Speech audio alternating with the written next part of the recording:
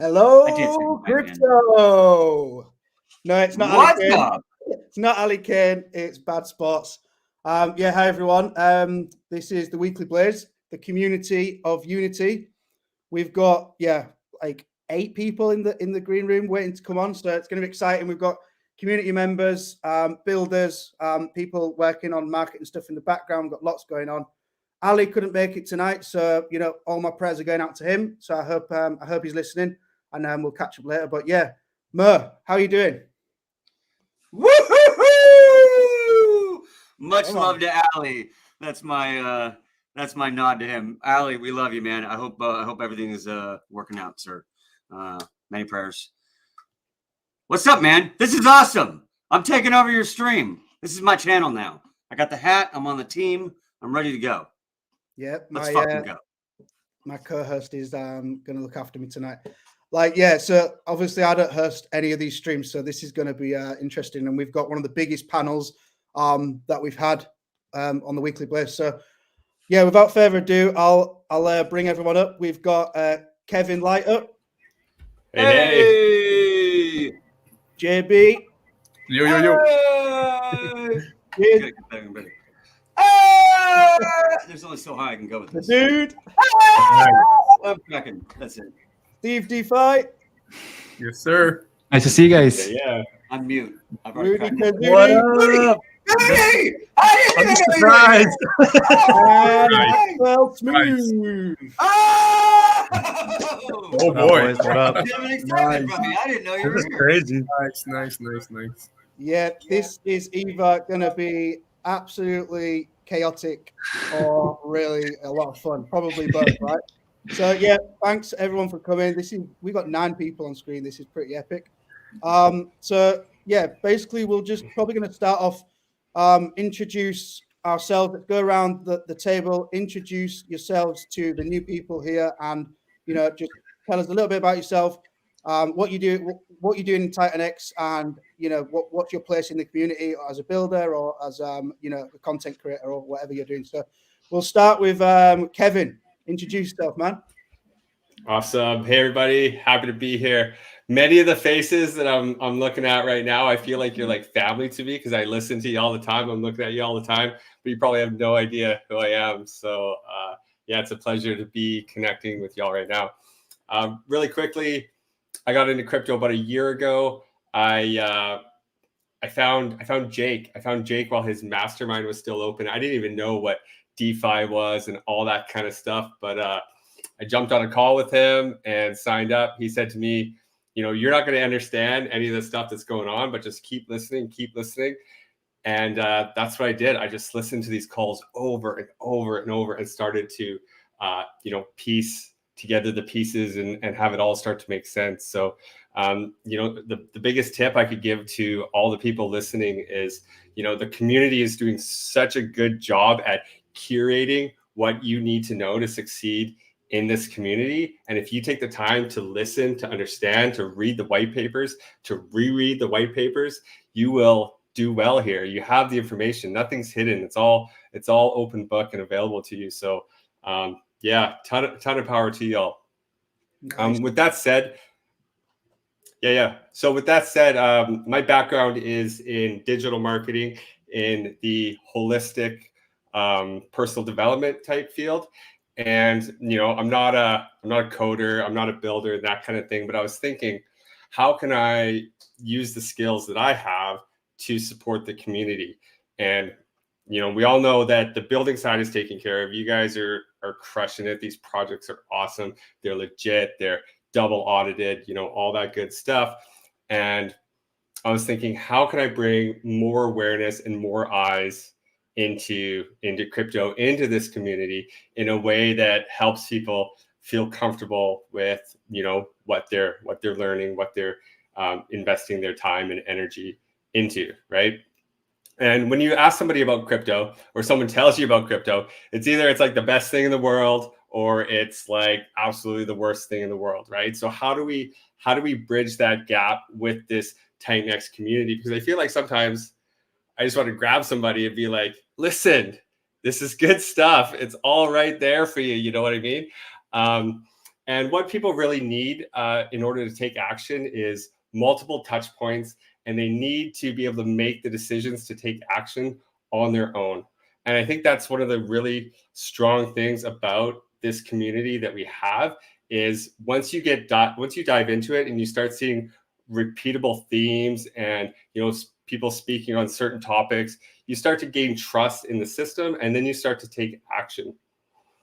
So what I did is I created a giveaway, a NFT giveaway with a viral share system involved so that we could reach hundreds of thousands of people, and also a mass TitanX community booster on X.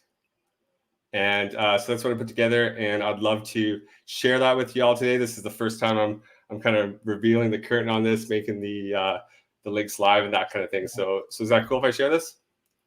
Yeah. Yeah.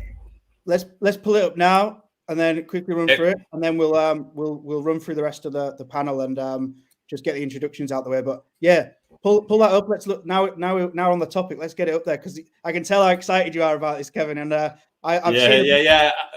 I'm excited too. Okay, cool. So share screen. Share screen. And I want.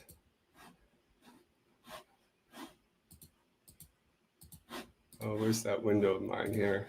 I'm loving these comments, by the way. There's a lot of good comments. Everyone's pretty awesome. So many of us in this. I can't see the comments. Where are they? So I got my screen up. Can you guys see it, or does it need to be brought in? Okay, cool. So what this is I'm giving away a Dragon X Ninja hybrid NFT token. Most of you know this is 88 million Dragon X. Right now it's a value of $1,000.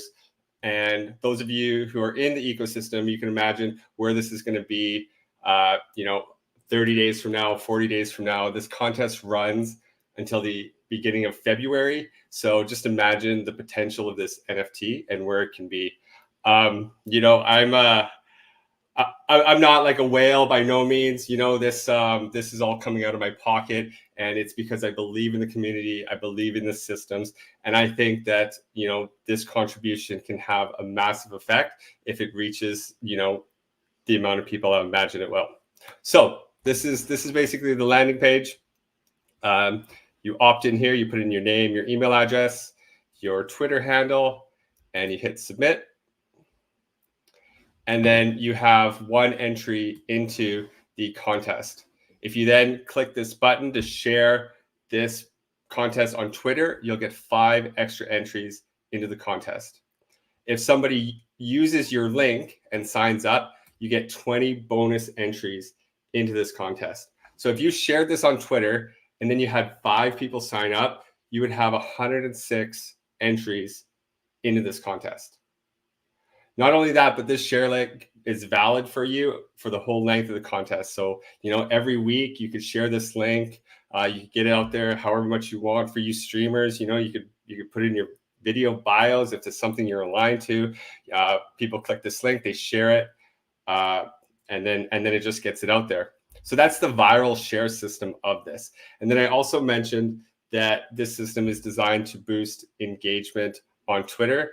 Well, what I did is I took all the main actors here in the community, and I added a button where if you click this link to follow any of these profiles, you'll also get a entry into the contest.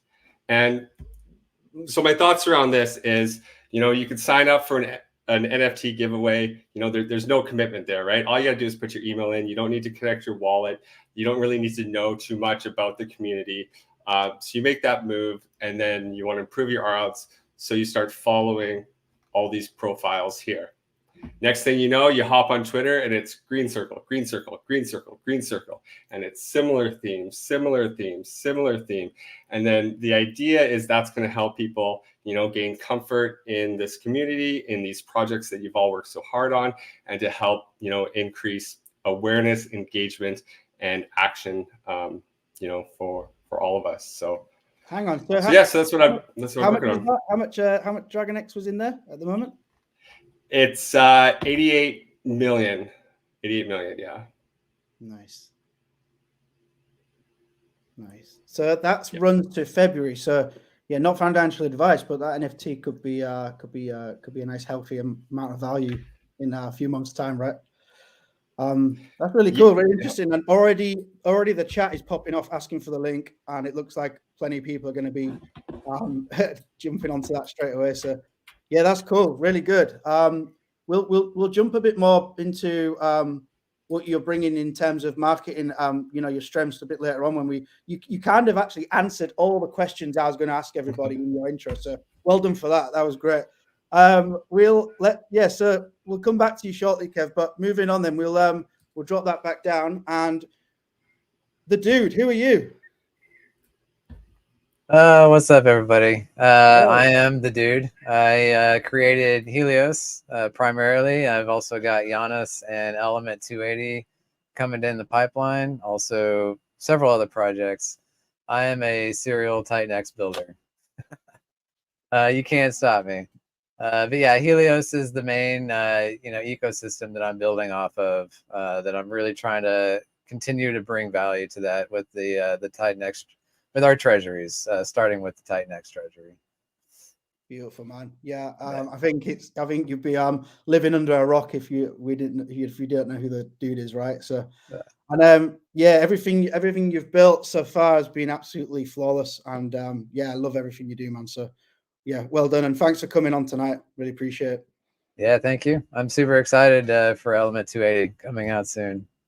As am I. Right, let's go. Cheers. Introduce yourself, brother. What's up, people? Chiz here. I pretty much a global citizen, right? And right now I'm in New York, and I would say, found Jake, studied TitanX white paper for about 3 weeks, right? It takes my dyslexic mind a little while to wrap, and I was like, holy shit, fuck, man, this is beautiful, right? And I saw the hyperinflation and hyperdeflation. I had been, mining some Zen, just playing around. I was just sort of looking for what I was going to be investing in this cycle. And I had talked to Jake about his mastermind and said, I don't need that mastermind. So if I had been there, that would I probably met you guys and all. But anyway, I'm just here. I decided in at the bottom to just start carving, which is what I love to do. I've done a lot of different things. I've been in crypto since 2017.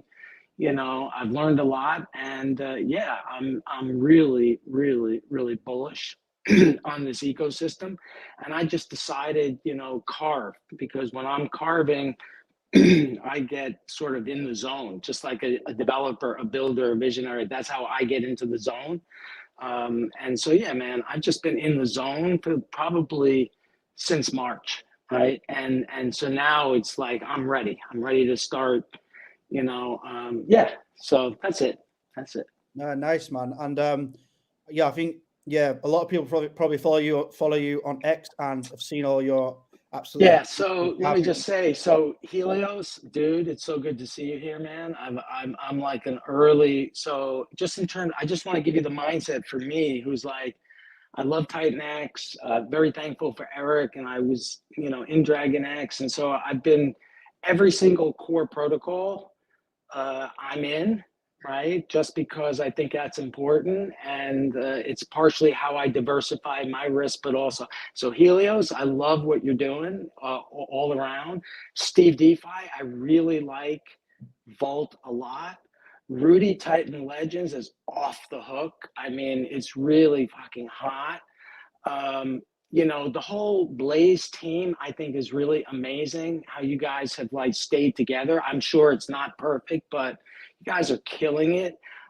Smooth and Crypto, I've been watching way back when you were doing your daily freaking thing. I was like, yo, man, this guy is hardcore, right? you know, Jay, I saw you recently in the, you know, and Kevin, I've seen you. So anyway, I'm just thankful to be here and help to blow it up, basically, you know. So that's it. Yeah, no, thank you, man. And thanks for coming.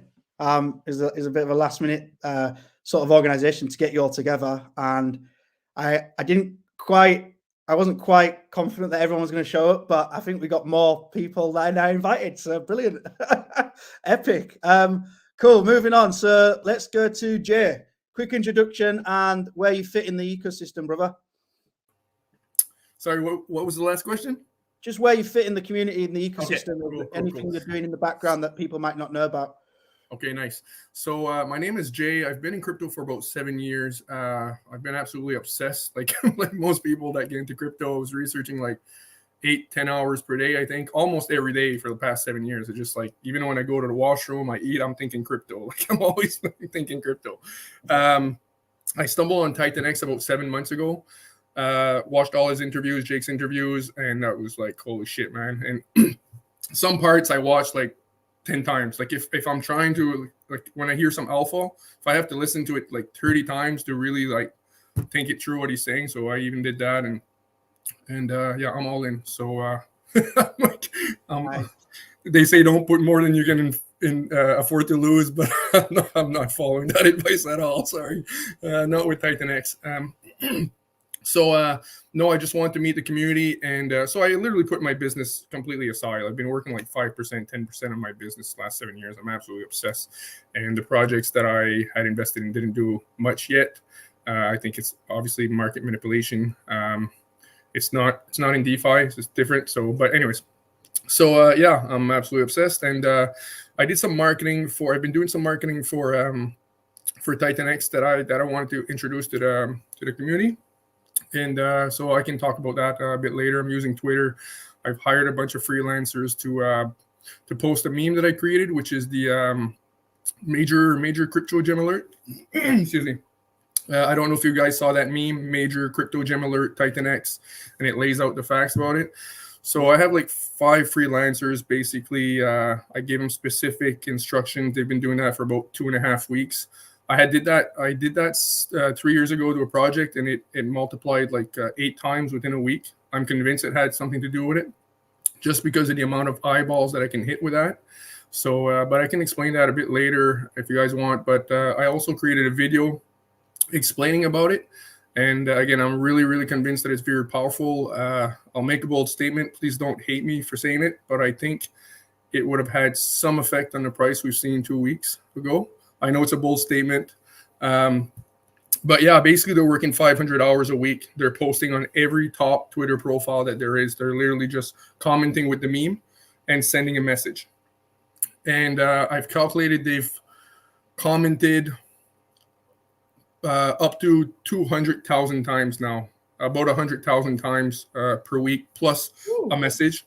I know not everybody's going to read the message. I know it's going in a private box. A lot of them are not seeing, but I'm literally, there's a strategy that I'm doing. And yeah, so basically I'll explain a bit. So every top Twitter profile, like from 1 million to 5,000 subscribers, they're basically posting this meme on the top 2 or 3 comments for every one of them. And they're not stopping. They've been doing that for 2.5 weeks nonstop. So it's costing me about 1,500 USD per week, maybe a bit more now. And so just looking for some community support. Hopefully people will see the Matt. Matt is Matt. Woo! So yeah, so I think 200,000 posts at least and messages to, you name them. Like sorry, I'll add this. What they're doing is they're searching keywords like the top cryptos or 100% 100x crypto jam. They're searching like the top crypto keywords in Twitter, and then they're hitting every single profile. And generally Twitter, the search results will give you the top, like if you hit on the top one, usually they have like 100,000 subscribers, 200,000 subscribers, because Twitter tends to give you the results from how many subscribers they have. So they're starting from there and they're doing nonstop. They've been doing that like 1,200 hours now. And I can watch their work. You'll see the video that I created. You can see them working, like, because Upwork that I'm using will take a snapshot of the screen. every minute, so I can see that they're working and posting. I can like they're not wasting time at all, not wasting 1 second. So anyway, sorry, I ended up kind of explaining everything, but no, that's really cool.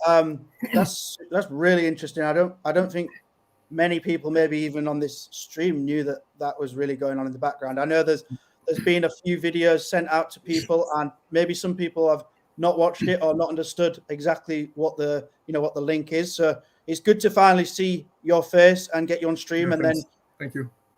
People now, if they're receiving this video, they will know where it's coming from and what it's about. So yeah, appreciate that. Thank you. And I apologize for being so passionate in the video. May come off like a jackass a bit there, like in the video you'll watch, but I'm just have so much conviction for this. There's just no way that there's not a lot of people seeing this. Like it's just there's no way, because the meme stands out in your face. Like you're scrolling through the comment, it just jumps in your face because it's a meme, right? It's got all those nice colors. So, but anyways, yeah, that's really cool. And never apologize for being passionate. Yeah, but I'm a bit direct. I'm like, guys, he needs to fucking help. Like, no, but yeah. Hey man, thank you for doing that for the whole community. I mean that's awesome. I mean, my pleasure, man. That's some proactive thinking right there. Like 3 days after the price just started, like just. I know everybody's doing a shitload of stuff. It's not just that for sure, but I know I did this twice before. And like I said, I did it on a project. It did an 8x, 10x within a week. And then I did it on another project. I went in, and then I got the freelancers start posting like crazy. I had 9 freelancers just doing the same thing. And then I started hesitating, and I took my money out, and just 24 hours after, I did like a 10x, but I was out. Started questioning my move, but anyways, so I think it has an effect. It cannot have an effect. Everybody's seeing it. Yeah, that's cool. I'm definitely gonna look into that more, and we'll if you have any like links or information that you want to share out, just drop it in the private chat here, and I'll make sure it gets sent out. Okay, yeah, I'll drop it now. And what Kevin's doing too is insane. Like I was like, wow, okay, this is another approach. Nice.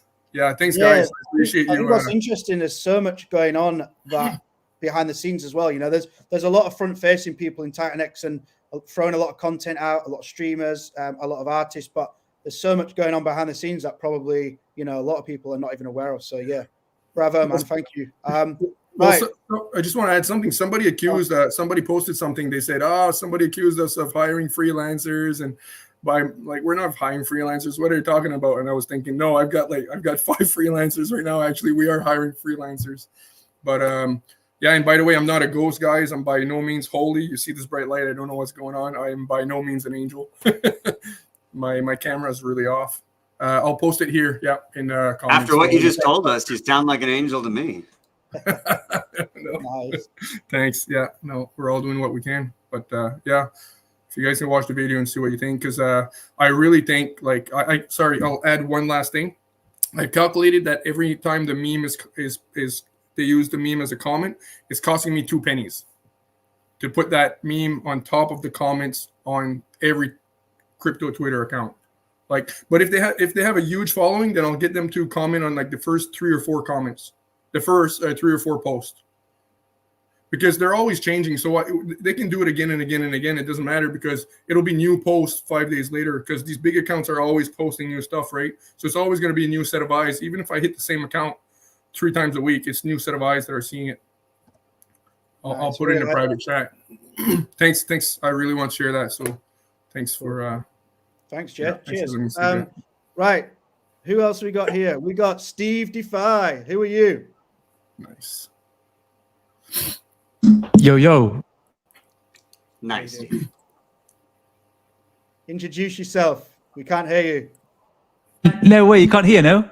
Now we can hear you. Oh, excellent. So yeah, I'm so glad to be here, because I usually sleeping at this time, but Steve DeFi 2.0 goes to bed late. So here I am. Who sleeps in the bull run? Yeah, man. I've noticed that, Steve. The Reborn 2.0 is really staying up late recently. Yeah, I have counseling from Josh saying no melatonin. He's saying no all the time. Yeah. But like I'm just so I'm really glad to be in TitanX. And yeah, I've been in crypto a couple of cycles. I knew Jake before the mastermind, because I used to watch him, and then I joined his mastermind, and it was a brilliant brilliant place and saw the TitanX from the beginning and how it all worked, how it was all forming. And so, yeah, and I've been in Web 2 for like 15 years, developing in Web 2 and marketing. And in December, we formed Blaze. I put in a comment in the mastermind, and then eight guys responded, and we formed the Blaze team. And said, so basically I moved personally to Web 3. And it's been a brilliant journey learning how to develop and figuring it all out all together. And we came up with Blaze and then Inferno, which is awesome. And now I do my own project, Vault. Go to vault.win and you'll see that. So yeah, I'm thank you to Jake. I mean, it's a life-changing thing.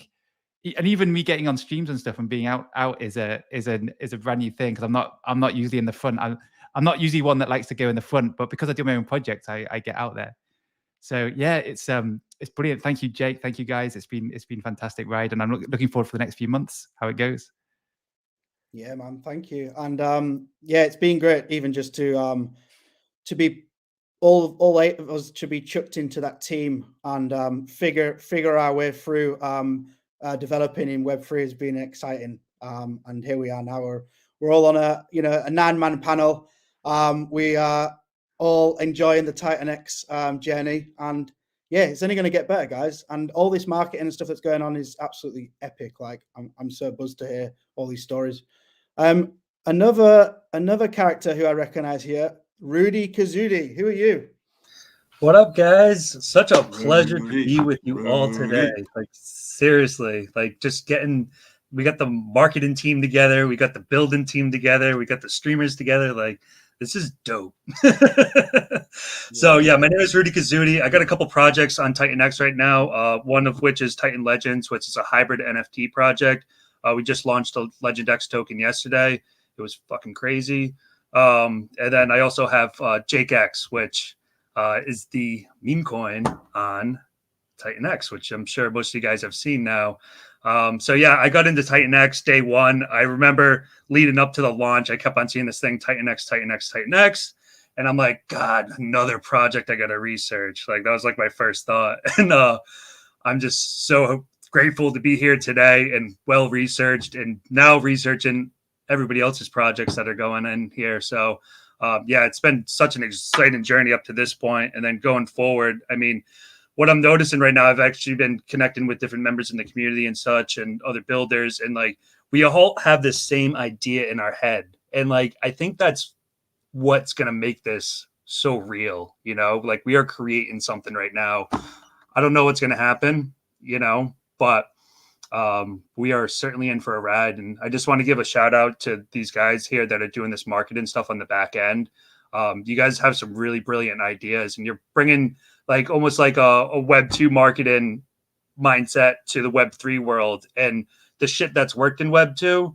Well, you better bet, we're still dealing with human beings. Like, it's going to work in Web 3. So I just want to give you guys a good shout out there. Cause I know I've never met you, Kevin, but I've talked to Jay a little bit in DMs, and, watch that video and such. And it's smart, it's literally putting an army out there. So just want to give you guys a shout out here. And again, thank you guys for having me on today. I appreciate it. Yeah, nice, man. That's cool. And yeah, congratulations on your launch yesterday. That was really exciting. It was crazy. Yeah, I'm sure you're recovering from that today, right? Yeah, legit. Yeah. I'm glad I actually slept. I was grateful for that. Yeah. I have not. Both launches that I've been involved in, I've definitely not slept for years. Sure. Crazy. Cool, nice one, man. And last but not least, and we might have someone gate crashing us shortly. So yeah, last but not least for now, Maxwell Smooth. Who are you? What's up, guys? How you doing? Yeah. We're doing great. This has been a crazy week. Couple weeks for me. I got paint in my hair. I'm currently painting my house, getting ready for the sale of it. But other than that, I do a little YouTube, do a little Twitter, X, if you will.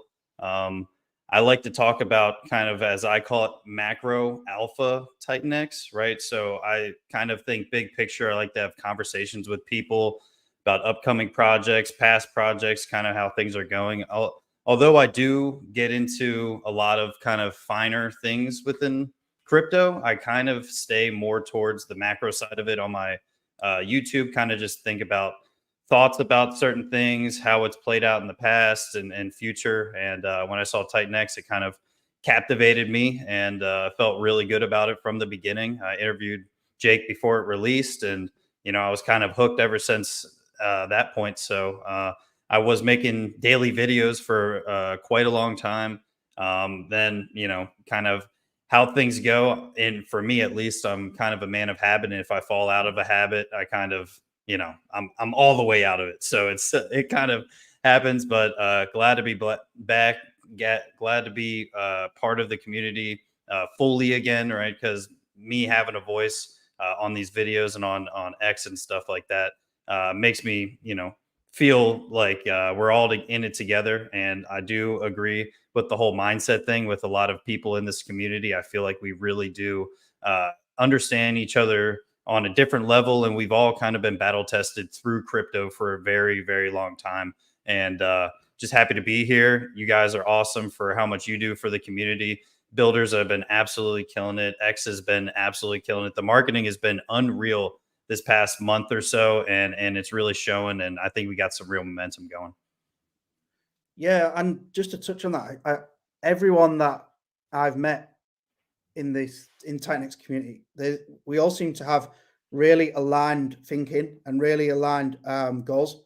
And I think that's one of the main things. And it's just sort of, we're all in the same place. It's like you said there, Max. It's like I'm an all or nothing guy. When I'm in it, I am in it. Like I'm 110% with everything that I've ever touched.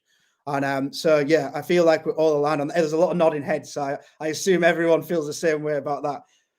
But yeah, no, look, cool. I'm rambling on a little bit there, but we'll pull Mo up quickly. Anything you want to say, Mo, before we move into a couple of questions around the table? Yeah, I see Marco in the chat is offering someone $1 billion Dragon X to get off stream and let him on.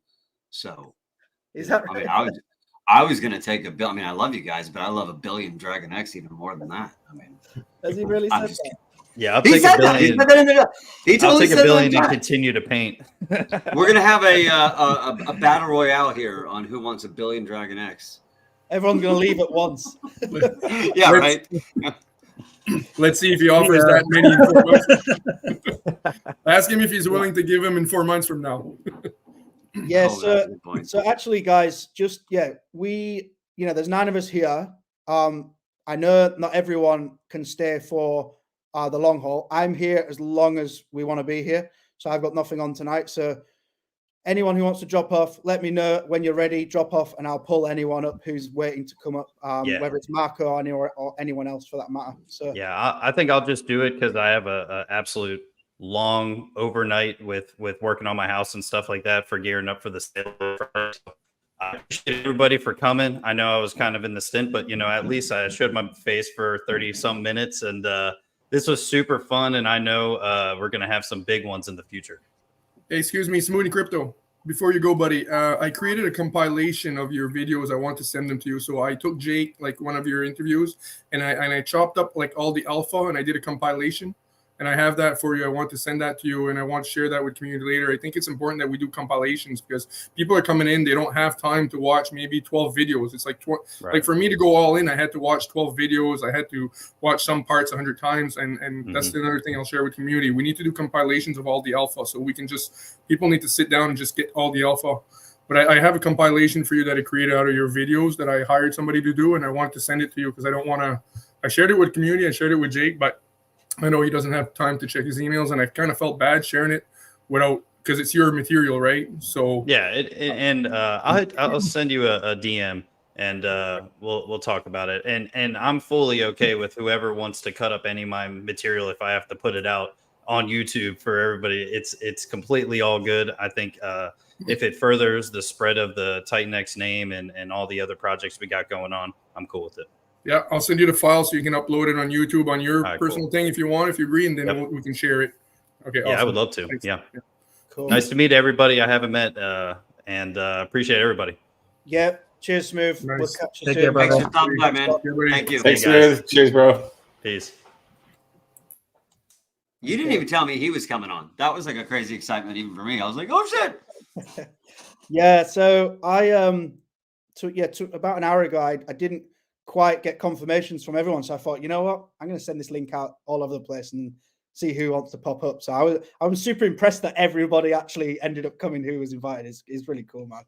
So you overbooked like an airline. That's what you did. Yeah, but look, we can go for hours tonight. It's a long haul flight. People can drop off, come back on. You know, let's go for it, man. Look, let's before we go off on a tangent, I just wanted to sort of pick some simple questions and just fire them at you guys, and you can sort of give me just a quick answer from your point of view, and it'll help the community and the viewers get to know you guys better. We've all got some kind of building or marketing strategy within the ecosystem at the minute, and I feel we got another guest. Whoa! Wait. Did he get the Million Dragon X? This is bullshit. Nice. I would have left. I've been wanting to talk to this guy. Been wanting to talk to Marco, man. That's awesome. What's up, fellas? How are you doing, brother? I'm chilling, man. Listen, you guys are doing phenomenal. First of all, do I sound okay? Do I sound clear? Good? Yeah, you're good. Beautiful. All right, cool. You got a nice hat, brother. Oh, thank you, man. Listen, I'm chilling, man. I'm hearing the conversation you guys are having. I love the talk. I love where everybody came from, where they came from, where they are at now, what they continue to do. And it's great, man. Sometimes it's perfect just to be behind the scenes to see you guys do everything and the community does everything. So it's dope, man. Congratulations. This is beautiful. Everybody here sharing the ideas. And I just want to say one thing, man. Yo, Steve, this is to you, man. When I thought about, all right, who is Steve and how he's going to look, because the name Volt, when I look at you, it's like perfect. You look like you got like electrocuted like a million times. I love your energy. I love your enthusiasm. I love how you are, bro. I'm glad that you're out there. I love that you're putting your face out there and you're talking about your own personal project and what you do and everything. So keep it up, man. It's great. And Rudy, listen, congratulations to your launch. You did phenomenal. I know it's going to be big. I know it's going to help out the ecosystem. We needed something like that. I love that you just took it upon yourself to do that, and it's going to be great. And Jay, and you guys for doing what you're doing with the marketing and all that stuff, like that's brilliant, man. Like I started hearing pieces of it and I ran back to the room like, holy shit, what are they doing? How is it working? So kudos to you guys. Everybody up here, Mo, you already know how I feel. Fast Sports, Kevin, love you guys. Dude, you're not here, but dude, you know me, man. I love you, dude. Like the stuff you're building is great, man. But yeah, kudos to you guys, man. Nice. Thanks, man. Yeah, thanks for coming up, Marco. We'll ask a few questions and we'll just go around the room a little bit. Yeah, no rush. Yeah. I'm here just to hear you guys speak, man. I enjoy it. I like front row seats sometimes, you know. Love it. Right, I'm gonna hit Jay up with this one. Jay, what's the most exciting thing that's happening at the minute in the ecosystem for you personally? Holy, there's so much going on, man. Wow. Most excited. Oh shit! Like peas and rice. You're on the spot. I didn't want me to pick one. Holy shit! I don't know. Like, what's very interesting is like for me. Oh man, can I say like 2 or 3 or can I say 2? You go for it, man. You go for it. Well, first of all, like where Jake always said, and I don't know, like a lot of the people that were negative at when the price was not going up, like I was like, did you listen to his interviews? Because he's telling you 100 times, like we're going hyperinflationary, like we're hyperinflation at first. So like he said it a million times, like why are you guys crying because the price is going down? He said we have to distribute, right? And then we're gonna go hyper deflationary, which we're going right now. And I think a lot of people don't realize that. Like supply drops like almost zero after December, but even if the price, multiplies 3-4 times next month or whatever, even people starting new miners, the supply is not going to come out. Like the miners are going to have to be almost a max miner or a 6-month miner. It's not going to be like they start mining and the supply is coming out 2 days after. Like it's going to be like, so I see, and I may be wrong here, but I see a hyper deflation, like no supply coming from like literally December after December 12th, because it's almost like zero after that. But from there to maybe like June, July, because like even if it's profitable, doesn't mean it's a 4-month miner is profitable. It might be like a max miner or a 6-month miner, right? So I just see like no supply coming out potentially for like 4 to 6 months after December, like until like May maybe. Absolutely. Or June. Yep. Like it's not like people are gonna flick on miners and they're gonna be profitable. Like 2-month miners gonna be profitable. Everybody goes max miner anyways most of the time. Yep. Right. So that's one thing. Like we're and then like and the other thing that I love is like I think the biggest thing is that everybody's incentivized. Like builders are incentivized. You can't lose. Like you're getting rewarded 8% of a token that's going hyper deflationary. So like if I was a builder and I had like all the the tools and the expertise that you guys have, like holy shit, I'd be building like a maniac because you're getting 8% of a hyper deflationary token. So like you're getting 8,000% maybe of or 800% of whatever you can burn. Like it's the genius, like the game theory and the tokenomics and everything Jake put together is just absolutely genius, man. Like I want to kiss him. Sorry, Jake, just a little kiss on the cheek, okay? Like my goodness, it's insane. It's good, man. Like really, like my hat's off to Jake, man. Like holy shit. And yeah, it's just so nice to meet you guys, man. It's awesome. So nice. I'm so happy to be here. I think obviously, apart from your man crush on Jake, I think we all got a crush on Jake, man. Obviously, the hyper deflationary aspect and where it's going to be in early next year is pretty exciting, man, for sure. I love that Jay, especially you, when you brought up that subject and the way you presented it to the chat. So earlier, I made about almost 2 hours ago, I made a video, about 10-minute video on Twitter, and like I don't care for the views or likes, but I think everybody should definitely watch that in some sense and understand the mindset of how hyperinflationary is about to work, right? Like everybody thinks their plan is set in stone and they understand what's happening, and every single person that watched that video so far from behind the scenes or on Twitter or X, whatever, like they told me like, holy shit, like that just woke me up. Like I have to go back to the drawing board and double check everything, right? Because you think you understand that supply is always going to be here, or you think there's a chance for you just to make, like Jay just said, everybody, I could just make a mint if I want to, and they don't realize, well, you're gonna have to wait maybe 6 to 9 months for that mint to come out, and a lot could happen in just 1 month alone. A lot could happen. So the point is, nobody has enough TitanX. Nobody. You think you do, you don't. And there's a lot. And just like I said, watch that video. You're gonna see. And I put a couple of like hints and a couple of things, and there's a lot more to it.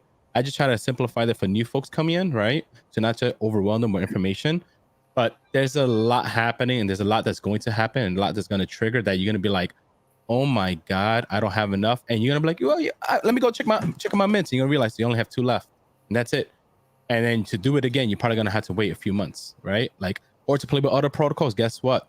You're going to need TitanX for majority of the protocols, And if you think you're going to rely on ETH, well, guess what? ETH is going to start going up, So there's a lot of ratios and a lot of things that's going to happen that's going to shock you. So please, guys, grab pen and paper. I know I say this all the time. Grab pen and paper. Don't think in your head. Your head is going to play with you. Pen and paper, and go over your plans and double check it. And then once you do that, three days later or a week later, do it again, because protocols are going to be coming out. Things are going to be happening. Rates are going to just drop. And you're going to be like, what's happening? My plan was set in stone, but you didn't double check it. Please do it, because if I'm doing that and I live this shit 24/7, just like some of the guys here, trust me, man, your plan is not set in stone. And I'm telling you, you're going to throw that paper out and you're going to start all over again. And especially when X28 comes out. Yeah, X28 is going to come out. Flux is going to come out. Vault is around the corner. Titan is just launched, right? You have Element 280. You have all these things coming out, right? That's going to throw your plan out the window and going to kick your ass. So just please, I'm not trying to scare anyone. Just be prepared, Don't ever go all in on one strategy, because game theory mechanics means this is always going to change. If anybody dives into one thing, then one thing else, something else will open up. Yep. And don't FOMO. Maybe that opportunity that was there might suddenly dry up. So, like Marco says, study this stuff, take notes, and keep studying and keep checking it, because things change. Absolutely, 100%. And I want to touch also on what Jay was kind of getting at on miners coming out. If miners do start becoming profitable again, that's not short-term miners first. Exactly. It's the max set first. Yeah, exactly. And it'll take a long time for max miners to become profitable, get to all the way back up to short-term miners to be profitable. Yeah. So it'll be a long time before supply even starts coming out in any moderate amount. Yeah. Even if short-term happens, you're not getting that much anymore. So keep that in mind. I just want to add, like, for me, my strength is numbers. I suck at a lot of things, but I'm a math guy. And when I was young, I played chess at a national level. And so for me, I'm very analytical. And when I look at how he created, that's why I freak out, because he says math is math. And I look at, like, I'm a numbers guy. I can connect the shit real quick. And it's insane. And if the supply in like 2.5 months ish, like after December, it's 5,000 times less supply. 5,000 times less supply, because it's going from 500 billion to an average of like 50 million. Sorry, did you read the white paper? Is that how you got that?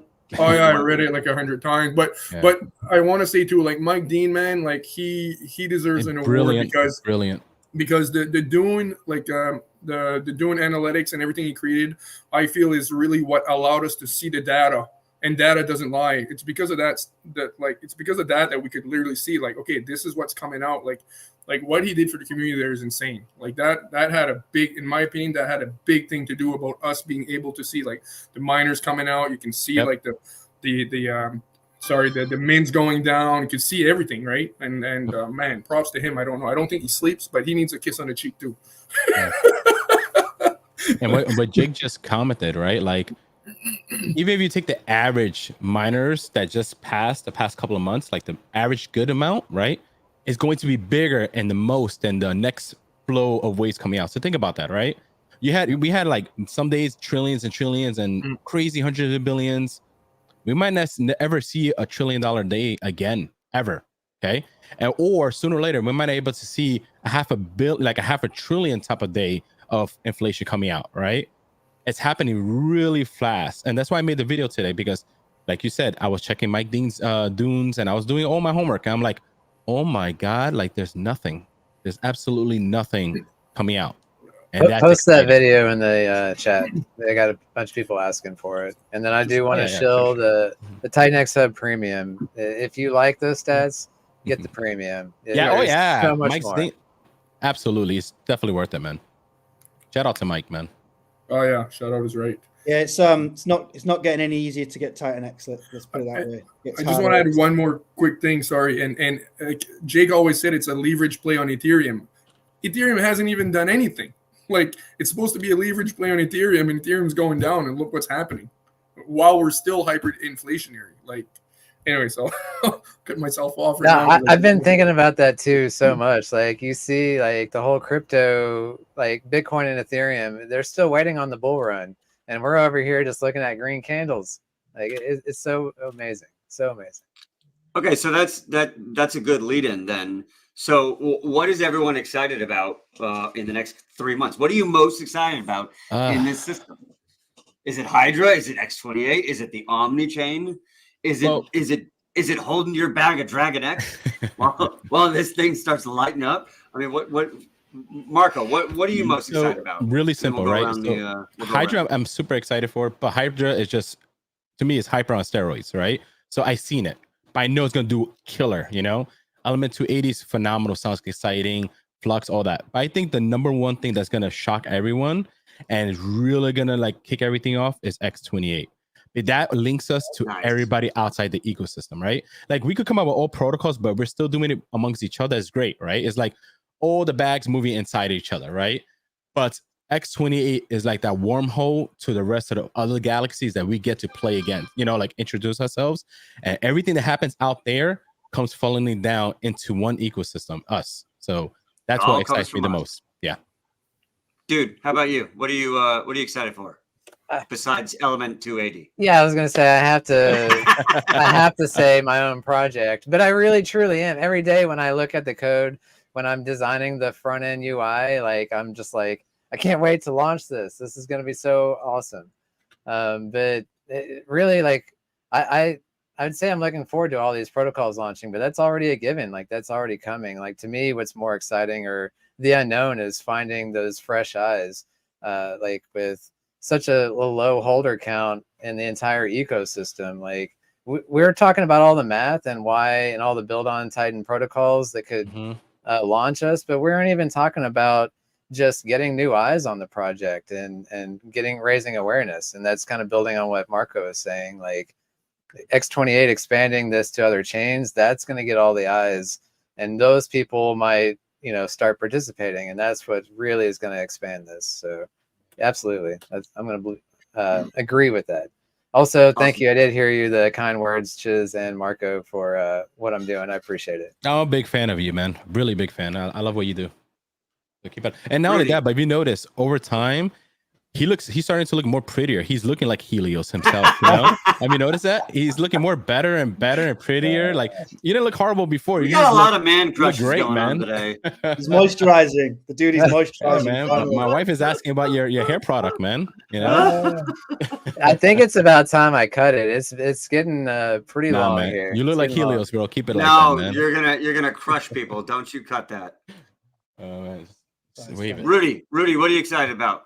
Oh man, there's just too much to be excited about right now. I mean, we are so early here right now. Like, somebody had posted something about the adoption curve, and I'm like looking at them like, we're like right here. Like the users, like the influx and like the crazy snowball effect of users coming into the system we're just at the beginning of that. And like Marco was saying, X28, I mean, it's not only a black hole for Titan X, like as people are participating with Titan X, but it's also a black hole to another galaxy, right? And I think our biggest onboarding tool is dragging people in from other chains into the Titan X ecosystem, across all chains, not just like, we're not just targeting Pulse Chain or Solana or whatever. We're going for it.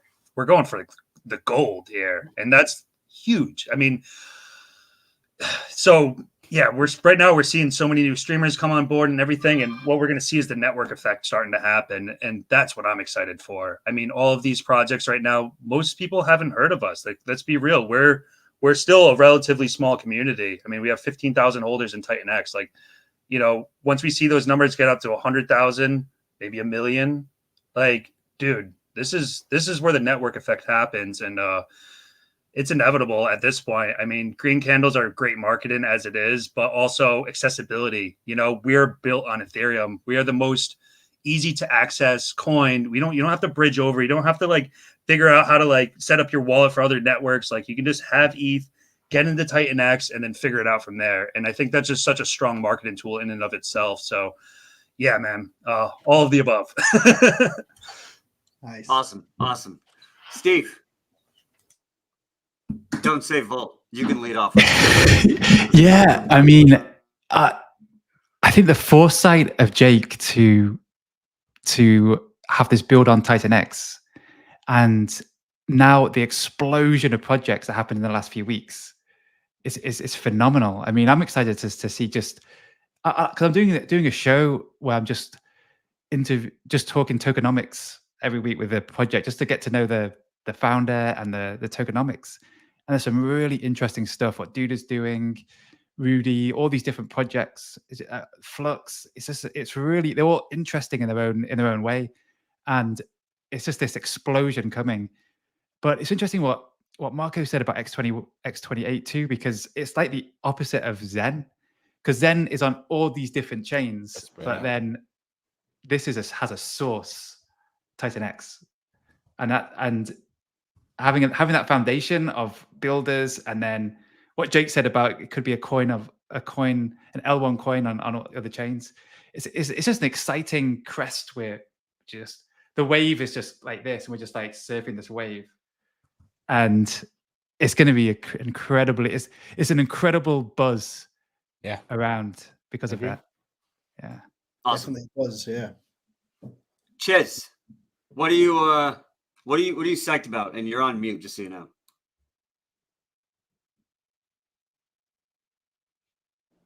What am I psyched about? Definitely the network effect. Yeah, and the innovation, the collaboration between builders. The thing that I like about this community is that it's builder-centric.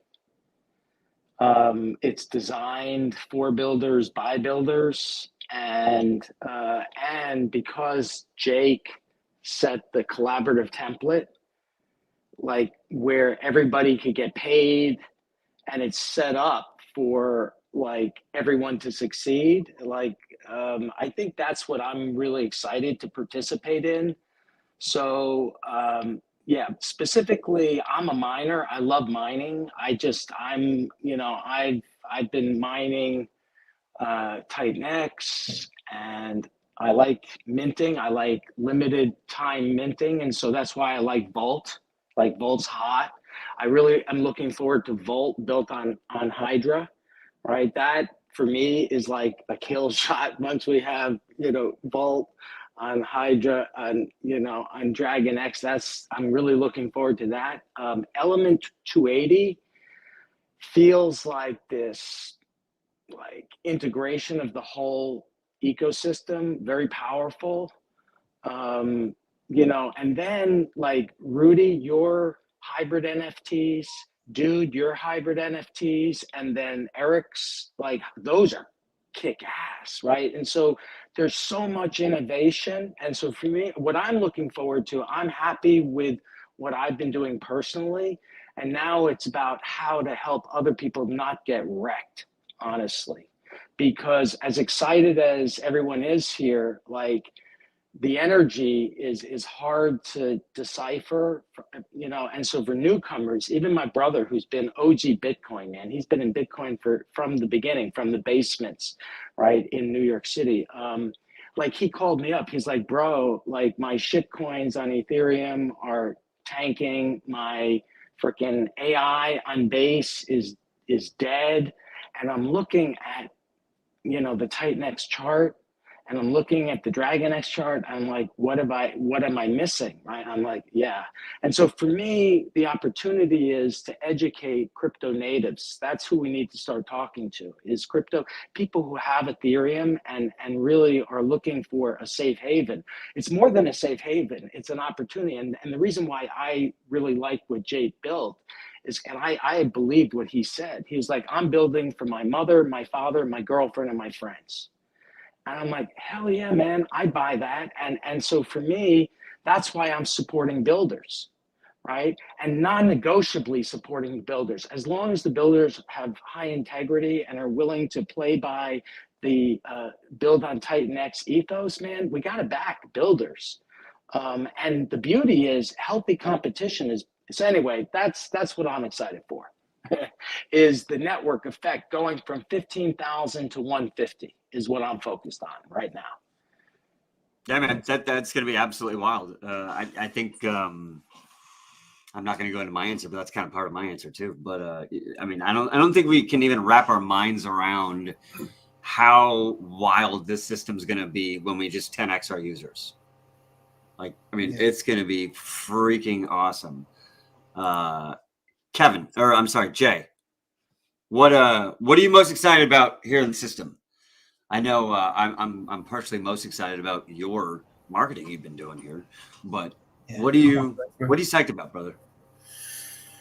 Oh man, I don't know. Like, I there's nothing better than TitanX. I mean, everything like, and you understand that by listening to all his interviews and listening to them. And so for me, the big thing is like, even though it's the best thing, there's a lot of noise right now. Like there's a lot of noise. You have these VCs spending millions of dollars, and like there's a lot of noise, man. So even though we have the best product, there's a shitload of noise, and we still need to be conscious of that. So we need to go all out. Like, and I think we're full blown right now. What I would like to see is, again, I'd like to have. I already created the compilations. I've sent them to Jake. Jake, if you check your Twitter.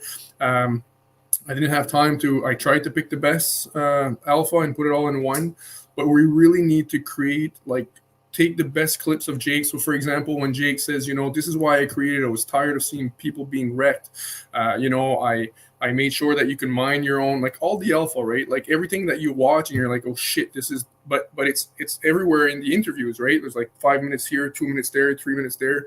It needs to be put in a compilation. We need to have like 5, 6, 7 compilations so somebody can just come sit down first 30 minutes. They're convinced. They don't need to come watch a video and say, oh, you know, this looks pretty good, and then kind of forget about it, or somebody tells them, oh no, it's not good because of this and that, and then they kind of forget about it. They need to get all the alpha in like 30 minutes, 50 minutes. They need to watch like, you know, like 3 or 4 or 5 different compilations from everybody, like from Eric, from all. That's the foundation layer. I think like that's something we really need. And again, like the marketing that I'm doing, if you guys please look into it and see what you think. And again, I apologize for being so passionate in that video. I think like on a cost basis, like the thank you, man. It's just like the costs per view. I think it's the cost effectiveness, not only what I'm doing, but it's the cost effectiveness. I think it's something we can scale like a joke. Like I get any support of like Genesis Wallet or anything like, and I've been self-employed for like 16 years. So I'm very aware that 95% of the marketing is a waste. So, you know, don't get me wrong. So that's why I'm very passionate about this. I think like and it's all Twitter. I'm doing this on Twitter, right? So, and like $2,000 to get like 100,000 eyeballs.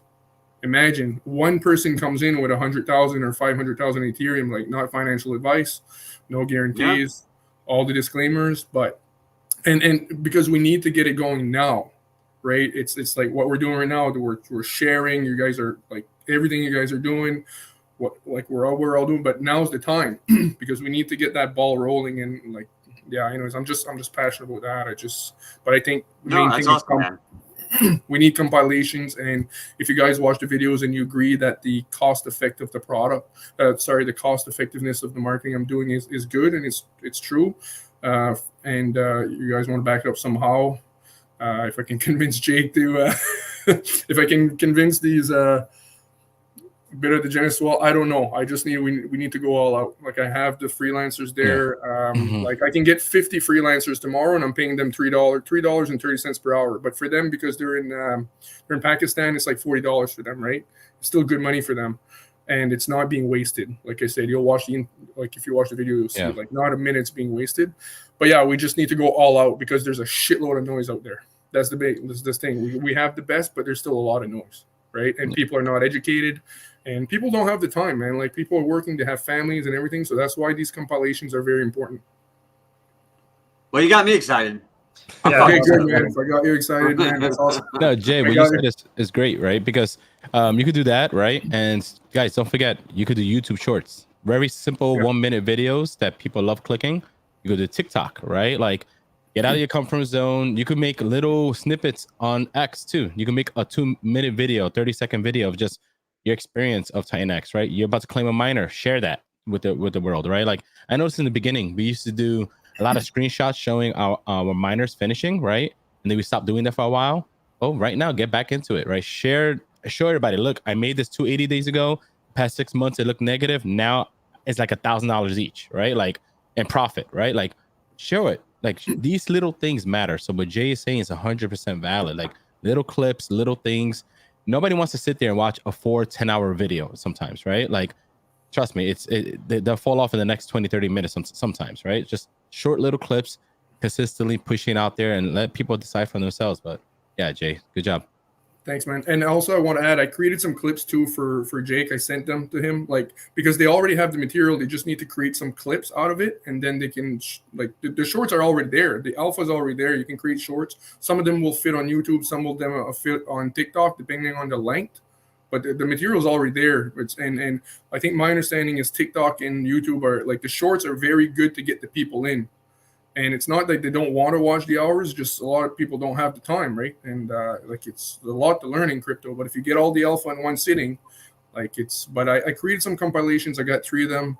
I sent them to Jake. I'll send them to you guys. I just was hesitant to share them with everybody because it's still copyright. Like I figured the community just wants to grow and it'd be fine, but it's still like I'm still taking the content from YouTubers, right? Like Crypto Kindness and Smoothing Crypto. We're putting it out there for you to use. So I mean, I'm not going to speak for everybody, but I'm pretty sure that when it comes to Marco and all of us, we're putting this stuff out there to benefit our community. So if someone wants to clip it and use it to benefit in the way that they see fit, absolutely, by all means, clip away. Yeah. I love the respect you have on wanting to ask and clear it with everyone first. But I don't know if you saw in the chat, but Jake was super excited. He's very excited. So everyone's going to look at this. I'm sure we're going to definitely go with this and push it forward. Awesome. Yeah, I created a word. Thank you, man. I created a Google Drive. I sent it to Jake. I sent it to Eric. But I chopped them again. There's different folders there. But yeah, like I chopped a shitload of stuff. I'll send them again to make sure they have them. But they're very hesitant, right? They didn't know me, don't know who the hell I am. It's for them to click on a link, right? So, but yeah. Anyways, yeah, I'll stop there. No, it's good. It's a very valid point too, because long form content has its place. Definitely, people love hopping into watching these spaces, watching these streams. But for the most part, streams don't repopulate in the algorithm 2 weeks, 3 weeks, 4 weeks down the line. People will follow a streamer and they'll definitely consume his content. But my 2-hour streams aren't hitting someone's front page 2 months from now. But a short will, 100%. And those clips will. So everything has its place, and you're dead on with what you're doing. The compilations is what I'm really sold on. It's just like I said, like Jake talks about why he built it, how and the auditable code, and how he removed the admin keys, and like everything about the TitanX that we know because we've researched it so much. Like if it's just in one compilation, like 20-30 minutes, like get all the alpha in 30 minutes. Then if they move on to the next compilation number 2, let's say, and then like boom, boom, boom, like all the facts, right? Like all the alpha, why he built it, like audible, like immutable code, like the triple audits, what he stands for. Is like, I don't we go on and on and on, but like all the alpha. No, it's perfect. Right? It's perfect. So, it's definitely needed. So good job, man. That's huge. That's not easy to do. So ahead of time, thank you for that work, man. Yeah. But Kevin. Nice. Hey. Kevin. What are you excited about, brother? What's when you wake up in the morning, what's the first thing you think about for the next couple of months? Yeah. What I'm excited about is the fact that my wife is okay with me spending 6 hours a day looking at this Titan stuff, watching videos, doing tweet posts, all that kind of stuff. Like, I think appreciative of that. But you know what? I mean, I'm stoked on this Hydra tidal wave that's coming, this absolute tsunami. Like, it's just so exciting. There's so much momentum around it. When Hyper came out, sentiment was at a low point, and right now sentiment is up. It's picking up. People are stoked on this, and I love how the mechanics of this project are rearranged to be more of a burner, right? Removing those staking aspects from it, filling up the Dragon Vault, burning Dragon, and then also burning Hydra. It just feels like this fast-paced move that's coming in at a positive time that's really going to, not only bring eyeballs on the projects, but really, lift up the project. And it's exciting. I can't wait to watch this next month play out and see how it all unfolds. It's going to be some really, really good stuff. I'm also stoked about how Hyper is playing out, right? And all these projects seem to have a face behind them. Yes, Jake is the face behind Hyper, but Hyper seems like its own little kind of bit project on its own, doing its own thing that the community has come in and nurtured and helped, and now it's just ETH is flowing in, it's doing well, the sentiment is there. It's almost like Hyper was built for August. You know what I mean? It's kind of feeling like that. So it's neat. I'm stoked with these big projects that are pushing through. With that, there's going to be this Hart's Law effect that I'm just amped to see with Element 280 tying it all together and all lifting it up. So in the meantime, in the next month, that's kind of where my attention is, my focus, what I'm watching on. Definitely participating in these other projects. I think Flux, Bolt are going to be great, to hold bags in, and because it's all just kind of feeding together. But yeah, it's this the eyeballs are on Hydra right now. It's this tidal wave coming in, and I'm stoked for it. Nice. You're on mute, Mo. Oh, my bad. Thank you. I see Ninja Magoo's in the chat. He's saying no one's talking about Pulsar. There's so many things coming out. We can't talk about everything, man. There's only 9 of us. There's more than 9 things coming out, really. I mean, if you think about what's hitting this whole system. Oh, there's so so much, I'm definitely so much psyched about Pulsar, but I think they're doing a stealth launch. So, there's not really much to say until they start talking and unleash themselves. But there's a lot of stuff. So we're super psyched. But Josh, what do you? Where are you over here? What are you psyched? Josh, what are you psyched for? I'm here. Well, a lot of things. There's a lot going on. There's what am I working on? Everything. The main thing, which I'm working in a team with the Mer, Chiz, and Jay, who are on this panel tonight. We're part of the marketing team that Plan A has led and put together. That is getting really interesting. We had a couple of calls this week. What we've got planned for the first anniversary is going to be pretty fucking special. So yeah, I won't leak too much info on that at the minute until we sort of finalize things and get stuff moving there. But one of the team will be reaching out to as many people as possible for that. And there'll be a bit more information coming soon. So there's a lot of hard work that's going to go into that. There's a lot that needs to happen behind the scenes to make it work. But yeah, I'm super stoked for that for sure. And I'm building a whole load of protocols. That's pretty cool too, right? But hell yeah, man. Yeah, there is a lot being built. I don't know if you guys saw, but me and Ali have put together a build on TitanX consultancy, kind of what you'd call it. We help people build from the idea stage all the way through to launch and even maintenance afterwards. So we have been inundated with submissions from the community of people who want to build. Some serious, who have signed up and they're on board and we're building. Some, we're going through the tokenomic stage and just sort of going back and forth on the white papers. But man, this is going to blow up. The amount of people who want to build in TitanX is insane. There's people coming to me from outside TitanX who want to build. They want to learn how they can build. People who want to build on base when X28 is out. There's 2 projects that are going to build on base, if that's an acceptable format. We're talking to Jake on some of those things in the background. And yeah, wow, this is crazy. I can count. I think there's 10 protocols I'm discussing just with XL at the minute. Yeah. So it's going to get nuts. 9.9, 10. That's all right, guys. I got to drop off. Thank you. I appreciate the invitation, Blaze, and see y'all on the flip side. Hang on one second, brother. Hang on one second. I want to give you a shout out. You do awesome art that gives me incredible energy every day. I go to your page every day to see what new carvings you have done, sir. So I want to thank you specifically for the energy that you're giving in this community. Thank you. Thank you very much. And I want you to come on stream so we can talk specifically about that whole process because I'm super interested. Cool. All right. And we'll see you on the Sunday Plan A space, like always. Yeah, man. Thank you all. Peace out. Thanks, Chase. Thank you, sir. You're an OG. Yeah, man. Cool. That's awesome. That's awesome. Yeah.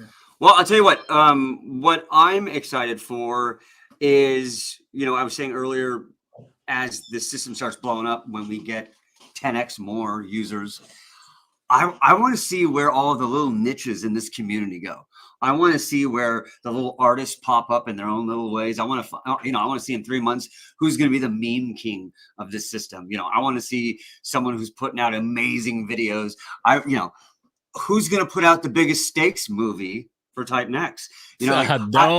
I'm super. So, but maybe living proof. All right, I'm not going to touch that. I'm going to leave that alone. But yeah, like an origin story. You can do highest of mints. Highest of mints. The origin. Yeah, there you go. The highest of mints. The highest of miners.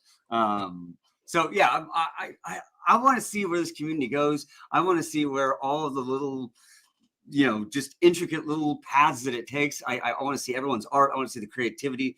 I can't wait to see the personalities that are going to pop up in 6 months. I want to see who the new big streamers are. I mean, when I first started in this, it was because there was only a couple streamers and they were high level streamers. And that is not what I was at the time. And I'm just an average Mo. And so I was in my car with my dog and people want to know if the staking payout was legit or not. If Jake's going to steal the staking payouts. And so I think one of my very first actual streams on the computer was, yeah, it worked, man. I clicked on it. It worked. I just got money. This whole thing's legit. Let's fucking go. So like, that's how I started, man. But who's going to be here in 6 months? Who's going to be the new hype guy? I can't wait to see where this is going to go. My mouth is dry. I'm so fucking excited. I can't wait to see just everywhere where this is going to go. What the new favorite like little protocol is going to be in 6 months. What the new Jake X is going to be. What the new Baby Dragon X is. I can't fucking wait, man. This is we don't even have an idea. It's like we're in a giant warehouse and we have a spotlight over us and we're like, dude, this is a big room. I mean, I'm pretty sure it's a big room, but the lights aren't even turned on yet, fellas. Let's fucking go. That's what I'm talking about. Yeah. Right, man. Mackenzie, that's the top comment so far. That's too funny. Take profits when you see a founder twerking. That's relatable. Yo, Jake, where you at, bro? Get your ass up here, bro. Stop putting your Nicotine down. We got room. Turn off your anime. Get in here, bro. He's got the link, so he can come up if he wants. Yeah. Do you remember when I did the? He's doing his hair. Do you remember when I did the big steak video? When I I staked the whole fuckload just to see what it would do. Someone immediately made a video and they were like, "That's the top," and I was like, "Oh shit!" And it kind of was. So touche. Euphoria is sometimes a really good sign. But we aren't even getting started here. Yeah, Mo. Our euphoria is like we're in beginning innings. Call out Jake, Mo. Call out Jake. Jake. All right. Jake. Pop that nicotine. Jake. Turn off the anime. Do your hair. Get your ass on, bro. Yeah, Jake. Check your Telegram DM. The link's in there. He says he's buying as a viewer. We don't need him. This is DeFi. If you don't want to come on, we got this. The immaculate dude strikes again. Gather the Dragon Balls. There we go. I think I just shamed him. All right. I shamed him. He says give him 5 minutes. He's coming. Let's fucking go, people. Yeah, he's going to the store to buy more nicotine. That's share this out because Jake's popping on stream, people. If you haven't already shared it out, share it out. Let's fucking go. I never spoke to Jake, man. That's awesome. Just been messaging him on Twitter like crazy. He had no clue who I was. Didn't even know if it was. Probably never even saw any of my messages. It's awesome. As soon as he comes in, the joke's on you. We're gonna mute you. I'm just kidding. Nah, that's funny. I don't blame you, man. I'm just kidding. I'm just kidding. No, I'm kidding. It's the only way to get me to shut up, so I don't blame you. No, I'm kidding, brother. We love you. I know, buddy. Nice. While we wait, you know what's great, right? That so far in the past week we had 2 good opportunities for if you want to DCA in a little bit. It was great, and today, this morning, the market did a nice, pullback, and it's too early to call it, but it's bouncing pretty good. It's recovering nicely. People are hungry, man. People, and listen, if you take profits, you exit out. Congratulations to you. You're early beginners. You were here, so kudos to you. Enjoy your profits and change your life, man. Listen, pay off your debts. Do all those things. Don't buy fucking Rolexes. Don't buy cars. Listen, from the Hex community, I see a lot of people do those things right away. And then 9 months later, they're selling it all back and they wrecked, right? Like, do not do that. Pay off all your credit cards. Help your mom with a mortgage. Do what you got to do. Like, be smart with this, guys. Please be smart. Very wise words. 100%. I back that as well. Yes. Change your life. When you're literally debt free, I'm telling you, man, that feeling is like heaven, right? You could literally think clearly. You can make better decisions. It matters. Do it, guys. Please do it. Okay, well that leads us in. Let's just do a really quick one. We don't have to do a dissertation on this, but that's a really good lead into what's a regret? Like no regrets. What's that? The tattoo. No regrets. But What is an opportunity that maybe you didn't get into, where now you're looking at it in the back, in the rearview mirror, going, "Man, I missed that one. I didn't quite get that one right." Because we can't play everything. I mean, maybe maybe you're a genius like Marco and you are playing everything. I don't know. But most of us, I feel like, it's just so much, and you kind of go for like 4 or 5, different things. There's got to be something that you didn't play as hard as you should have, or that you missed it, and you're like, there was so much going on, I missed it. Give me one thing that you wish you did just slightly different. It doesn't have to be a regret. Give me one thing, Marco. Give me. All right, there's 2. One thing besides your wife walking across the floor the other day. That's funny. So I'll do two hilarious. little quick ones, right? So my first biggest regret was selling SHIB early. I did phenomenal, by the way, with Shiba, right? But if I didn't sell too early, I would have walked away with $50 million, right? So that's one. Yeah. I walked away beautifully, so I want to walk away that. from that. But that could have been better, right? The second one was when I see a founder twerk, I didn't sell, and that could have been a lot more millions right now in cash. So just DCA, don't sell too early. Of course, not financial advice, but trust me, man. I done well with Sheep, but that could have been even better, right? So yeah, don't make that mistake. Painful. Nice. Yeah. So dude, what you got for me, man? Don't tell me you had 1,000 Bitcoin at $1 and then you dumped it $1 later. No. Conditioner. No, just kidding with you. I found Bitcoin in 2018, when I thought the bottom was 6K and it fell to 3K, and I just kept buying. It was no issue, and now that's previous cycles and no problems. Do you still have it? Can I ask that? I will admit I sold Bitcoin to make Helios happen, wow, that's a sacrifice, sir. It was very harsh. It hurt the heart, but I really believed in what I was doing, and I think it was a great idea, and I still have no regrets on that. That's super commendable. No, that's amazing.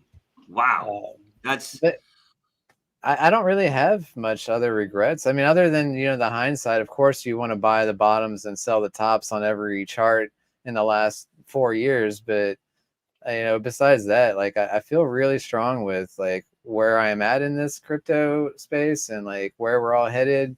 I'm just nothing but bullish over here. Of course you are, the dude. Just nothing but positivity all the time. Fucking love it, man. You're like everybody's spirit animal. That's pretty much. Stress equals hair loss, so we can't have that. I'm wearing a hat for a reason. Marco and Josh, a lot of us are wearing hats for a reason. I'm just saying. I'm not pinning that on you, Marco. I'm sure you have a beautiful head of hair. Oh, you're funny, bro. No, I don't have hair. Neither do I. If it makes y'all feel better, I can't grow a beard. So well, that makes me feel better. You got no beard, you got the hair. I don't got the hair, I got the beard. So we're even. Marco, I got the man crush on your beard, brother. All right, Jay, what do you got for me, man? Is there anything in the TitanX system that you were like, damn it, I didn't even try Baby Dragon X, or just did you get into Dogecoin and then you sold it 2 pennies? Without talking about other projects too much, I'm an XRP maxi basically. I started researching and got into XRP, and but XRP leads into a deep rabbit hole, man. I'm telling you, it's the global. That's what they all say. No, it does. Trust me. The 10,000 hours of research I've done is literally was into XRP. Yeah, you think Q is bad? That's bad. That's bad. Trust me. What's that? How Q with Trump and all that stuff, but you think that's bad going down the rabbit hole? XRP community, oh my god, the rabbit hole on that is just ridiculous. Oh yeah, no man. Listen, if you I'll give you an idea real quick. If you look at Google search Bitcoin patent, and the first thing comes up is David Schwartz. He's the chief cryptographer for XRP. He's holding literally the Bitcoin patent 20 years before it even came out, and he was working for the NSA at the time. I won't say too much more than that. It's a deep rabbit hole, and this whole thing that it's this guy that created Bitcoin. We don't know who it is. I mean, the rabbit hole is deep. XRP is planned for global liquidity. It's a long story. It's been planned for 30 years, man. And but it didn't do nothing. Hey! Nice. Hey! Nice. Yeah, put Jacob right in the middle. Put him in the middle so we can all There you go. point at Yeah. him. Steve, you're getting booted in Hollywood Squares. We're gonna shuffle it around. No, it's all good. But by the way, this is Hollywood Squares, not the Brady Bunch. Someone Nice. says it look like the Brady Bunch. God. Justin needs to press the button. Justin, press the button and get Jake in the middle. We'll end up tearing. Jake, how you doing, brother? I'm good. I'm doing good. Almost vibing in the comments, man. Come on. Everybody's dragging me on. Okay. I'm also going to stream to my stuff. Nice. No, sorry, I just want to say quickly, Sorry, I just want to say quickly, I wasn't preaching XRP. I was just saying, like, I held so long. I didn't expect them to control the price for that long, and I missed so many other opportunities. But yeah, like right now, man, it's TitanX. It's man. Hey, Jake, what's going on, buddy? Hey, you were talking about some of the marketing stuff with actually spamming comments on Twitter. That's hardcore, like, hustle outreach. That shit works wonders. That's genius. I like that.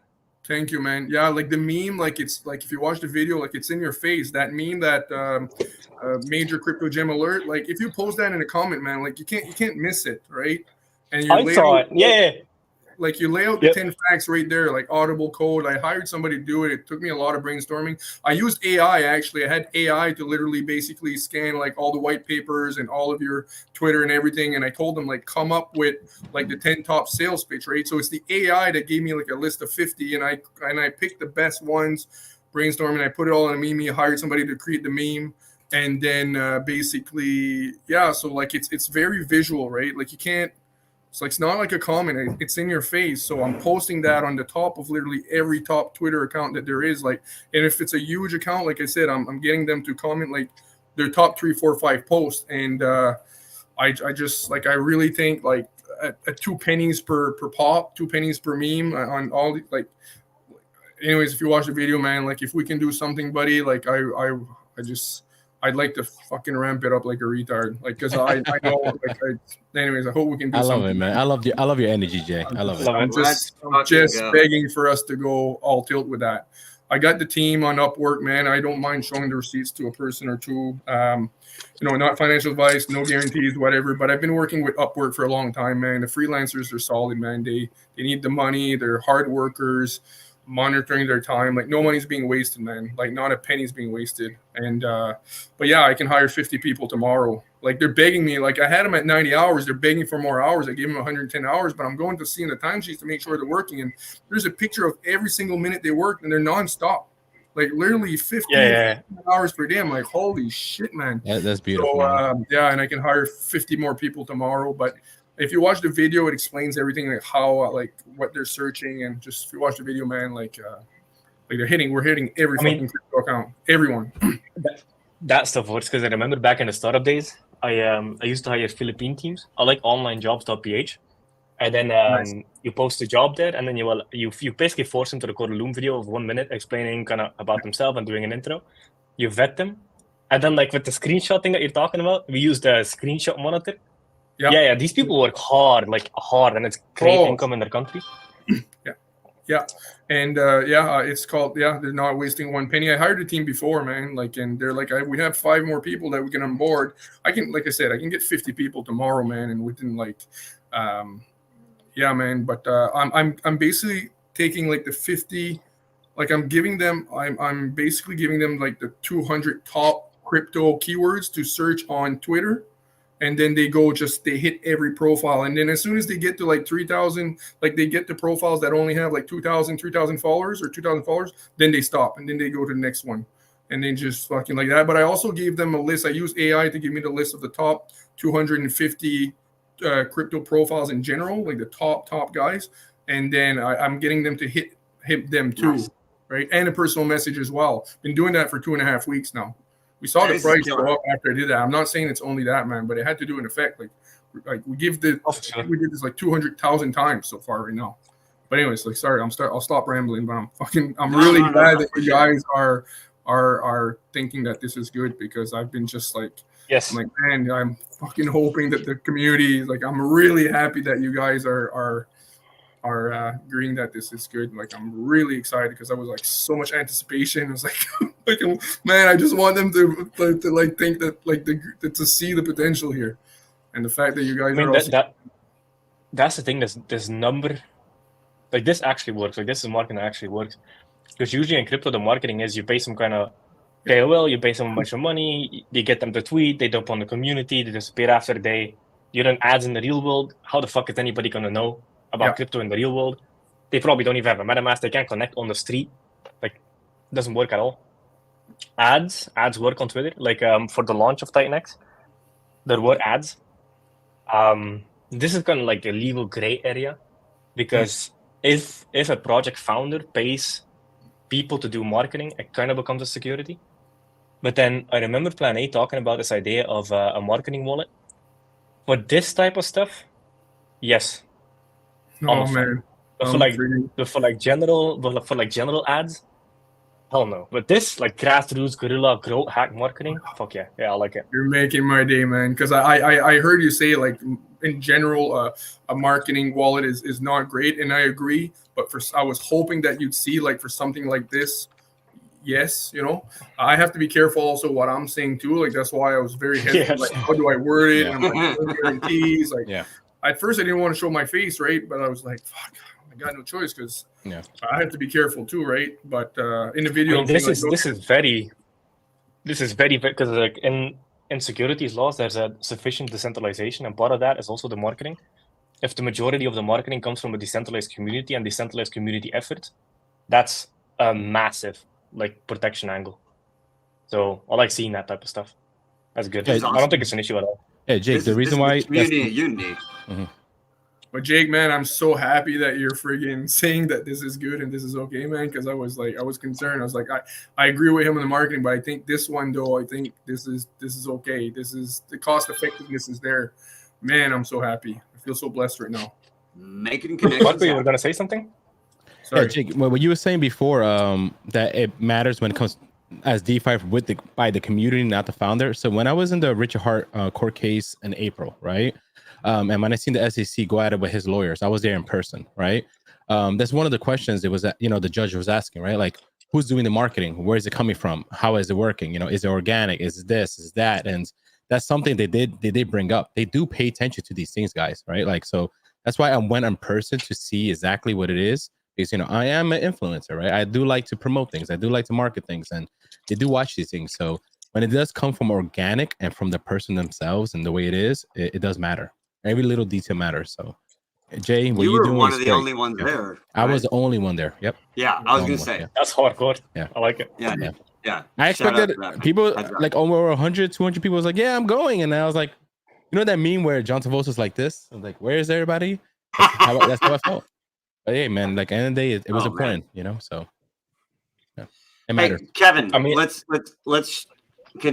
Jake, can I shoot to Kevin because I want to give him a second to talk about what he's excited about. Hey, Kevin was a crypto noob when he came into the mastermind. Dude's growing up a lot. God damn.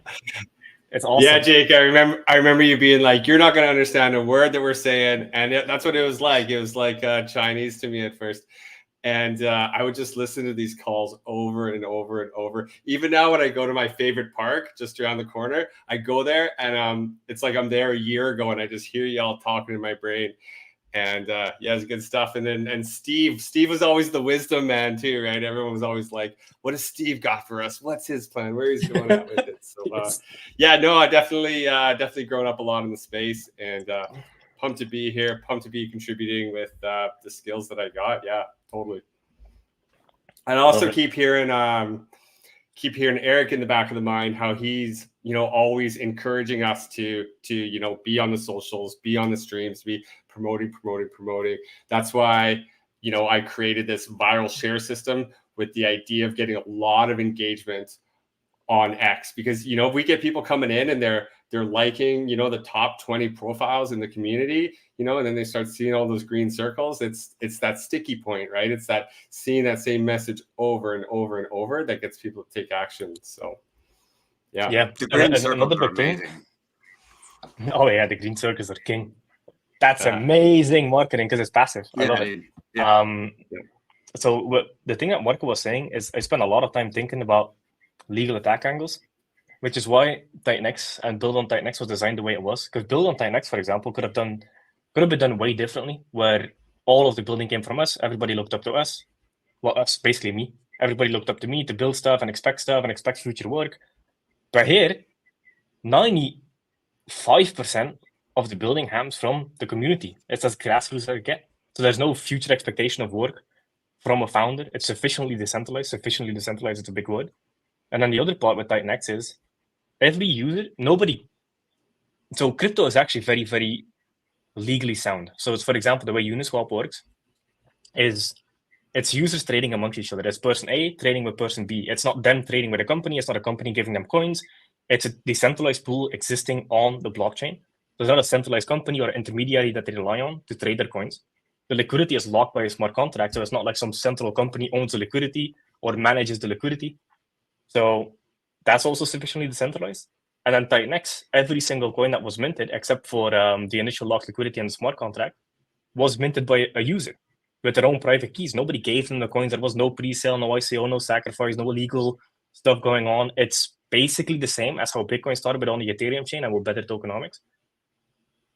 So TitanX is very, very strong from a legal standpoint because it's as fair as you can get. The users do all the work. It's officially decentralized. All the marketing comes from the community.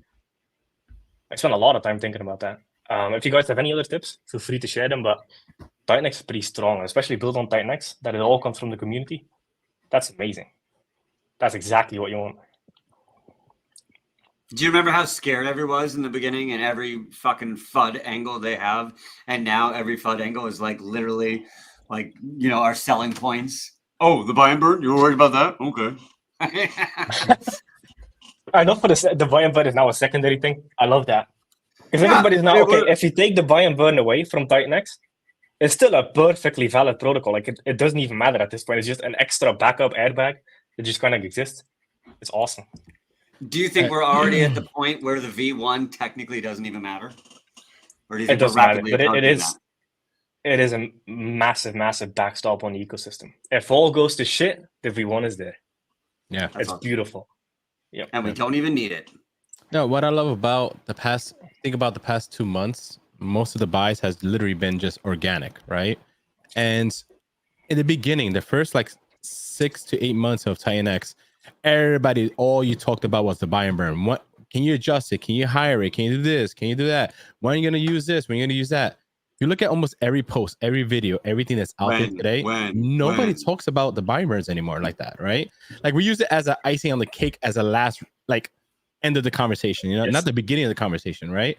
That's what's beautiful. That's how you know the mindset of the community has shifted. It matured, right? Because there's no more talking about that. It's more about protocol, strategies, how we do this, how we you know, capitalize on this. It's no more, oh, can we get the buy and burn? Can it be used? Stuff like that. So that's when you know we're on the next stage of where we're going. So, you know, kudos to the community for educating and giving it time to mature, you know?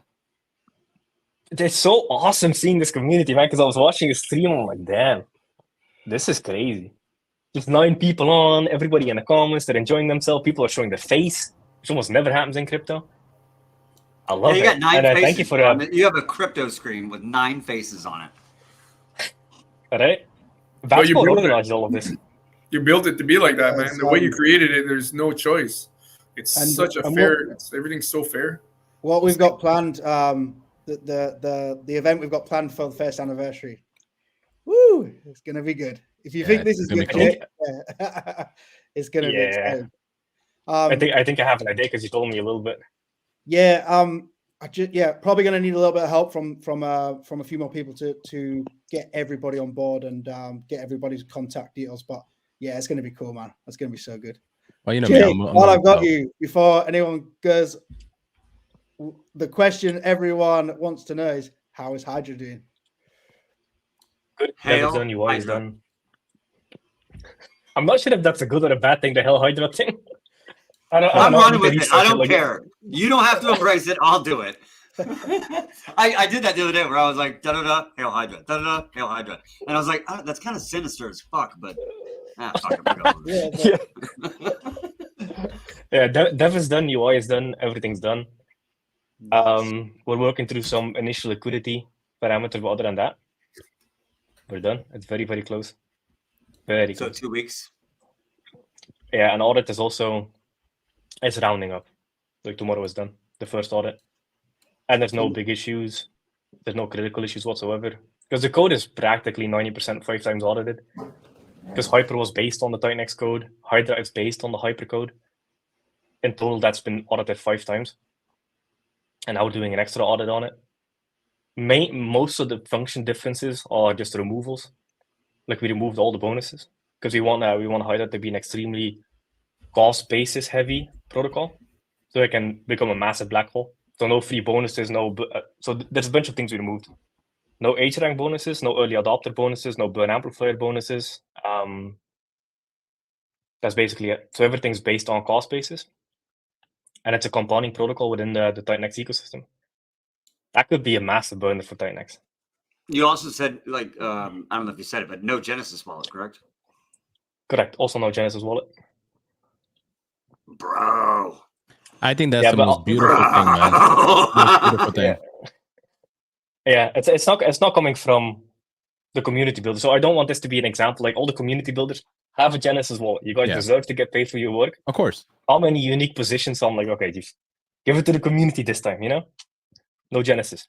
Winners can be altruistic. Poor people, not so much.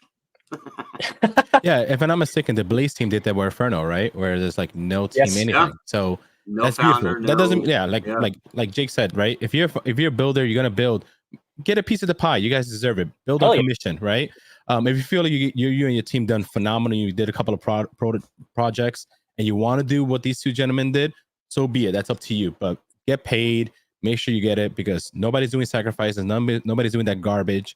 You guys are doing what you guys deserve. So good job. Hey, how psyched were you for that stream? Where were we at? Past 10,000 views on that for the white paper reveal? That's crazy, yeah, because it was streamed to Eric's channel, my Twitter, Eric's Twitter. And that's it. I think in total it has over 12,000 views now, which is insane because the biggest channel in crypto is Crypto Banter, and on average they get 22,000 views a video. And we're such a small community. There were other streams, and there was other streams going on at the time, and other spaces going on at the time, and people kind of told me, and they were like, "Hey, this is happening," and there's 15 people in there. I was like, "What?" Like they're only pulling 15. We're pulling 4,000, 5,000 right now live. Crazy, right? That's wild, man. That's absolutely wild. I can't even imagine how excited you are. Have you also noticed the increase in all the blue check marks and how much doxing has been going on in the community? I mean, we see obviously on the stream, but I felt like in the last couple of months, just this massive influx of blue check marks, where all of a sudden someone follows me and they have a green circle, they got a blue check mark, and I wasn't following that. And I'm like, what? Is that new? He's like, I just got the blue check mark. I'm like, bro, fucking follow. Hey, you got it, Mo, but when it comes to the live streams, you've never done live streams before. I was watching a live stream from Monday. I was like, this is good. Like, your live streaming ability is actually great. You're better than like 90% of live streamers that I watch. Eating ice cream and smacking for the first 10 minutes. My friend sent me a thing. Is like, can you never eat ever again on stream? I was like, I was happy, man. I want some fucking ice cream. I don't know. But that was funny as hell because somebody commented on it and they were like, yeah, I was watching the live stream in my car and listening to it, and I thought my audio was wrong because I hear somebody eating, and I was like, yeah, long story. Yeah, I won't do that again. My bad. Maybe I'll have a milkshake. All right, let's go on to some other people. I don't want to steal the whole spotlight. Let's start a Mike Dean face reveal campaign as well. Let's see Make it, Mike Dean retire. Wasn't that the hashtag campaign we need to start? That's so he docks his shoes. We're getting there. You saw that, right? At the gym, right? That's how you know it's getting real. Yeah. And his dumbbells. Next up, we get the knees, and then we'll get the hips, and then all of a sudden we'll see a nose, and then maybe we'll get there. He's in the chat there. He just said hello. He's in the chat there. Yeah. Said hello a few seconds ago. It's going to be a belt and then one button at a time. One button per cream candle. No. Oh my god. So, you know, I remember a long time being in a community that all they talked about was this thing called moon parties. And I never really saw one, but I feel like I'm in a community right now that could definitely do a legitimate moon party. How long do you think it would take for us to be able to do a moon party? Are we going to the moon, Mo? I think we're going to the moon. We're going to the moon. No, we're already there. We're already on the moon up here. Next stop. We've already lifted off. There's lots of ships. So if you haven't lifted off yet, you have time to get on board our ecosystem and get onto the moon with us. But yeah, my ship, we already lifted off a while ago, man. I'm going. I mean, it is pretty crazy because like on your stream, you were sharing charts. The build on TitanX ecosystem projects have been performing amazing.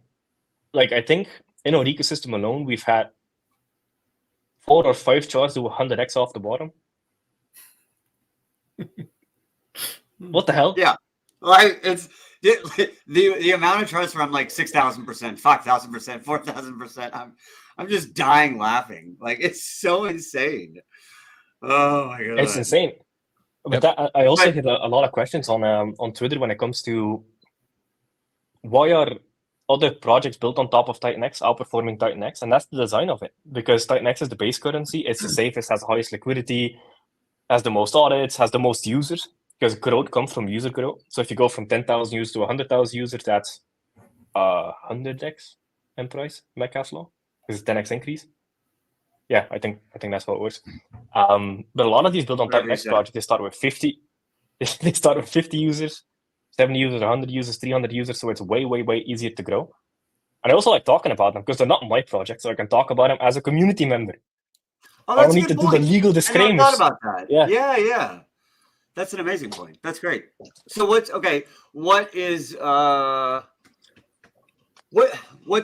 I don't know, what's the neatest thing where you're like, wow, I didn't see that coming.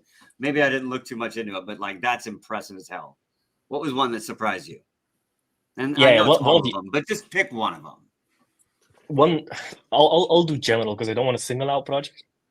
Fair enough. There's a general theme I've been seeing about people building cap supply tokens and then building stuff on top of it that burns the cap supply token. So we're getting these like subsystems that are hyper deflationary. I love that because look at what DragonX did. So at one point, DragonX had a higher market cap, less liquidity, but higher market cap than TitanX. I mean, there's nothing that says that TitanX has to be the highest market cap. There's no rule in the book, whatever, that says that. If something is cap supply hyper deflationary, it should go up against even a little bit deflationary coin, because a hyper deflationary thing with it paired with a inflationary thing over time, the price goes up. Because look at Bitcoin. Bitcoin, a lot of the price performance from Bitcoin came from the US dollar inflating because it's paired with the US dollar. So Bitcoin gets a lot of its price performance just with the USD losing its purchasing power. You're seeing the same in the TitanX ecosystem. And even the next miner wave in TitanX, it's not going to be a big deal at all. I posted this in the comments. It's I like looking at the miner supply coming out compared to total supply in existence. And now we went from like 0 to 1,000,000% inflation, but then the next miner wave might only be like 5-6% of the total supply. That's nothing. That's less inflation than most crypto projects out there. Like most crypto projects inflate at like 5, 10, 15%. Solana inflates at $50 million a day, and it's doing just fine. And with that inflation, it's bringing ETH into the ecosystem. So it's not just like dead inflation. Like it's funding, all these built on TitanX protocols as well, and keeping that flywheel moving. 100%. And yeah, I mean, like, I think we're going to be thankful for that supply, honestly. I mean, we have so many black holes in this ecosystem, to have more supply coming onto the market, to get involved with projects and, just to keep the flywheel moving. I think it's going to be crucial. And, like you said, dude, like having that ETH coming in on the back end of it is just like, it's going to be a good setup. I'm ready. Or maybe I'm not. Dude, nobody's ready. I'm telling you, nobody's ready. I mean, this might be an interesting like kind of mental model for people to follow, because personally, I'm in a lot of the build on TitanX projects, and like for example, I can't single out projects because people are gonna hate me. But with the tokens I hold within the TitanX ecosystem, I can swap them for TitanX at any point. I can swap them for TitanX at any point. So all the positions I have in the build on TitanX ecosystem, personal, I look at that as TitanX. Yep. Because I know, like, for example, I'll use DragonX because it's the biggest one. If you have a billion DragonX, yes, you have a billion DragonX, but that's a 10 billion TitanX position if it's a 1-to-10 ratio. So by holding DragonX, you're actually holding TitanX. So I'm looking at all these products like that. So it's not really like you're letting go of your TitanX. You're putting it in a leverage play where you can't get liquidated, which is the best form of crypto by far. Marco's awesome about talking about leverages. I try to tell people, like, forget about price, especially for WoW guys, right? Because price is irrelevant when we're so early. It's irrelevant. It doesn't matter. What's important is the ratio trading, right? It's how much can you get for this token and how much TitanX can you get. Like, I remember one of my conversations with Jake in the beginning when Hyper came out, right? And he asked me, what are you doing with it? And I was like, well, I just watched the ratio, right? Because in the beginning, at one point, you could have got 80 TitanX for one Hyper. You could have got 60 TitanX for one Hyper, So it's like, how much can you get for one and end up with how many TitanX at the end of it, right?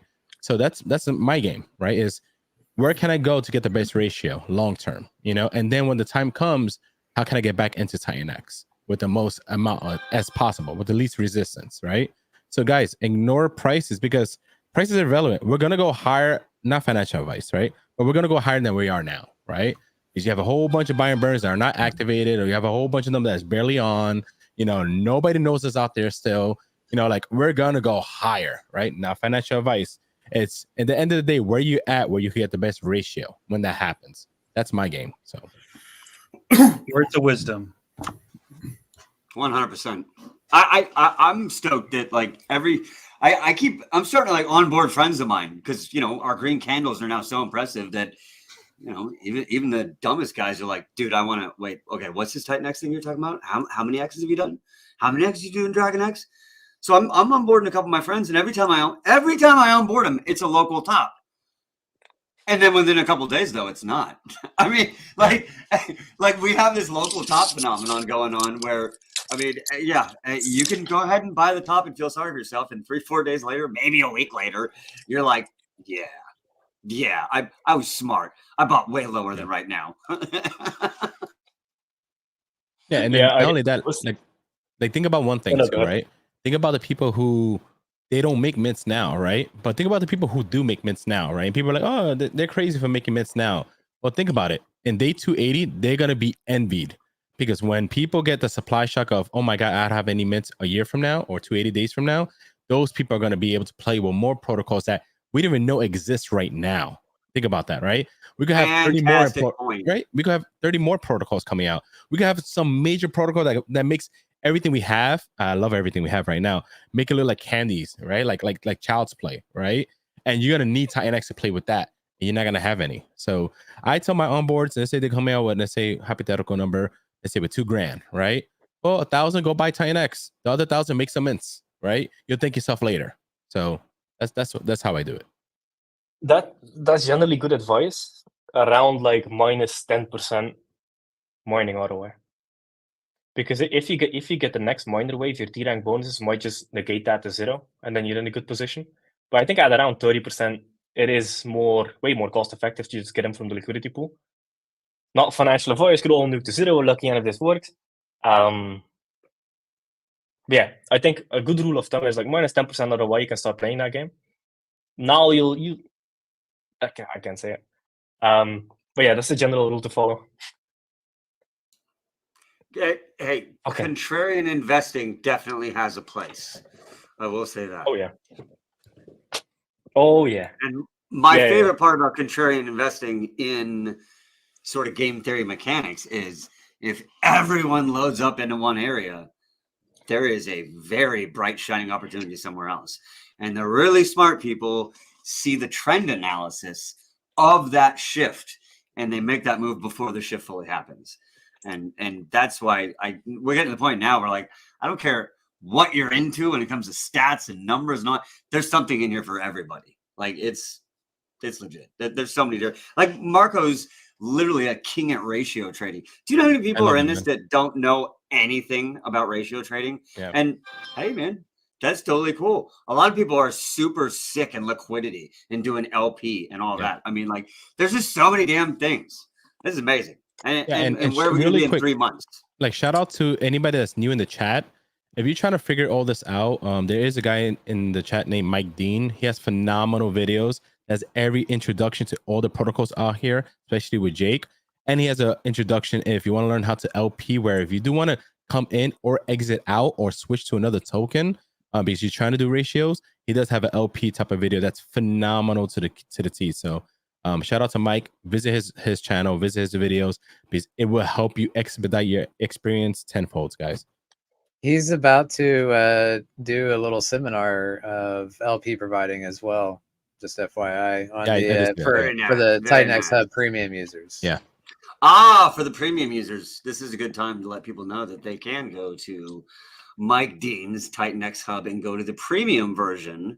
And with that, you will get the analytics that we found in the early days of TitanX, but for more protocols. So if you are a stats guru, if you need more information, if you just need more, you want to find out, you want to dig and go into all the rabbit holes of the TitanX protocols, that is a very, very good place to go.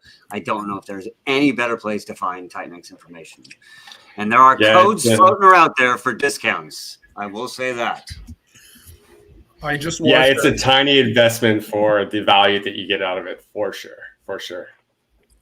I mean, hey, that's a good point. Where were you? I should say, how much better was your game once Mike Dean's Dune Analytics dashboard came out? Because you remember where it was in the first couple days and how just operating in the blind you were. And then that information came out and you were like, hold on, pump the brakes on my strategy. Wait a minute, what's going on now? That's why I remember that. That's why I say it had a huge impact on the success of TitanX, because now we had all the data right there, man. Like that was like Mike Dean to doing analytics. Like that's crucial to TitanX, man. Like shit. Like, yeah, man. Data, you can see when it's coming out, when it's going down. You're like, shit, man. The data doesn't lie, man. Like we're going hyper deflationary. Like, yeah. Anyways. Yeah, I mean, the TitanX community is getting really smart at a lot of stuff. And on that point on education, Cryptographics is doing a TitanX mastermind starting this week. I mean, it's a paid one, but it's worth maybe go and check that out, because I think it's just for 33 people. So, but I'm going to join. But yeah, go and check that out, because every resource that's out there is. I mean, hey, all the more. I mean, there weren't any. I didn't get in the mastermind class in the beginning. I didn't know about any of this stuff. I would have definitely have. Put it this way: if somebody had pitched me a mastermind class on like liquidity in the first couple of weeks of TitanX, damn, I would have done a lot better. I'm just saying, I didn't know that stuff back then. So now we're at the point where, I mean, I'll be right back. There's somebody. All right, awesome, man. There's somebody for everyone. I mean, I think TEDx is now starting up a TitanX lounge. And that's going to be a nice resource for people to come to just in a very chill format, learn at the lowest levels, what is TitanX and how do I get in and where do I go without necessarily feeling the pressure of being in a paid mentorship program or something like that. So yeah, it's amazing. There's something for everybody.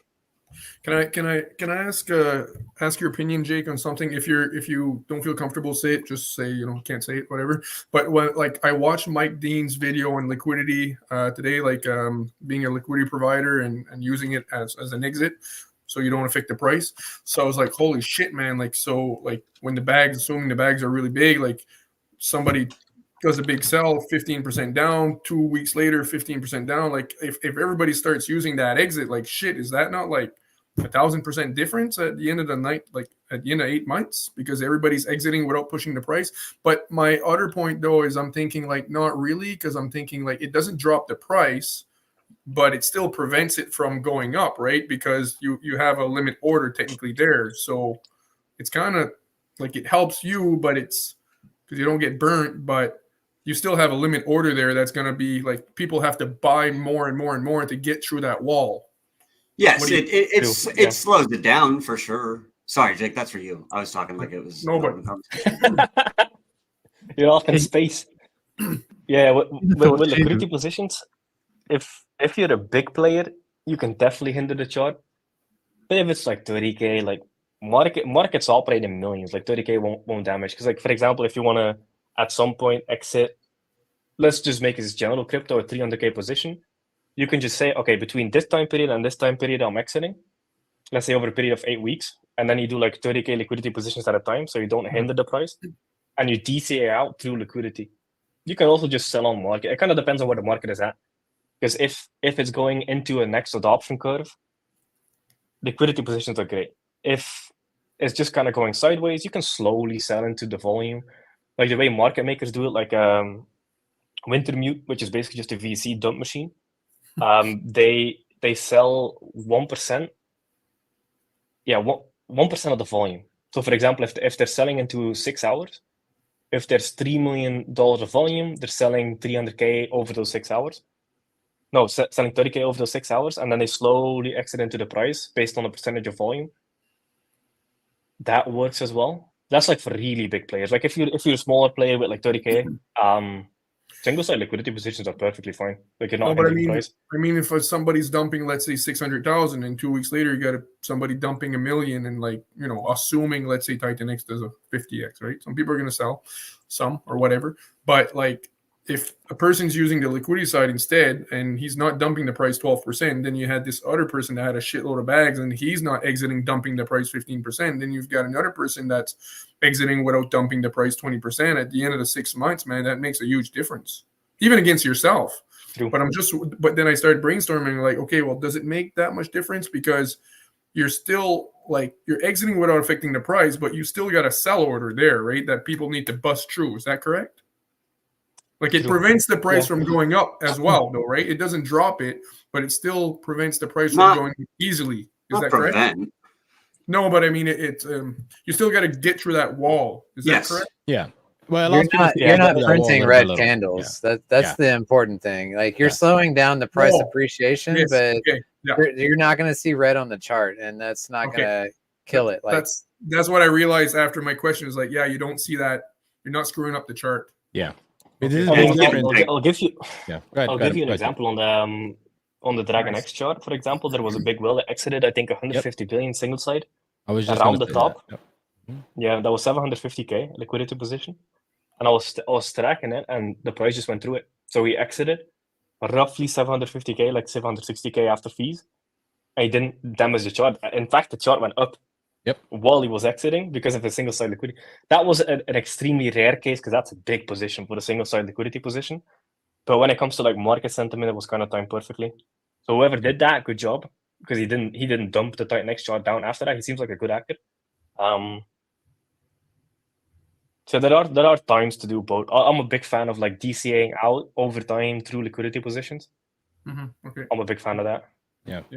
Nice. Okay, thanks, man. No, I watched his video for the first time today. I was like, shit. Okay, this is nice. It's not complicated, great, man.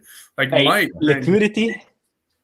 liquidity is the secret of DeFi. Like seriously, liquidity is king. Like if you understand liquidity, you're like a DeFi master. Yeah, that's why I'm like, okay, this is my next thing. I gotta master. Yeah, like it's a lot of learning. Yeah, what dudes just said, it matters, right? Because if you had $50,000 or $100,000, you market dump it, right? You have to understand, you just literally dumped it on the market, right? And then people have to come to decide if they want to buy it or not, right? When you do LP, it literally is matching a seller and a buyer together, and then they exchange that way, while that seller makes fees on top of that anyways, right? So they leave without affecting the candle, and somebody else gets it, they make the fee, and the chart continues to do what it does. Right? So if you just market dump it, you see one gigantic candle. Well, guess people who was lining up to buy, they might just run away if they get scared. And next, there's another dumper and another dumper, and that's when you get the trifecta effect, where you see just multiple candles going down. So if you are a big player, it's always smart if you can to exit out by doing LP, right? Or if you're an early investor or early person who got just was early, you want to exit out by LP along the way too, right? Because you get to DCA out at every single pump while earning fees on top of that, while hurting your future bags that you're planning to sell. Yeah. So it's very important. Yeah. Yeah, that's the big one. It was hurting my own future bags. Okay, thanks, man. Thanks, guys. Yeah, and like I was putting more capital in to. I want more TitanX, and I added liquidity to DCA in. So you do it that way too. Wait for this price to dump and then pull it, and you get. You've been chasing the price with your liquidity. Say again. You've been chasing the price with your liquidity. No, I wanted to buy more TitanX, so I added liquidity on the sell side, some ETH. So I'm waiting for the price to drop so I can pull the liquidity, and then I would have cheap TitanX. Doing that in corrections works.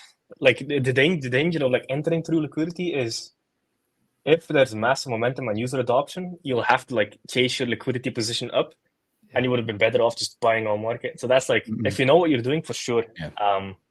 But it can run away from you. Yeah, bro, you're describing shit. And think about it. You're describing how I didn't exit once. Yeah. Every time I had to keep pulling it. If TitanX goes up, right, and while you're waiting for it to come down, and then ETH goes down, you're a reverse position. So think about that too. You know, it is a double whammy that happens to you. So be careful with that. Once that chart turns on you, and you're chasing that dragon. Man, I posted this tweet like an hour and a half ago. I was watching some of the deck screener stats, and there was this one dude. He was trading with like 30K. He was trading around the bottom of TitanX. From where he started trading and where the price ended up, it did a 310% on USD, no 320% or whatever on USD, and then 500% against ETH. If he had just done nothing except for just buy when he started to trade and then just hold, he would have had 150K. Instead, he was like buying, selling, add liquidity, buying, selling, buying, selling, buying, selling.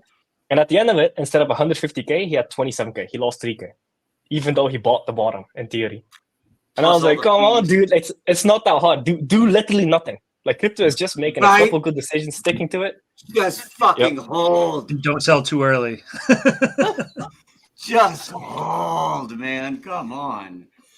I mean, that's crazy. That just shows you how fucked trading is. Because that guy bought, if he did nothing, he would have 500% of his money. Now he's down 3K. That's a really good example. I mean, they always warn you that most traders lose money. And then you see that, and you're like, all of them. Bro, trying to say they've done a study. They've done a study on trader profitability, and the numbers are fucking staggering. Like CoffeeZilla made a video about this. 97% of traders over a 3-year time period lose money, net loss. 97%, and then the 2% that make money make less than McDonald's minimum wage over 2 years. And then there's Nancy Pelosi and Warren Buffett. Yes, and then the 1% makes money, but usually they don't even outperform holding. So the best of the best don't outperform holding. Wow. Yep. Wow. Crazy. Look into the CoffeeZilla video. Fucking good traders. Wow. I'll say that like adding LP in the TitanX ecosystem, that I think that really reduces your risk of a permanent loss. Like if you're providing LP with TitanX and HLX, if TitanX pumps, so does HLX. So like your LP position still pumps and you're not missing out on the TitanX pump, but you're still earning all the trading fees in between that. So like LPs within the ecosystem, I think are super hot. I started a Helios miner at the TitanX bottom. I didn't know. I mean, it was like literally the week of the TitanX bottom. I started a miner. It was $70 that I put in there, and it came out almost 10x. Nice. Just because of the bonding on it. Because the TitanX went up, the Helios went up. Yeah. And it was like, holy shit, is that right? And I had to go back in the Ether scan and be like, I paid $70 for that miner. That is legit. So that's crazy. Back to that one on regrets. Yeah, regret that I didn't 1,000 power that fucking miner. Or start 100 of them. yeah, exactly. Hey guys, I hate to do it, but I have to hop off. I got another call to hop on, but thank you so much for having me today. Shout out to Rudy all for being here. Nice. Much love. Congrats on the launch, Rudy. Congrats on the launch. Take it easy, Yeah, man. congrats. I got 3 NFTs, buddy. I bought them like 2 months ago. Hell yeah, nice, dude. Yeah. And thank you like for number popping 50. in the chat. Yeah, like number 52, number 62 ranks. Like I tried to get Nice. decent Good ones shit. here. Love to hear it, man. All right, again, thank you guys. Appreciate you. Thanks, Rudy. Later. Rudy's That awesome. was just us. Cool. Did you get to look at his Legend X token and the whole how he did the token backed hybrid? Yeah, I was there on the launch because I was in the Telegram chat.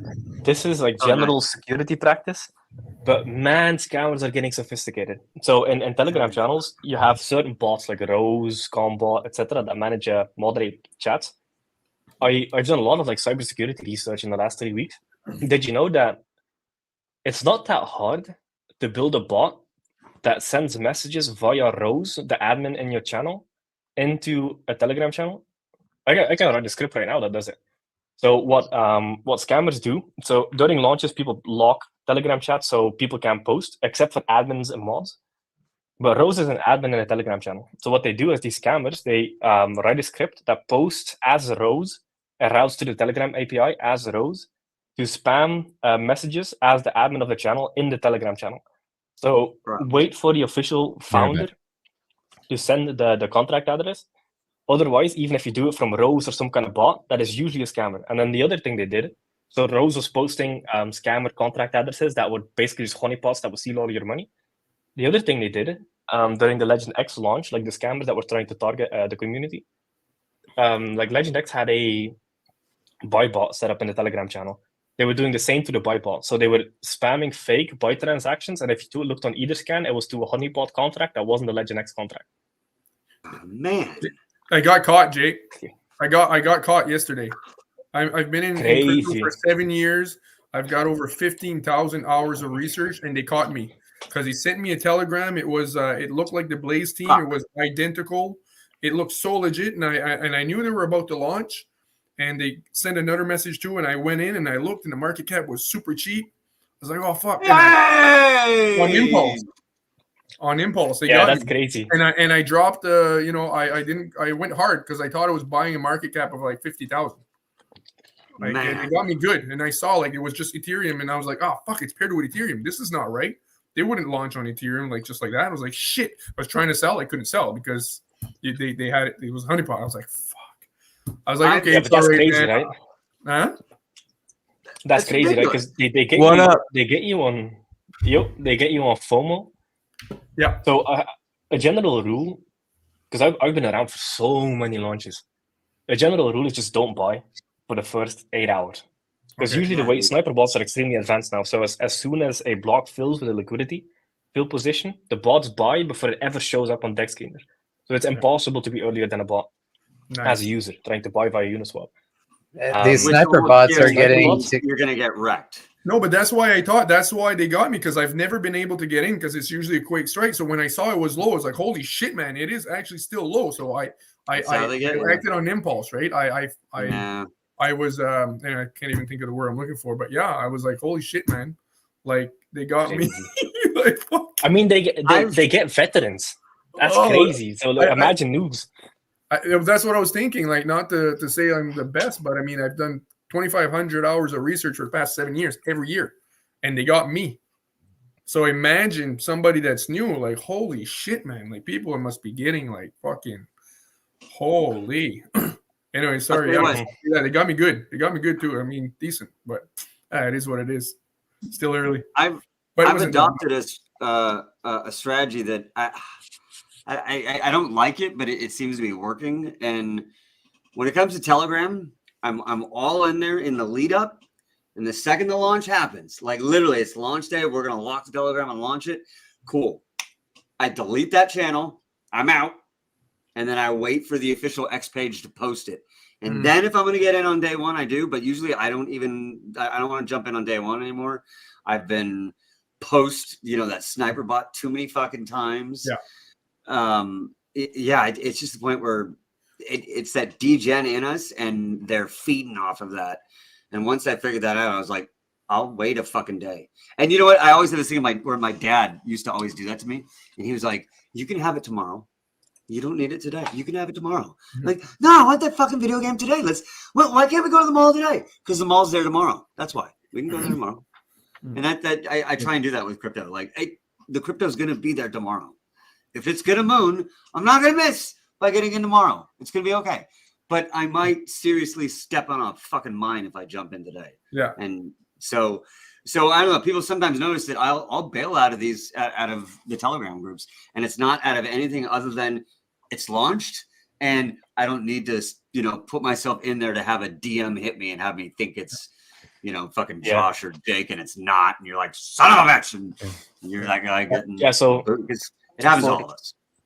For Hydra, it's different because when you start a miner, you have your cost bases. You can't get sniped out of a miner. Like so with miners, you can do day one. That's totally fine. It's just buying in the liquidity pool is where you get fucked because like sniper blocks also have settings. So they buy as soon as a liquidity fill happens in a block before it even registers on dex screener.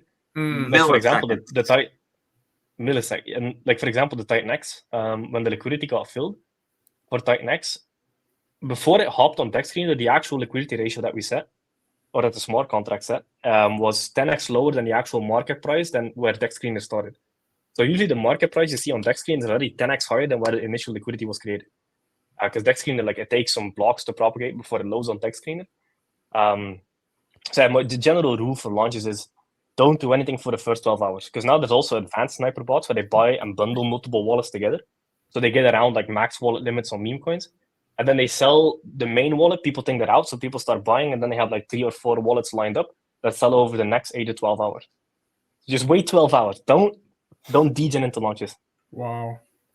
Yeah, that's really helpful, man, because you confirm what I thought, because the price just always goes fucking nuts, and then it trickles down like 8 to 12 hours, what we saw with Titan Legends yesterday, and then the real stuff happens, right? So you can, thanks, man. It's very helpful. That's the key with these fair launches where you're minting your own tokens. You don't have to fight these sniper bots on the launch, and that's what I like too. Yeah. Yes. Yeah. I can't stress that enough.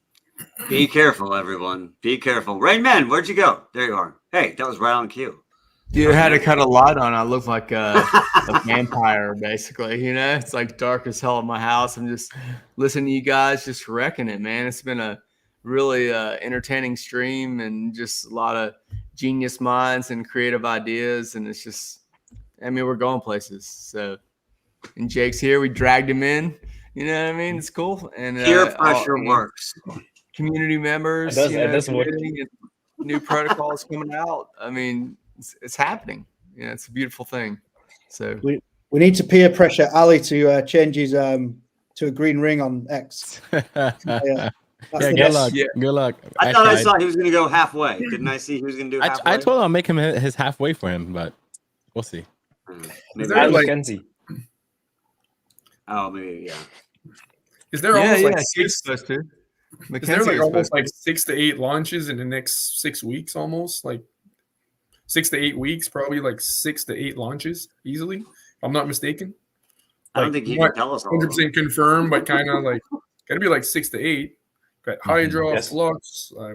You can't say yes or no, but X28 probably. Like I'm thinking like at least 6, I think. Yeah. Hey, and then there's Lotus. And you'll hear about that. Where are we going to be in January? Where are we going to be in January? That's what I want to know.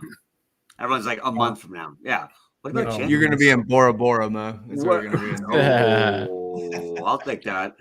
Yeah. I'll drag the seniors along to Bora Bora. That's better than here. That's for sure. I always tell my friends, I'm like, when it comes to nursing staff.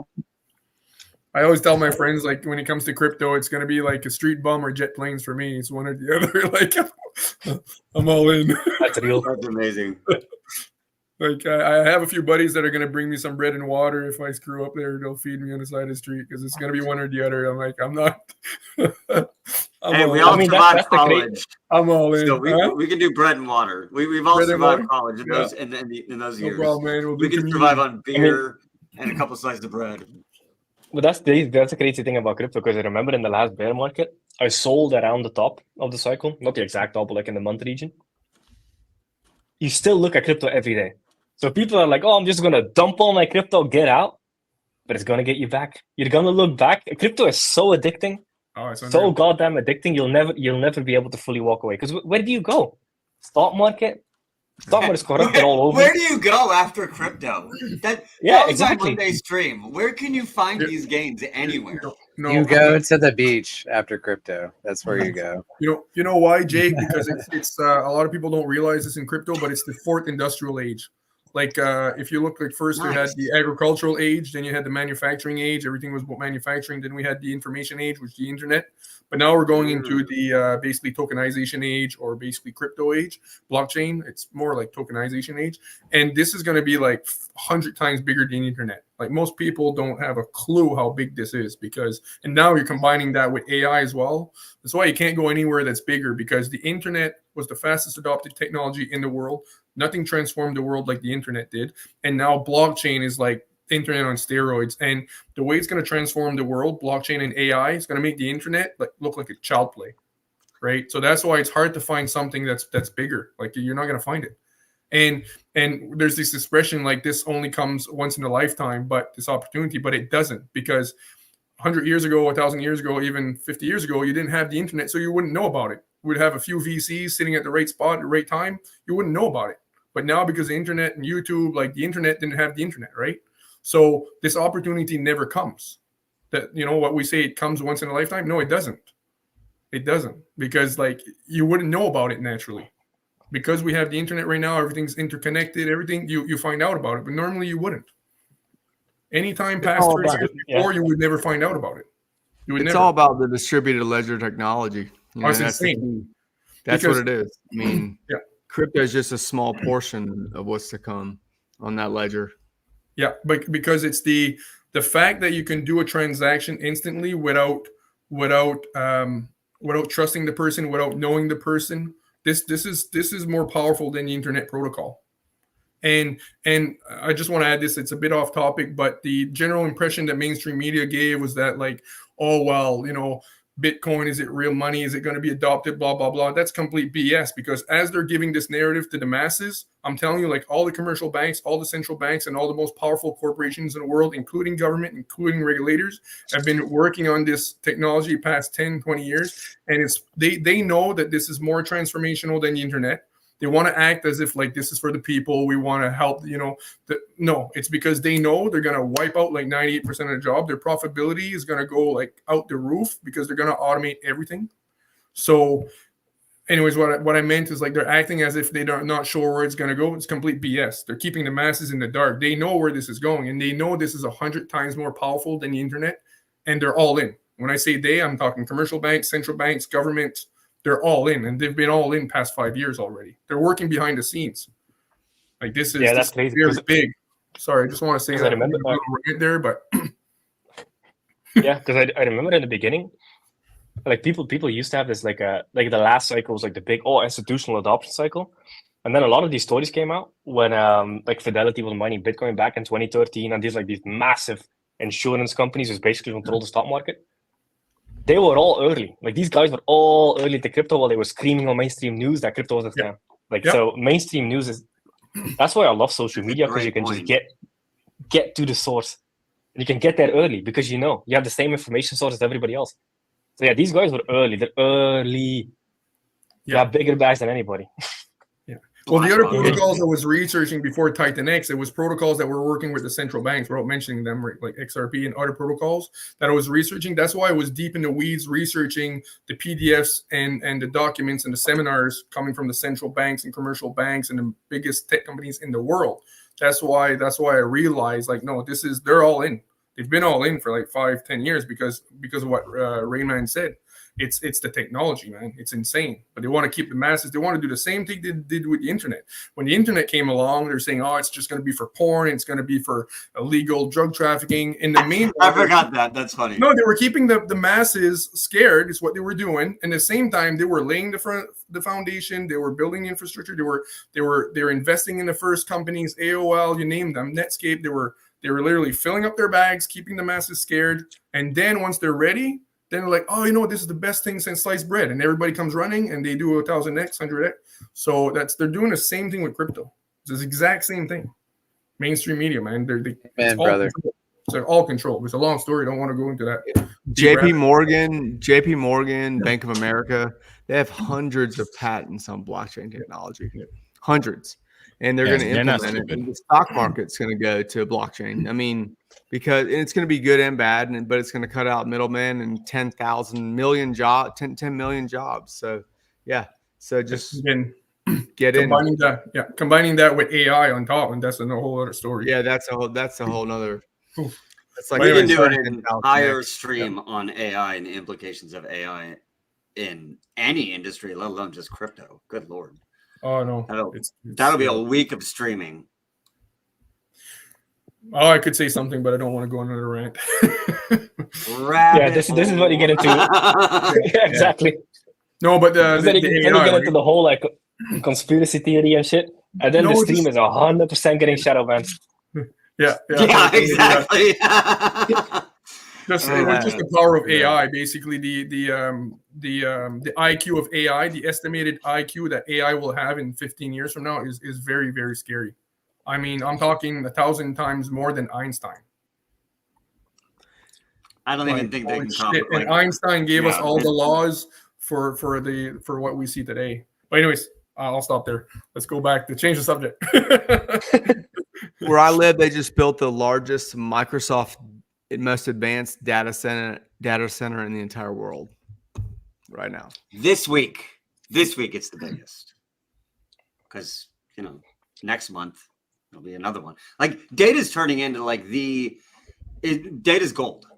Data is the absolute new gold, and you need to store it. Yeah, there's going to be so much fucking data that needs to be sifted through and analyzed and stored. Good Lord. You could wrap your entire investing thesis for the rest of your life just around the data part of it. And the economics of that. There's a rabbit hole for you. Okay. Maybe if we're going down rabbit holes, maybe that is the time where it's time to slowly start wrangling this thing up. I don't know. 2.5 hours. We're trying to let's not get into politics. Politics is the red flag. Talking about politics, man. We have the debate. The American debate's coming on in like an hour and a half. I missed that, man. We would know if we had to sell it all or not at the debate. Stay tuned, guys. In the next half hour, we're going to go over the debate. No. Yeah, no, thank you. No. Hey, I think this is actually a good time. I'm going to need to bounce out because I got to get to the seniors now. They're all waking up from their naps, probably wondering why I'm still locked in a room shouting at a TV or something. So, guys, appreciate y'all jumping on. Thank you, Bad Sports, for hosting this and letting me be here, sir. Jake, thanks for letting me peer pressure you in. I'm taking sole credit for that. It was all me. Yeah. It wasn't the 1,000 people in the chat who were also egging you on. Nice. Just me. Guys, everyone's Steve, Dude, Marco, Jay, Kevin. I have to my monitor's so big, I'm literally doing that with it. It's always a pleasure, man. Rain Man, appreciate you guys. Thanks for having me. Always a pleasure. Everybody. Thanks, Bill. You're the man. All right, Jake, what do you want to talk about? What do you guys want to talk about? TitanX. What's questions? What's that's how we wrap. That's how we wrap it up. It's been long. We're going on 2.5 hours. We have across all platforms. No, let's keep it going. No, whoever wants to go out can leave is what I would say if they want, and whoever wants to keep chatting, because I could do this forever. I mean, look at Dude's immaculate vibes. The vibes aren't gone yet. I'm staying. God damn it. I'm staying because if I end this thing, then everybody gets clicked off. Oh, so shit. Wants to roll out, then I'm good. I'm staying right here. I'm chilling. I'm listening to you guys. So whoever wants to do their thing, man, massive props for everybody coming on. So I'm still here. So yeah, I'm here. I'm sticking around. I got the sauna heated up, but that's fine. That's funny. Yo, Jay, really quick. So Bartertown Ray, aka Ray, he just mentioned that you're pretty not knowledgeable what you said, right? When it comes to the marketing and all this other stuff, why not make your own channel, YouTube channel, just talking about those things, and you're going to reach a different audience that will filter into the thing. There you go. That's a perfect comment right there. So why not think about doing that, man? Because not only that, will other people that's interested in those things come in that's outside the ecosystem, but people inside the ecosystem can actually learn to do what you just did and multiply that effect tenfold. So I highly recommend doing that. Yeah, no, I appreciate if you that. have the time, or just little clips like you do.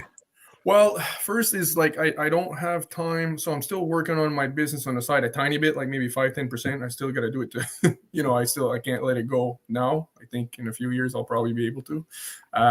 So I got that, and then I got this marketing that I'm doing, and I'm helping my grandma with something. I mean, my mom. I got a lot on my plate right now. So, but what I would like to do is just so I want to do it. Like I wanted to do a YouTube channel and everything, but at the same time, I got to be careful what I say sometimes. I don't know what I can say, what I can't say about marketing. I think I'm fine because I'm not one of the founders, but I just don't know where I would find the time to upload all the clips and do everything I want to do. That's why I thought like I hired a few freelancers to go through the videos and chop them up. And I did take a bit of time to basically find the alpha and put it together. I didn't do it way like all that I want to do because I didn't know even if I was going to be able to talk to Jake. And so, I just kind of limited on my time right now to do a YouTube channel. But I know I really appreciate that. I think for me, the best leverage play would be to what I'm doing is just see what kind of support we can get for that marketing. Because I mean, the teams are there, they're ready to do it. But if somebody wants to just, I think the only thing we're missing is like I said, create some alpha, like get all the alpha from the interviews, put it all in one clip and get, Jake to post that on his YouTube so that we have like a video, like 3, 4, 5 videos like that are just like alpha and air to and all the other great people that are building or whatever. But just because I find a lot of alphas coming from Jake because that's the foundation layer, like where he's talking about the audits, why he built it, and everything I was saying earlier. Like people need to see that, but most people are not going to sit down 20 hours. Like some do, but I just want, as soon as they come in, we bring them in. I just want them to be able to sit down and see everything Jake, like all the points that Jake hit in his interviews, why he built it, why it needs to be audited, why he built it on Ethereum, like why he made the sliding scale so it gets harder to mine, creating a higher floor price, like everything in one sitting, like boom, 30 minutes alpha, then maybe another compilation of 30 minutes. Like I think that's what we really need. And and then can use shorts as well, but we need compilation because we can bring the people in, but not everybody has the time to watch 20 hours of video, right? Like you got families, like people need to work like maniacs to survive because inflation's going out the roof. I mean, people don't have time. So I want them to get in and be able to sit down and like, boom, get all the alpha in one sitting. Say, okay, this guy's legit, man. This guy's honest. He built it for the right reasons. Fucking took. And what really sold me is when he says, like, I took the best of everything. I've been studying all the protocols, like all tokenomics. I'm like, why hasn't everybody like taken the best and removed the bad? Like, why do we all get the good and the bad? Like that sold me. I took all the good, removed the bad, put all in one. And like, it's all that alpha, man, that we need. Like somebody just needs to like, they sit down and they watch like alpha, like clip after clip of that alpha just to get them fucking sold right on spot.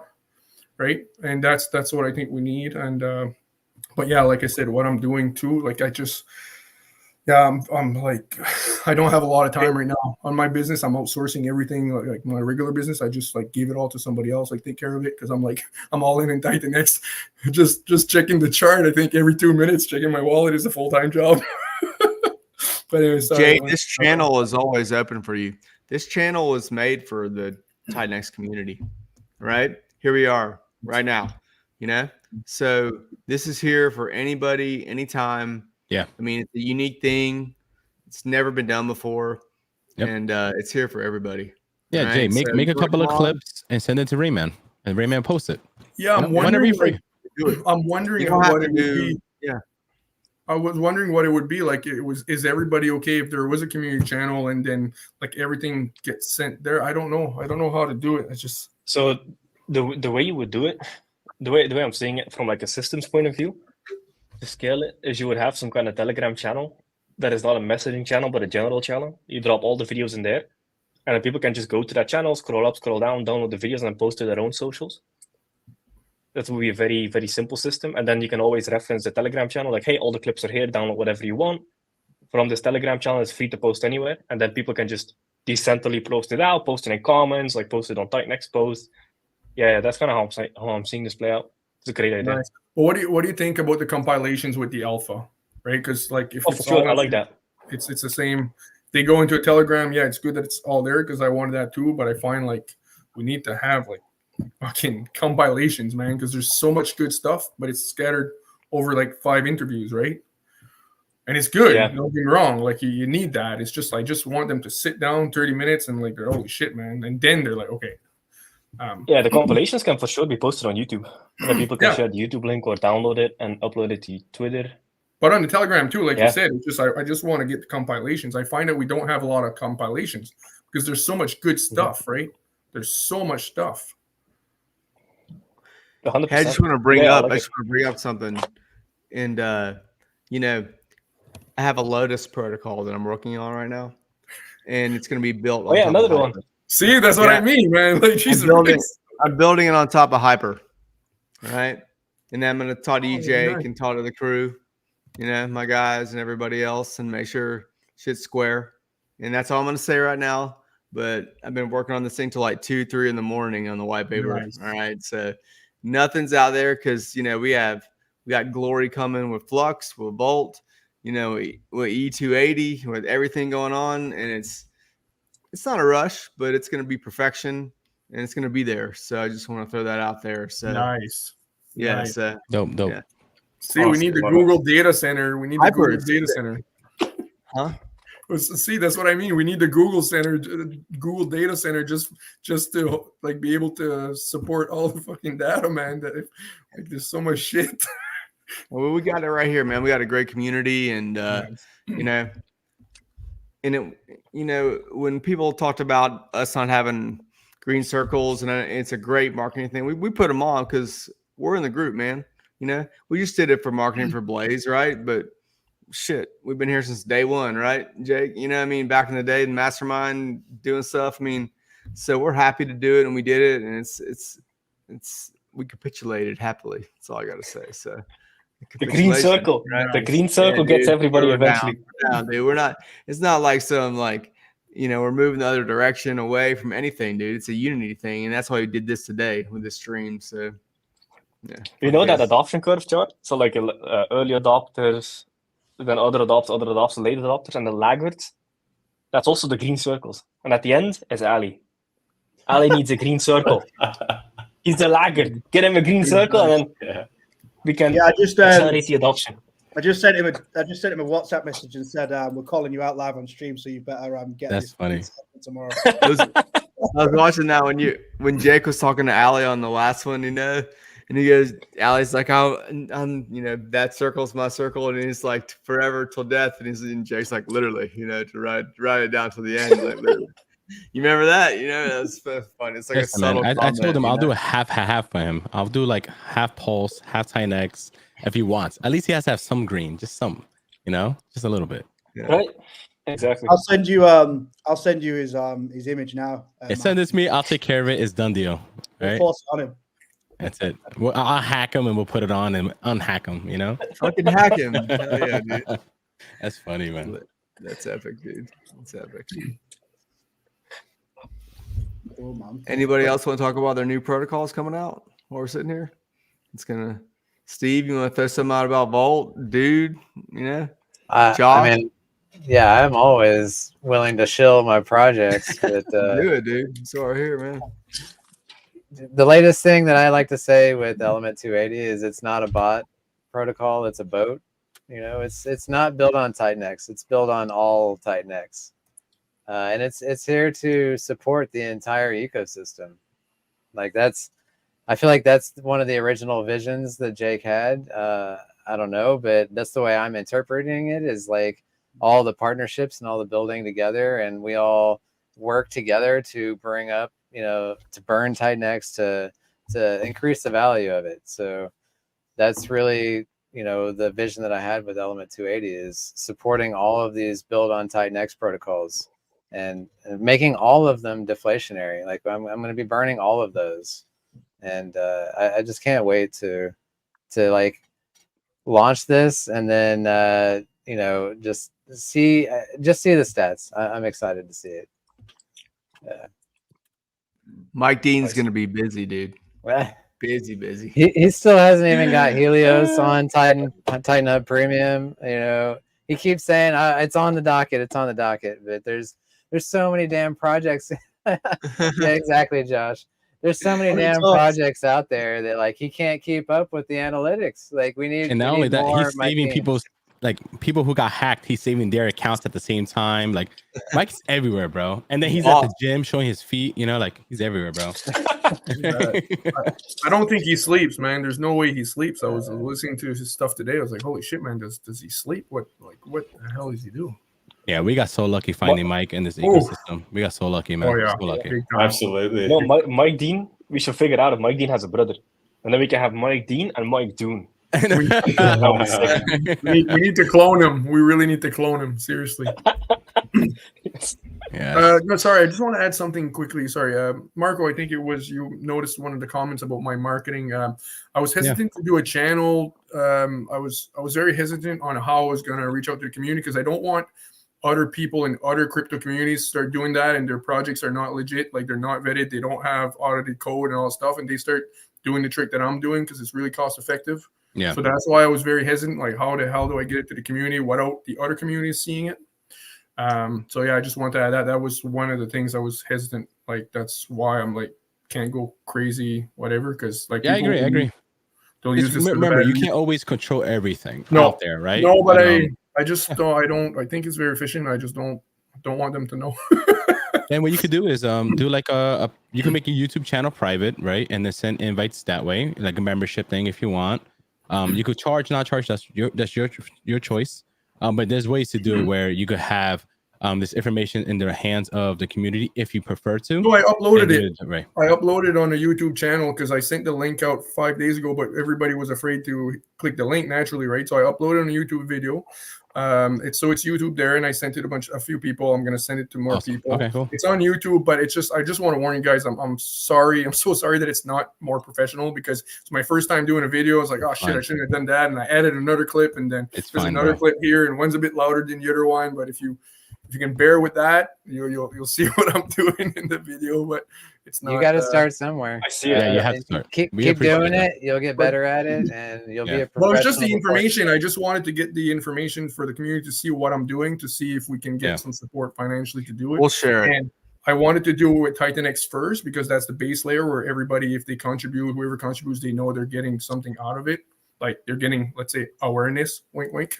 But then if it can also be duplicated for other projects as well, like it's no problem. If the project is solid, I believe in it.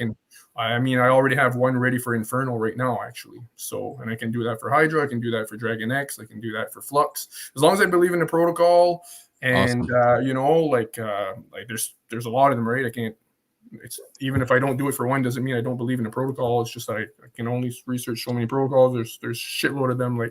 But yeah, I can do that for other protocols, and it's still good, even if I just wouldn't use, if I had a wallet or if we had a wallet that's being done for TitanX, I just wouldn't use any of those funds to do another protocol. That's not fair. If I have, let's say I'm doing Inferno, there's a specific wallet.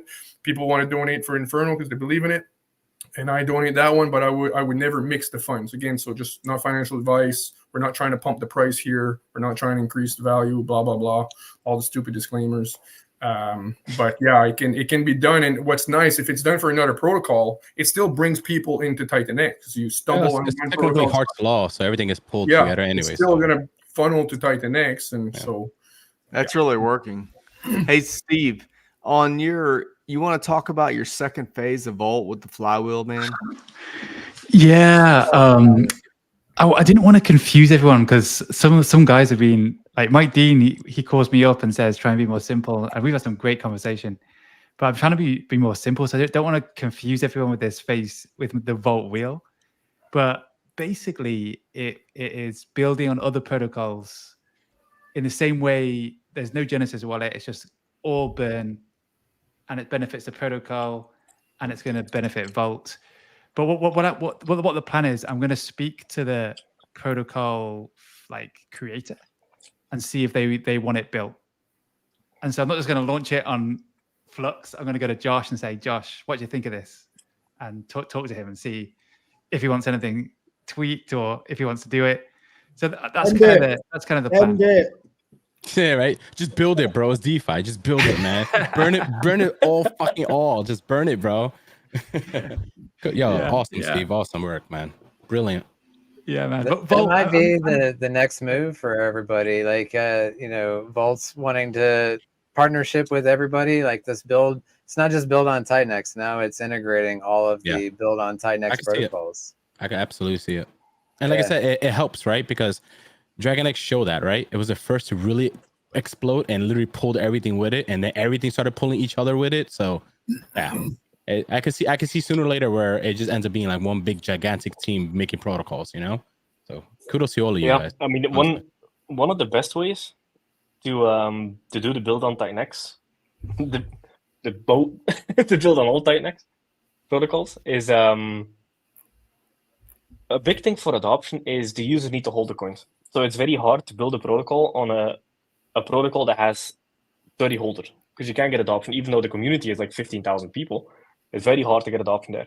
So, like for example, I'll give an example for Inferno, but for example, so if you wanted to build something on, or let's do an extreme example just to get the point across. So let's say Flux. So Flux is built on Inferno, which is built on TitanX. You would build a protocol on Flux, but you would use TitanX as the native currency in the protocol. So then people would enter with TitanX, and then the TitanX would buy Inferno, buy Flux, buy that token in that pair, because then you get all the adoption from TitanX. You can burn TitanX, you can have it as the base currency, you have all the adoption, all the users can use it. And then it just routes through the pairs with the smart contracts, and then you get the benefit of adoption, and the ratios increasing and the price pumping as it routes through it. That's the best way to do it, because if you only do it on those protocols, it's definitely not as beneficial, and you'll very likely cap your adoption massively. Like if you want max adoption and max benefit to the ecosystem, make TitanX a currency in the protocol and just route through whatever pairs you need to route through to get to that protocol. It's by far the best way to do it. Also, accept ETH. It's very simple to add that functionality where all the pricing, the minting cost is priced in TitanX, but if they don't have it, they can show up with ETH. I'll gladly in the background buy TitanX with your ETH, and then we can continue on with the mints. It's super easy to build, and it adds extra like operability for the user on that side of things. So nice. Like that's beautiful, right? Volt had an idea, Jake and dude just helped them out with just tweaking it even better, right? Like look at that. That's beautiful, man. Just like that.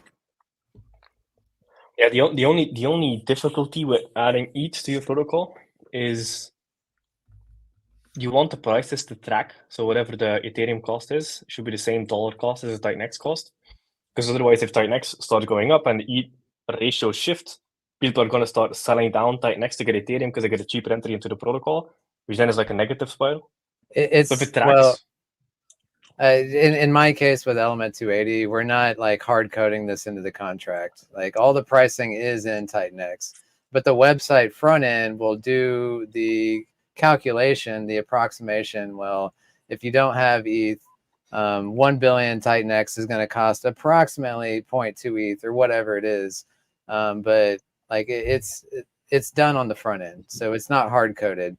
So like there's never going to be a situation where you're better off coming in with ETH. It's always going to be just 1-for-1 equal.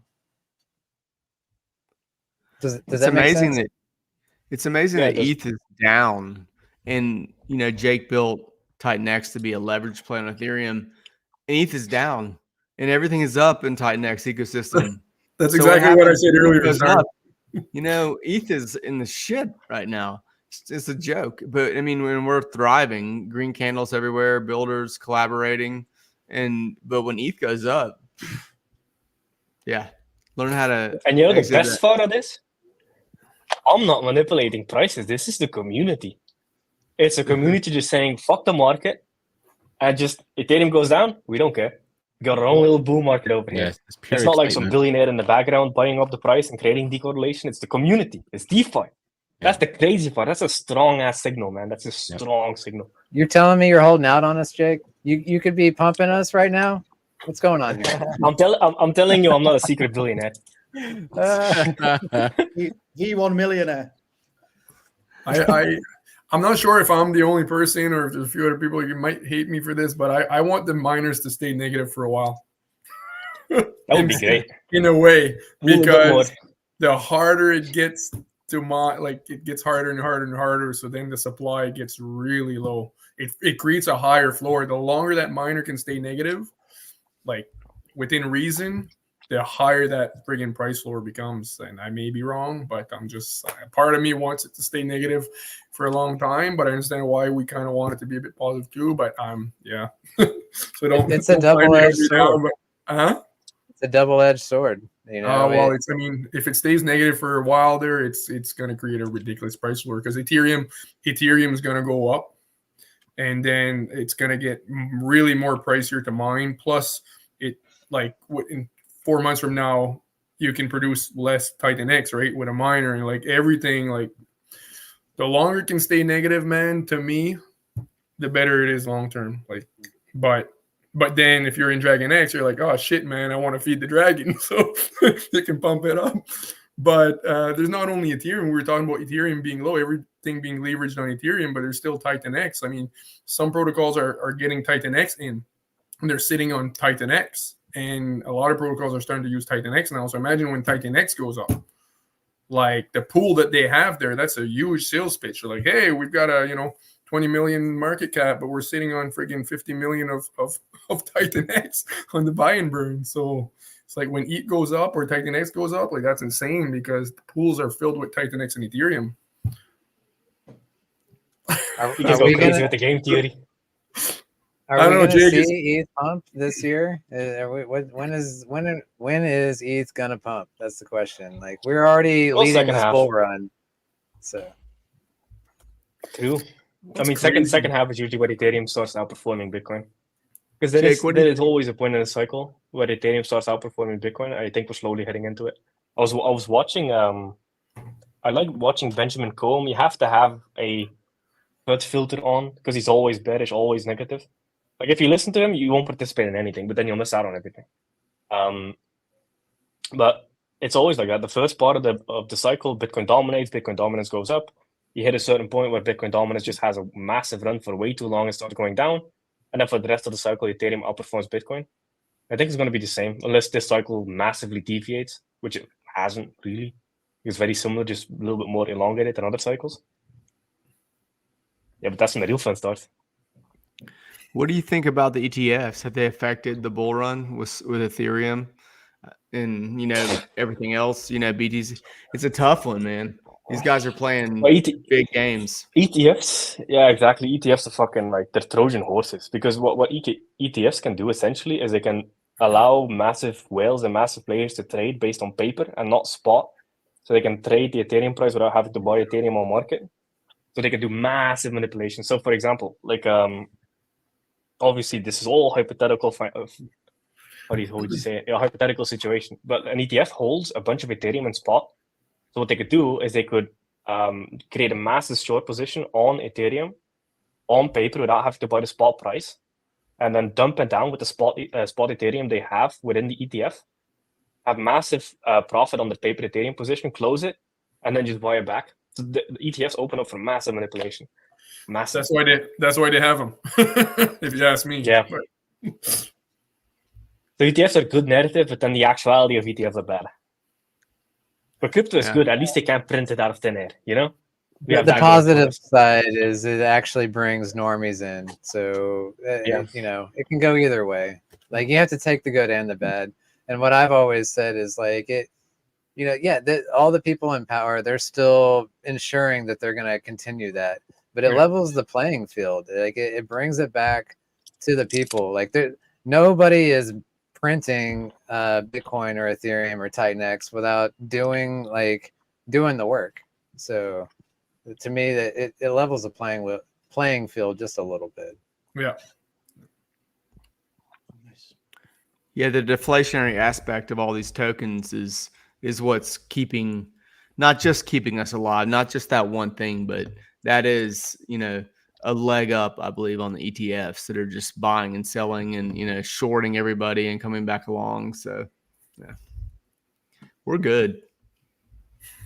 Yeah, and then that's another thing when it comes to like supply and demand. There's two sides of it. Like TitanX is still inflating yet it's going up. So like as long as demand outpaces supply, like Solana, $50 million a day of inflation, doesn't care. Like as long as demand keeps up, like supply is actually like the, how would you say it? It's not a leading factor. It's like it lags. Like it doesn't actually matter as long as the demand keeps going up, which is green circles marketing, pushing on Twitter. I like Twitter the most. Pushing on YouTube, doing streams, building community. As long as demand goes up, inflation actually does not matter at all. Like zero. Nice. Can't wait for December. Holy fuck. December, January. Holy shit. I'm so curious. I'm so curious. Yeah, I'm so curious when the supply drops like 5,000 to 10,000 times per day. That's what it is. Literally, I calculated. Goes from 500 billion to 50 million, or 500 million. Even November seems bullish to me. Am I too bullish? bullish? Oh, definitely. No. Like it's non-financial advice. No predictions. Hey Jake, so without obviously like general market will bring in new users to TitanX. Green candles, best marketing you've got. But is there anything like, Eric's going on a lot about, right, we need more users. We've got all these protocols. We need more users. Apart from what we're already doing as a community and growing that and just pushing that, what do you think? Is there anything more that we can do as a community to bring in new users? I think it's doing the same, doing it more, and doing it better. That's basically it. Because I love watching Alex Hermosi and just applying all of his business ideas to crypto. Yeah. And he talks about this a lot. So with his company Gym Launch, just saw how absolutely insane this dude is. He started Gym Launch and he scaled it to 3 million a month in under 7 months. Profit. So, and the dude had a massive saying, it's more and better is better than new and different. So basically what he says is like for Gym Launch, they were running ads very profitably, like a 1 to 15 ROAS. So for every $1 they spend, they would make 15 in net profit within a 2-week cashback period. So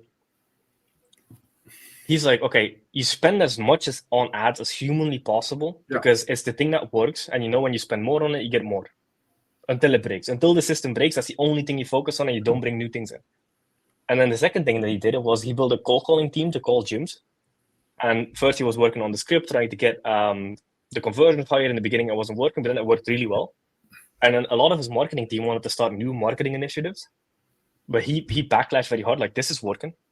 We need to do more. And he's like, oh, cold calling isn't scalable because you need people and stuff. Like, are people scalable? Can we hire more people? Yes. Okay, then put more people in. Scale the systems. And then he built his cold calling team up to, like, I think 30 or 50 people. And that was bringing in an extra 1.2 million a month. So it's just doing more and better. Like, can we scale users? Yes. Can we scale number of tweets per user? Yes. Can we scale the engagement on the number of tweets? Like, for example, people can post a comment under a tweet and then quote tweet the tweet and post a comment as a caption as well. You're making a comment anyway, just quote tweet with the same comment. Then you have 2 user interactions per user. So it's just doing Twitter marketing, doing it more and doing it better and doing it more aggressively for longer periods of time. That's basically how you do it. We have a working formula. We just need to execute aggressive. Nice. What's crazy too, Jake, is if the price doubles because of a marketing effort we're doing, let's say the market cap triples, that's $300 million of value that the community gets.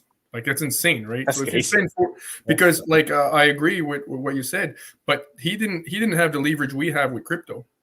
Like, if our market cap goes up 200%, man, that's $300 million. If we do something that costs $50,000 and you get double the market cap, you just turn $50,000 into 150 million or 300 million. And then they talk, and then so that's why I'm like, I'm being careful what I say here. But let's just say if there's I think you understand what I mean. If we find something that's very cost effective, we have to scale the shit out of it, because you take the money again after. I mean, let's just say let's say $40,000 marketing potentially increases the awareness, and the market cap in 1 month later is double. Let's say that's $150 million. So you have unlimited marketing power. Your budget is just insane, right? So yeah, I agree with you. Anything that's very, very powerful and effective, we need to scale the shit out of, like, as much as we can. And as long as the grassroots and mainly managed by the community is sufficiently decentralized, so it doesn't add an attack angle. It's nice. I like it. So are we saying bring back the marketing wallet? No, but because I think we can do something outside that without officially having a marketing wallet. Maybe, I don't know. we'll talk, Jake, if you want. That's okay. $50 a month for StreamYard is my marketing wallet. Nice. Guys, we got 3,400 people live right now across all platforms, like 7 or 8 people hooked up. Everybody. That's pretty solid. Epic, And we're going on 3 hours and in less than 45 seconds right now. Nice. It's pretty epic, And we're what? How old? I mean, what? TitanX, Jake. What day are we on right now? Ooh. I know, day right? 319 on the spot. I mean, crazy. Grassroots. That's your grassroots, Good shit. Everybody. Exactly. Everybody's and it's not like contributing, it's not like when TitanX is big and we hit the top of the adoption curve, there's still massive opportunity because I said this before, and it's like the way you make an old thing new is by building a new thing on top of the old thing. So we'll always have new things and new opportunities within the ecosystem that keeps it sticky and active.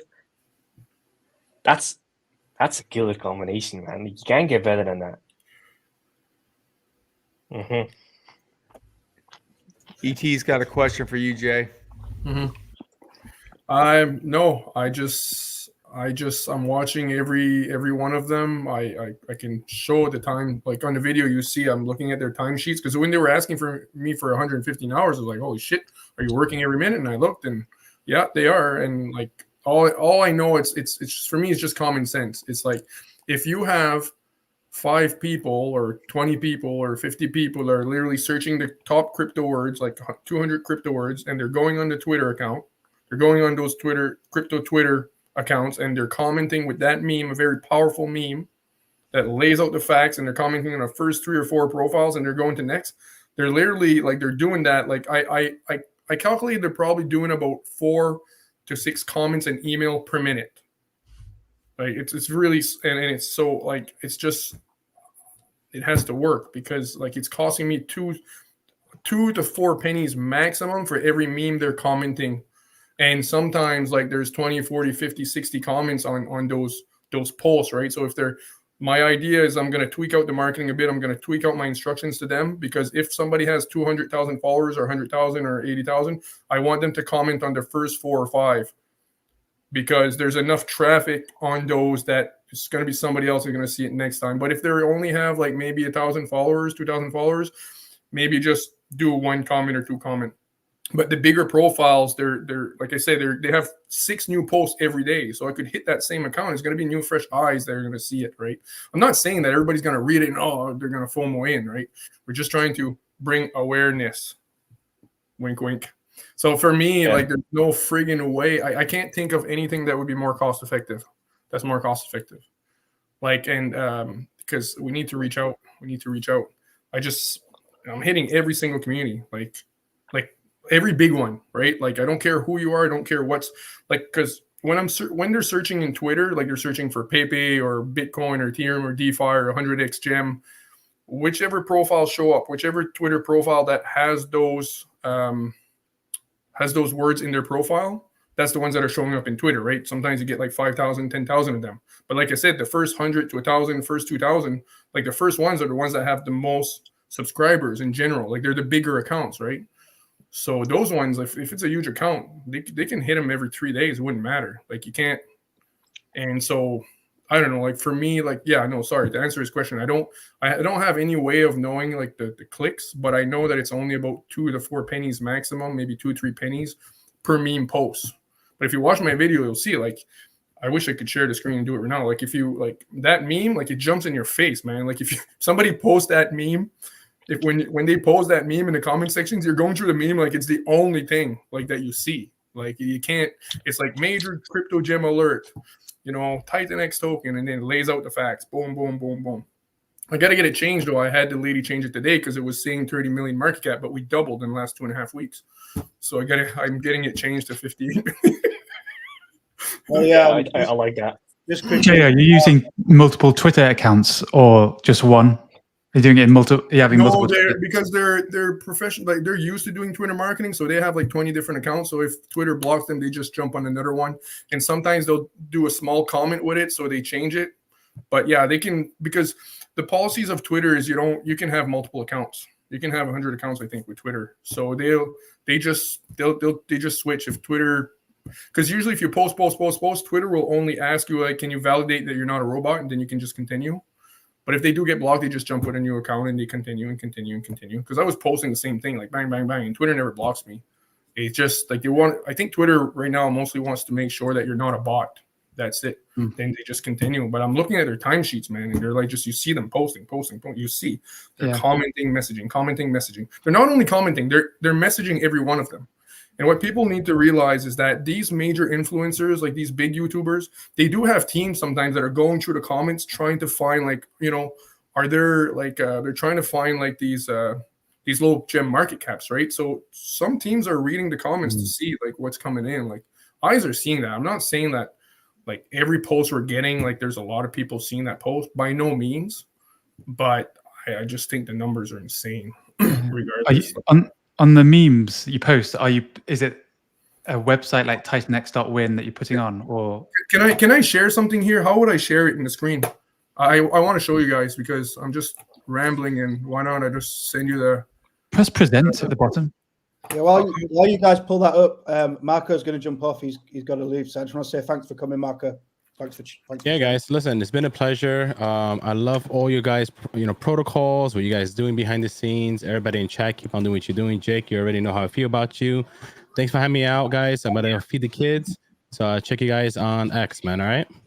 Marco, by the way, that live stream you did where your wife was crawling in the background. Oh, hilarious. I was laughing so hard. Oh my God.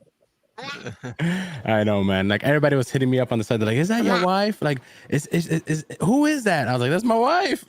She didn't realize that she was on camera. It's so funny, man. She's hilarious, man. Thanks for coming, bro. Pleasure, man. Anytime. You already know, guys. I really appreciate this. Guys, have a great one, all right? All right, and watch that debate, man. It should be good. That's gonna be rowdy. You want to say? I gotta hop off too. Thanks, everyone. Kevin, we'll share your stuff, bro. We'll share your giveaways. Awesome.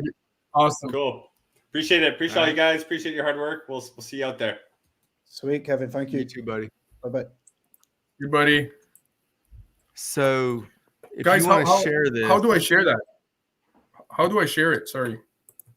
Well, what I would do is bring up a tab on your browser and move it away if you can, and so you can see yourself still in this stream, and then hit present.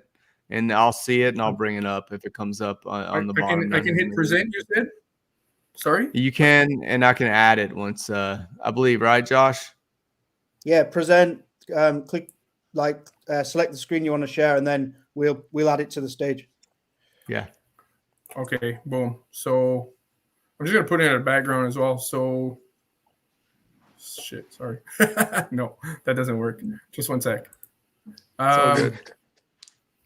Sorry, you said let me. Sorry, I've got it. I've actually got it. If you want me to pull it up. Yeah. Please. It's the meme. It's major crypto gem alert green with the fire and whatever. If you can just share it, so at least people will know what I mean when I say that it's in your face. It's fucking. And that was the background. Yeah. Okay, there we go. Yeah, can you make it bigger somehow? No, actually, I don't think so. Or maybe you can do Command Plus. Are you on Mac? You can just zoom in. And actually, I'm not sure if it will follow. Oh, there you go. Yeah, it's not really a meme. I would call it like a Yeah, what do you call that? Explain it. Okay. Just bullet point explain it. Yeah, okay. I like it. I saw it on my feed, and even I was like, "Oh, this is interesting." Let me click on it. It works.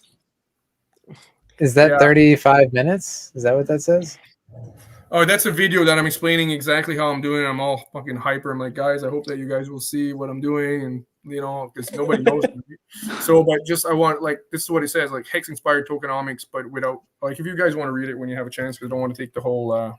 But these points that I laid out there is I think is really convincing. Somebody reads that, I think they're like, okay, I think not everyone, of course, but I think So is it okay if I read them real quick or? Go ahead, man. Yeah. So Hex inspired tokenomics, but without the inflation, like Hex on steroids. In 2021, Hex did a 10,000x. I just want to throw them in their face. I throw that in their face right away, right? TitanX ranked top 20 on Ethereum. Now it's been like top 10 for like God knows how many times.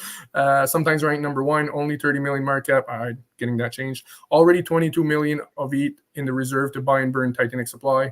Going hyper deflationary soon. See the proof. And then over 22 protocols being built on top of TitanX with one mission, burn TitanX supply.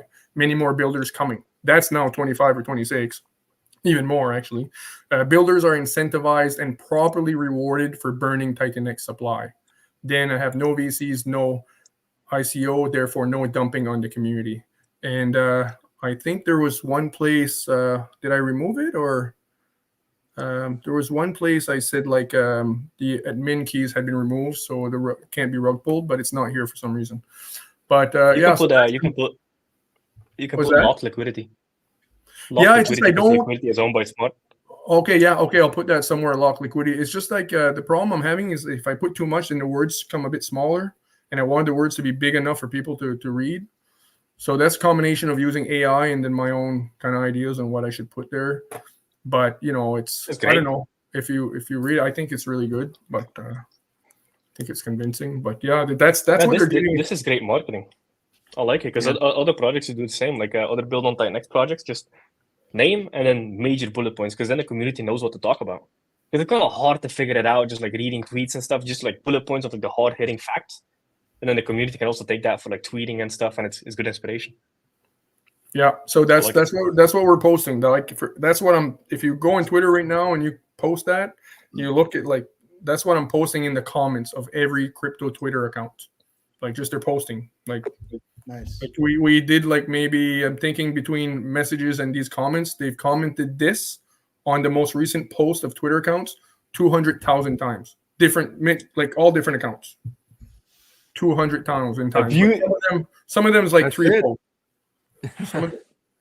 The beauty of decentralized communities. God damn it! This is so cool. Hey Jay, if you can DM me this actual file, the actual graphic, DM me on the Telegram as a file, and I'll start sharing this out and put it in some of the groups and whatnot. So yeah, the video you mean, or no, the actual infographic, like the like the PDF file or whatever it is that you've made. Oh, this thing here. Yeah. We had, it was splattered all over the place about 2 weeks ago. People stopped sharing it, but I still have my freelancers going crazy with it. But yeah, they've been doing this for almost 3 weeks now. We're going on 2.5 weeks. They started about 3 days before the price started going up. Nice coincidence. Nice. Just saying. Maybe. No, everybody's doing everything, but I think this had some kind of effect. Not financial advice, no guarantees. We're just trying to bring awareness. It's just a coincidence, maybe. Also, what I'll do to get some eyes on this video here is when we finish this stream, once everyone drops off, I'll just play this. I'll play this video and run it through the end of the stream, and then we can share it everywhere, and then it's here forever. Then it's on the Blaze Crypto YouTube forever, and it's never going anywhere. So. Yeah, nice. Yeah, so basically there's a video in the chat, to clarify, then I'll stop. There's a YouTube video showing everything I'm doing, how I'm doing it. It's about 30 minutes long.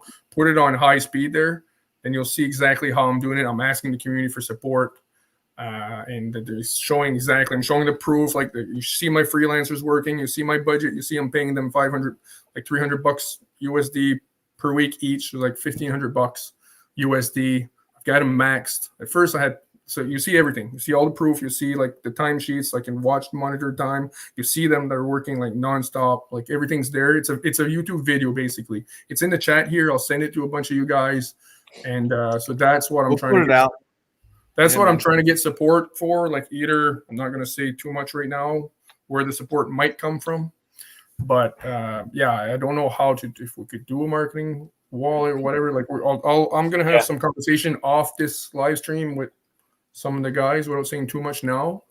Maybe if that's okay. Do you think that's the best method, Jake, to talk with? I mean, if you want to make it legally protected, it needs to be some kind of decentralized community. How do you say it? Decentralized community funded. So, Jake, with that said, so there might be a way.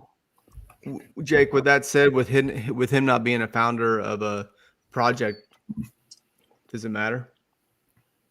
It matters if the founder is directly paying for services to do a certain activity that might impact the price. That's where it gets legally gray. So if it's decentralized, community ran, maybe I could vouch for the marketing wallet for something like this, because this is I like it. This is good marketing. So maybe people that aren't founders throw in, right?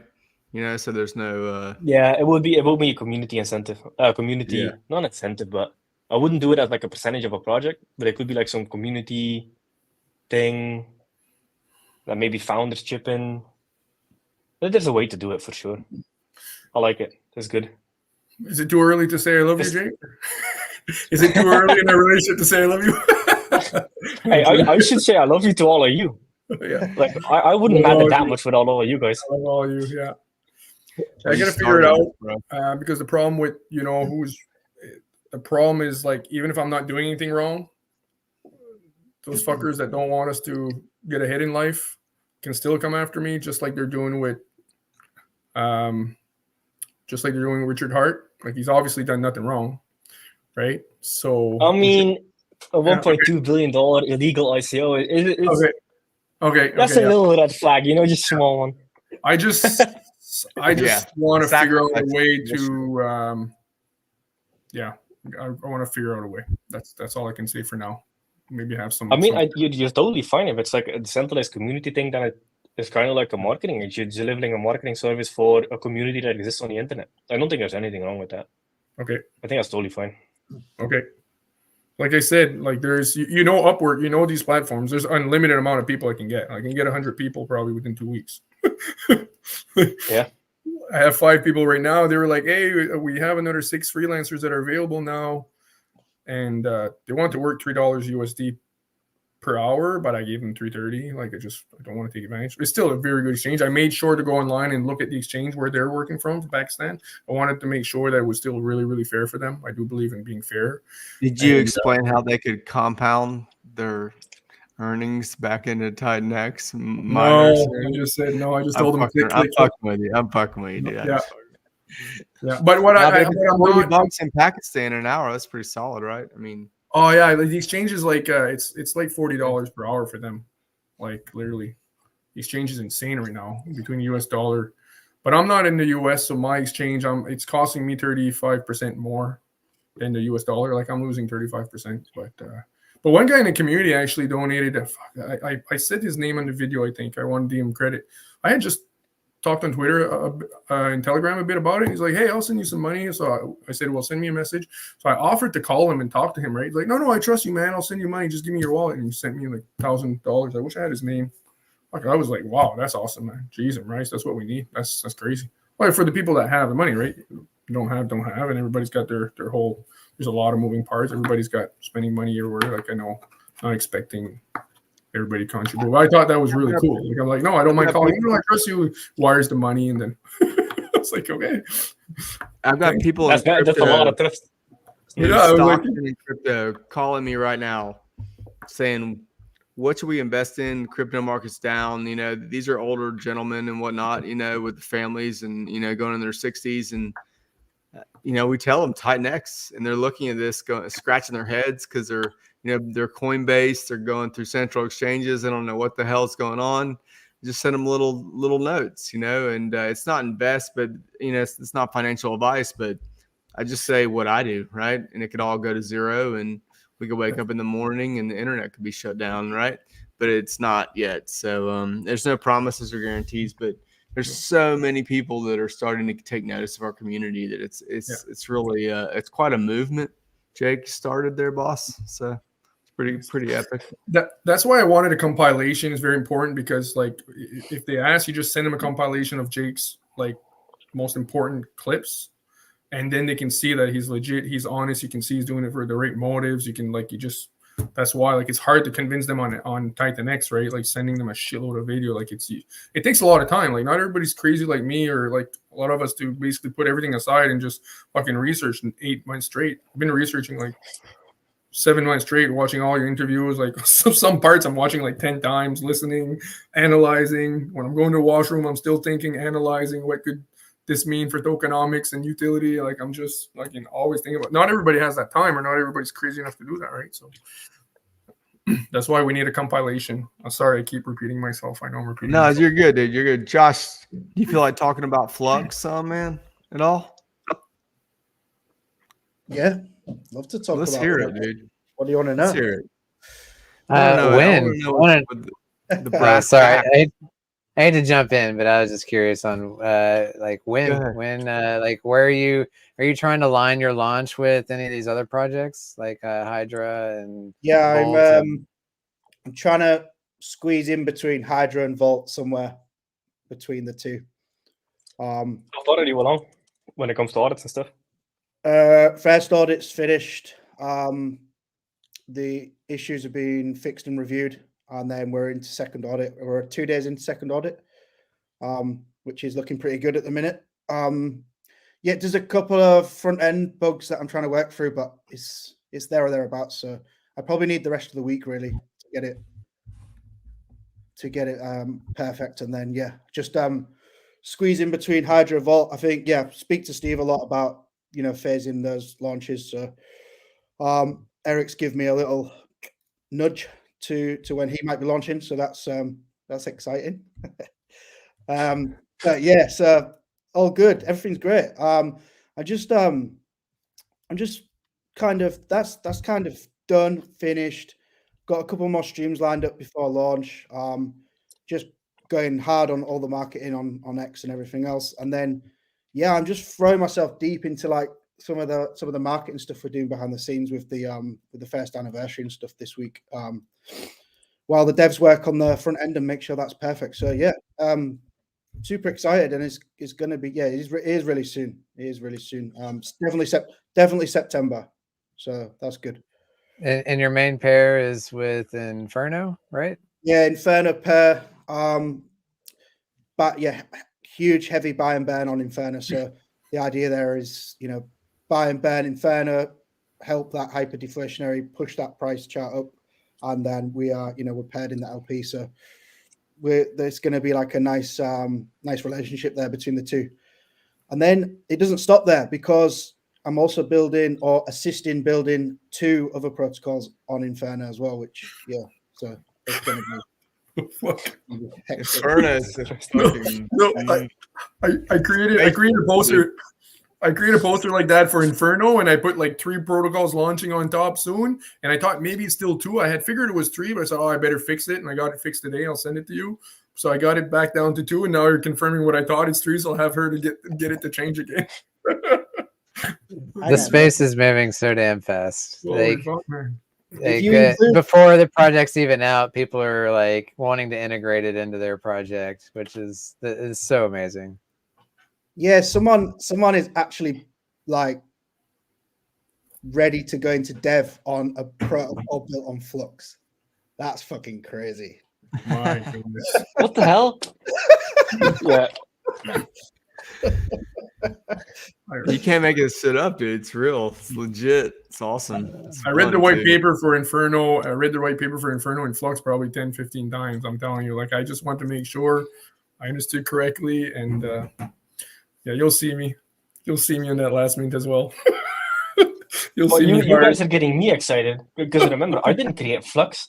I need to get my own damn supply. So you're making me FOMO, and goddammit. I'm starting to think the question is like not how many projects are going to be out. Oh shit, am I good? You not hear me? Yeah. You're good. You're back. Oh, immaculate vibes. I think you're muted now. You have to just unmute. Your audio is fine. Okay, my bad. I'm curious, like, how many layers are there going to be? Like, so with Flux, you've got TitanX layer 1, Inferno layer 2, Flux layer 3. We got another project building on Flux for a layer 4. Like, are we gonna have layer 5, layer 6 protocols like coming soon? Like, actually, I think it's diminishing returns here. Like, for example, I think there's a very, very strong case to be made to make your pair a hyperinflationary token like DragonX or Inferno. So instead of building on Flux, I would actually prefer building on Inferno, because then you drag up Flux with it anyway, because it's its pricing pair. I like that a lot. Yeah, yeah. So many ways to do it. So many ways. Yeah. Can we answer this question? You shouldn't know anything. Well, just get out of crypto. Yeah. No, I No financial advice here. no financial advice. No. I was just showing it. Right. My personal opinions. Am I allowed to say that they're a bad sport, or which one I'm going more, or rather me not say anything? You can say whatever you You're want. a community member. Yeah. Yeah. My personal no, but I don't want to. My personal opinion. I think I'm gonna go harder in Inferno. Cool. Yeah, it seems like I mean, a lot of people, like Jake was saying, a lot of people are liking the deflationary tokens, cap supply deflationary. I feel like that's like the current phase of TitanX, that everybody wants to be attracted to. And Element 280 is no different. We're doing the same thing: cap supply, deflationary, all the burns, all that good stuff. I have a question for Element 280. Is that also going to be a TitanX Element 280 pair, or only third layer? Yeah, Okay. absolutely, 100%. Yeah, we can't ignore TitanX itself for sure. Just a small thing to ignore. Yeah. When Volt, I want to add. I'm going harder in Inferno because of Flux. Don't get me wrong. Because of Flux, and because of the other protocols, right? It's not that I don't believe in Flux. It's just There's many secrets that will be revealed. Yeah. For the bull. Wait, so what's the main pair for Volt again? It's TitanX. Okay. It's Volt TitanX, but I have this liquidity bonding with all TitanX tokens.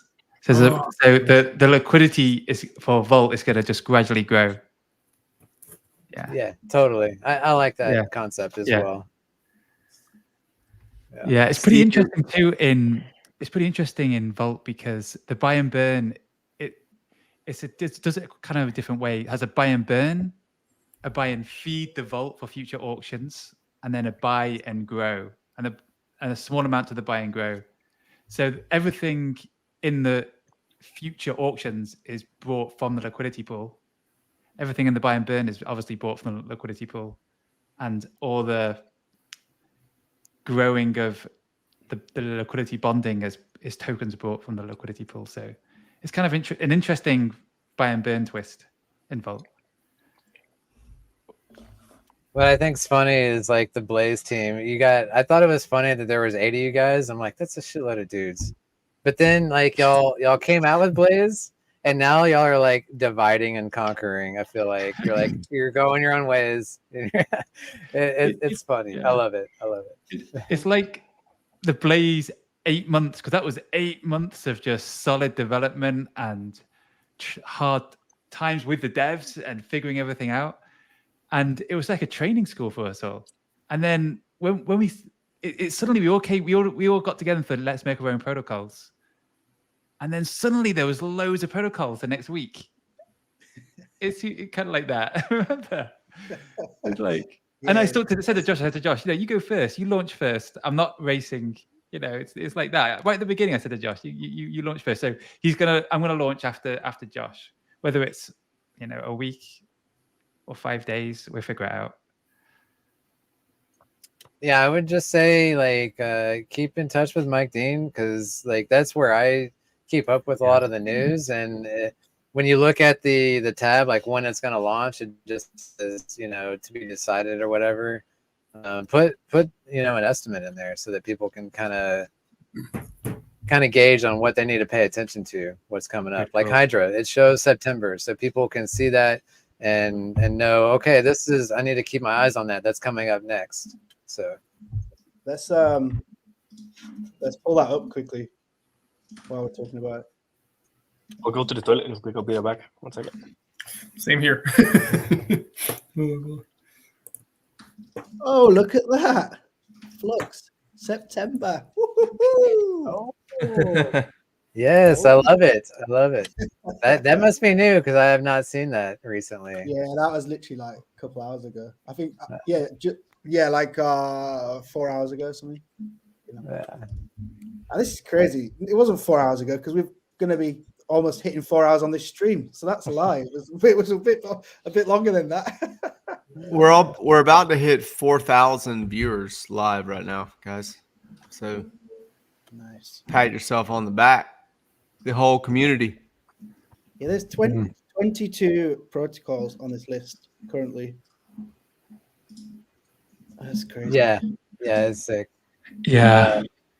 And there It's is going- at Yeah, go ahead. least maybe 8 on here, or that 8 that I have heard rumblings of, or I know are actually being built that are not on here. So that's crazy. That's 30 protocols. Yeah. Proof of Sleep just said a 60K buy just came in. What protocol? Oh yeah. TitanX. Not Nice. too shabby. Yeah. Let's hope it's not an MEV bot. Let's see. Fucking hell, right? It looks like a user. Nice. Nice. Cool. These streams are going to be so cool to look back on in like 5 years. Oh, I remember that time. It's going to be cool. Yeah. I hope so. You know, I believe that. I believe that with all my heart, for sure. Like, what is the TitanX hub going to look like, you know, in the next few months? It'll look like But Dean is going to have to CoinMarketCap. come up with some innovation to just lift everything and have stats. He has a lot of work to do on TitanX hub if this keeps growing. God damn.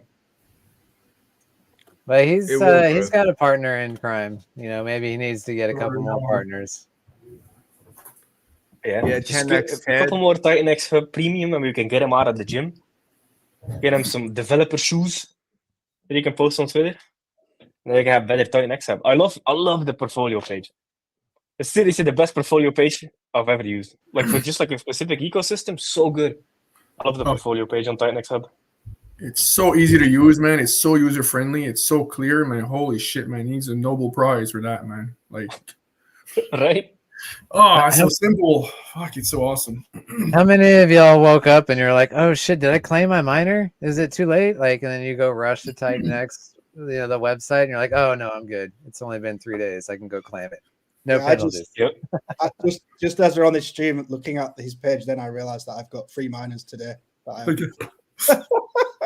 I've got them on Saturday coming out. Like final ones, dude. Out of like I don't even know how many. This is ridiculous. Insane. I don't think I have any more miners.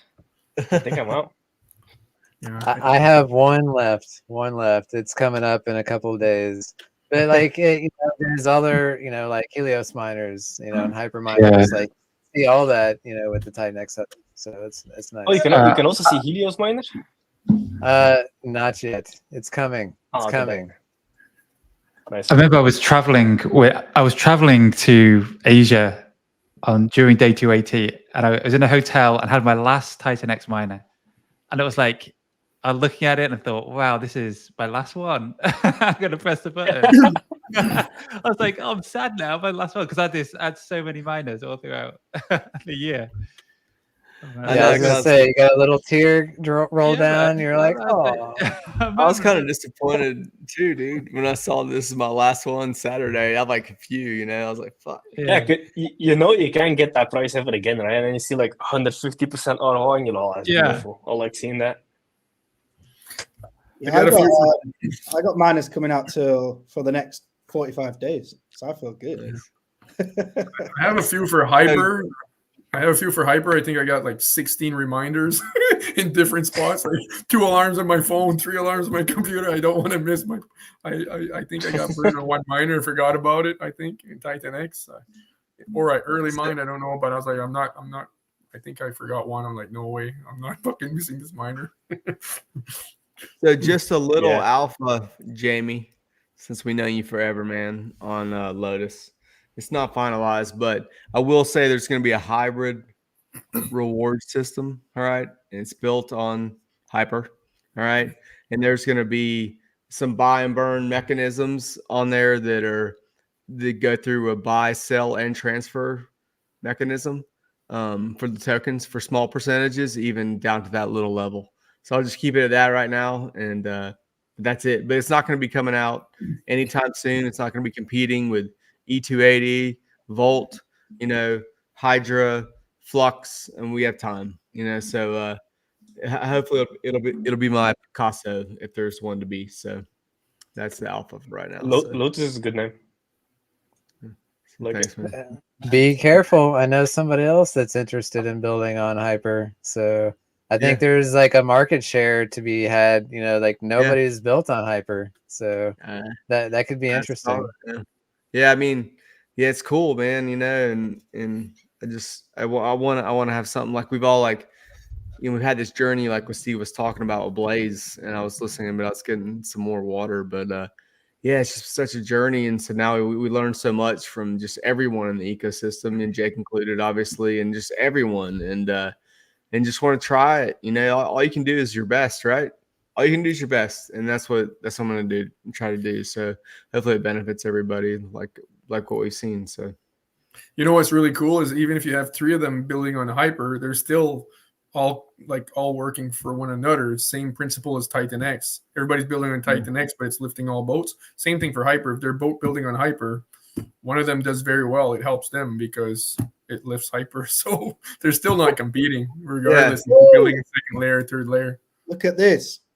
Yeah, I saw his message come in, man. Yeah, that's really nice. Appreciate Solid that. Dude. That's awesome. Yeah, that's really cool. Hadn't seen ET out in a while in the public spaces, but yeah, man. Yeah, he just messaged me on Twitter there. He asked me for the address. ET, you're a legend. I've been looking for his Twitter profile and really I couldn't find it. Me and Ali were both looking for it independently. But is it ET still on Twitter? Yeah. No, sorry, it's on Telegram that he. Sorry, it's a Telegram that he messaged in the TitanX market community. Where did he do that? Sorry. ET, are you gonna fire back up the Twitter, buddy?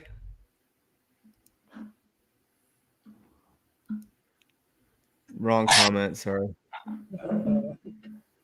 It's been 4 hours. That's the definition of working for your bags right there.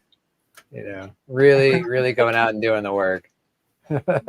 I gotta. Everybody's asking about the video. I need to post it. I didn't even post it in the chats here. In the Telegram, in the Telegram group. Yeah, I need to, because now's the time. Swing it over. Now's the time. Yeah, here you guys. Yeah, come back to X, man. Come back. You want to know the funny part? People on Twitter were screaming. Some people from another community were screaming, "Oh yeah, TitanX is a local top." What local top? Lol. Yeah. How long does it take for them to realize they're wrong? It'll be too late, maybe? I don't know. Maybe they have a chance. There's still a little bit of inflation coming out, but after that, it's up to God, basically. I mean, Mo's stream you're talking about, you saw the other day, Jake, I mean, when he was going through the charts, I mean, forget about it. He's just going through every single one, it's like, where is that in crypto right now? Nowhere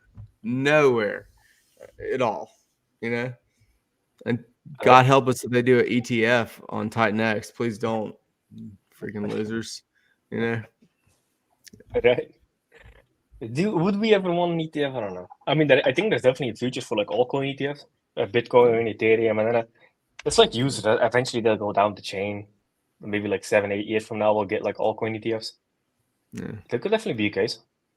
I mean, it brings in the normies, like dude said, and we need that. We need, it's everybody. They need access, easier access, and understanding cold storage and everything else. So I'm cool with it, but it's the elitists, right? Those are the ones that are going to play with the money. So not the little guys. People aren't ready to be their own banks. That whole mentality that they're not ready for it. We need better UIs. MetaMask is not doing it. I've converted to Ravi and it's a little better, but there's still so much to learn about being your own bank. You can't just lose your password and then have somebody text you a new code and then you get it all figured out. Your seed phrase is very important, and I don't think people really understand that concept right now. Yeah, I remember when I first got into crypto, it was like the all the rage was not your keys, not your coins. And when you first when you're playing around with like 1,000, 2,000, 3,000, like okay, seed words, like seed words don't matter. But then once you go into bigger amounts, you're like, oh, wait, what the hell? Do I even know what the hell my seed word is? And then you're like, oh fuck, I should take this serious. What if I lose it? So when and that's the thing, because people set up wallets that are initially small and then they grow very big, and then they don't have the security set up on that wallet. So I'm actually like, if you're working with older wallets, create new wallets, do the whole security setup, and just operate on that new wallet, because you never know where the old wallet was. It could just be like some old contract that you've approved some coins on that all of a sudden gets hacked from like 6 years ago, and now I have access to all of your coins from like a contract approval that happened 6 years ago. It's like migrating over to a new wallet that is very clean, that you have a good security setup on, is a highly recommend, because you never know. Like a 10,000 in crypto now can be small, but that could be millions. Like if you think like 10 years from now and you're still operating on the same wallet, a dangerous game, dangerous. Trezor, they just put out Trezor 5, and they have a pretty sick little like punch metal thing. Have y'all seen that thing they have, that roll device or whatever? That's pretty dope, for seed phrases or whatever. So I don't know. I like their Shamir backup, because you can like basically split your seed phrase. If you split your seed phrase yourself, there's security risks. But with Shamir, they eliminate a lot of that, where you can basically create a multi-sig seed phrase where you can have like 9 seed phrases and you need 6 of those 9 to recover your wallet. I think that's super awesome. And also for all of your passwords on all of your accounts, you should definitely have randomly generated passwords for each account. That's like minimum. Use a password manager or whatever, because everybody has old accounts and like old passwords everywhere. That's like all the same everywhere. Like all my passwords are basically like 32 characters, numbers, special letters, small, big, uppercase, lowercase. Like I couldn't even get my own passwords if I wanted to. So like, using password managers for your accounts in general is great security practice. Yeah. I'm not going to say which one I use for like security reasons, but I was about to just use the big ones. Out there. Yeah. Hey, hardware John. wallets, do it. If you don't have one, get a hardware wallet. But one thing is, do not use LastPass, because they got hacked. Don't use LastPass for your passwords. I'll say 1Password. I use it for my work email, work stuff, right? That's just what I'll say for that, So, but 1Password, they've got good tips if you go to their YouTube videos on how to create your own passwords too. Some really good stuff, just for not crypto necessarily, but just for work emails, right? Some good pointers on there. The security you need for your work password, nobody cares. But your own I was bank, that was my sarcastic. Yeah, that was my sarcastic. NFA right there. For me, what I recommend people doing for the password for keyword phrase, secret phrase, is basically write it on something. And I don't want to go too much in detail, but write it on something that when you look at it, it's a password, but nobody else knows the password is actually on that sheet. So write a story, write whatever, but like where the words are automatically. You know what the rule is when you're looking at that, right? Like write a story. Write a story, and then exactly where they are, because there's a rule. Okay, that every word before this or every word whatever. Don't want to go too much in detail. So even if somebody finds it, they don't even know it's a password. And then you can get military grade USBs, like literally like military grade. Like you need a password to even get into USB. Then you scan it, you put it on that. I don't want to go too much in detail, but create a shitload of backups. Because I'm telling you, like the fucking NSA is not even getting in my crypto wallet. I wasn't gonna be that guy 5 years later trying to figure out my fucking password, and there's 600 million in my wallet. I wasn't gonna be that guy, man. But yeah, like be creative. Or you're digging in the dump trying to get recover your lost hard drive. Yeah, but you can put it. What's crazy? I remember I did so back in, I think it was like 2015 or 2017. You had like these Bitcoin mining websites where you could buy a mining contract. And I remember I spent quite a bit of money on that, but can't find it anywhere. It's probably like fucking like $120,000 sitting somewhere I don't have access to. I was like, Because you kind of just set it up and then you forget about it. You go on with life, and then you're like, oh, crypto's pumping. Oh, I remember I had this thing. Oh, yeah, fuck it. Yeah. Because then it was like, okay, it's only like $1,000. It doesn't matter if I lost it. But now it's like, how much is that again? Yeah. A lot of people that made the most money is the people who forgot about it. Yeah. They couldn't sell. Just don't completely forget. That's the key. You got to forget and then remember, a year or two later. Yeah, exactly. And you always want to split it into multiple pieces and have them stored separately. Like that's a really good security. Because then even if somebody physically attacks you, like, I don't know, like what do you expect me to do? It's not here. Like, you want me to go get it? You want to join? We can visit the police station while we're at it, Yeah. Yeah. Oh shit. Guys, we got like 4,228 viewers, 15 minutes short of 4 hours.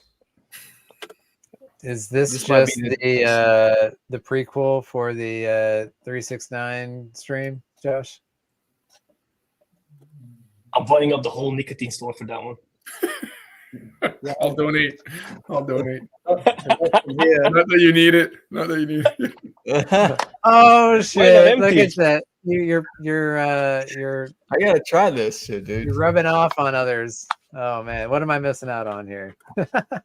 I got to get up in like 3.5 hours. So, yeah. It helps me wake up in the morning when I had 3 hours sleep. Hey, the best breakfast is caffeine and nicotine. Get you going. Yeah, that's it. Breakfast and lunch for me. I used to be super hardcore and only have one meal at the end of the day, and then just do nicotine and caffeine throughout the day. But I don't anymore, especially with my girlfriend. She makes like great meals and stuff. So I'm like, oh, god damn it. But by intermittent fasting, nice knowing you. What? How many hours were you fasting? Like 16. Yeah, 16. Yeah. I know amazing. people that do that. I don't know how you do it. I can't. There's no way I could do that. You have to have very, very protein dense meals. Like if you eat a bunch of protein, you're full for forever. Like 120 grams of protein to 200 grams of protein, and like the meal that you have when you break your fast, you're not hungry at all. Like protein fills you up so much. Yeah, it's amazing for mental clarity. Like if you're going into a massive work block, that's unbeaten. Bunch of coffee, water, and nicotine. Don't overdose on nicotine. Like stick under 10 milligrams a day, especially if you're new to it. But that's amazing. Pure clarity, so good. Mm-hmm. Yeah, food just slows me down. If I have like lunch or something, that's it. Like my brain just stops working all afternoon if I eat at lunch. Yeah, you're ready. You're ready for a nap. I will be soon. I just eat like Greek yogurt, like real Greek yogurt. Non-fat. That's it for lunch. Period. Done till dinner. Yeah, carnivore is amazing. Like just beef, steak, chicken, dairy, honey, maybe like 1 or 2 pieces of fruit. Oh, amazing diet. I love it. I try to do it I'm doing it like 80% now. But when I'm doing it 100%, because now my mental clarity is good. But back when I used to eat whatever, man, like so much brain fog constantly. I totally agree with the meat diet, meat and fat. Mm-hmm. It's really good. Vegetables, bit of a scam they can be. Better off juicing them and just drinking the juice. No, I scamming you. The vegetables scamming you. No, I think if you eat if you only sorry, how would I explain that? Vegetables are like we need vegetables, man. I don't eat a lot of vegetables, but we need vegetables and fruits. We do need, especially vegetables. They're really healthy for us. Really healthy. They help. Yeah, vegetables are healthy, but like the thing when it comes to nutrition, you don't get that much nutrition from vegetables, and you're better off just replacing vegetables with supplements. Because the thing with vegetables is they also I did a lot of research into carnivore, and so the thing with vegetables, they also have defense chemicals built into them. So like plants in general prefer not to be eaten, so they have a bunch of defense chemicals in them that activate. There's the whole rabbit hole you can go down. Yeah. Yeah, just replace vegetables with supplements, and for me it was fine. Had to share that one. Diet stream, baby. Yeah. Can you guys? So I'm not. A few people were asking for the marketing video, but I can't drop it in TitanX Telegrams. I can't drop them in Telegrams because you're not like it automatically blocks them. It deletes them. What's that? Yeah, it blocks URLs, I think. Blocks, like, so I can't drop the YouTube video in there about the marketing I'm doing, and I can't drop it in the stream either because I tried to connect the stream that we're using to YouTube so that I can comment, and I can't join the chat, so I can't drop it here. So I don't know if one of you will drop it. I've just dropped I've dropped your video in the TitanX Telegram just now. Nice, thanks so much, man. No worries. Steve, did you have an alpha announcement that you wanted to? No. Okay. You want to know something funny? I was listening to the stream. I think Marco dropped the most backhanded Steve compliment.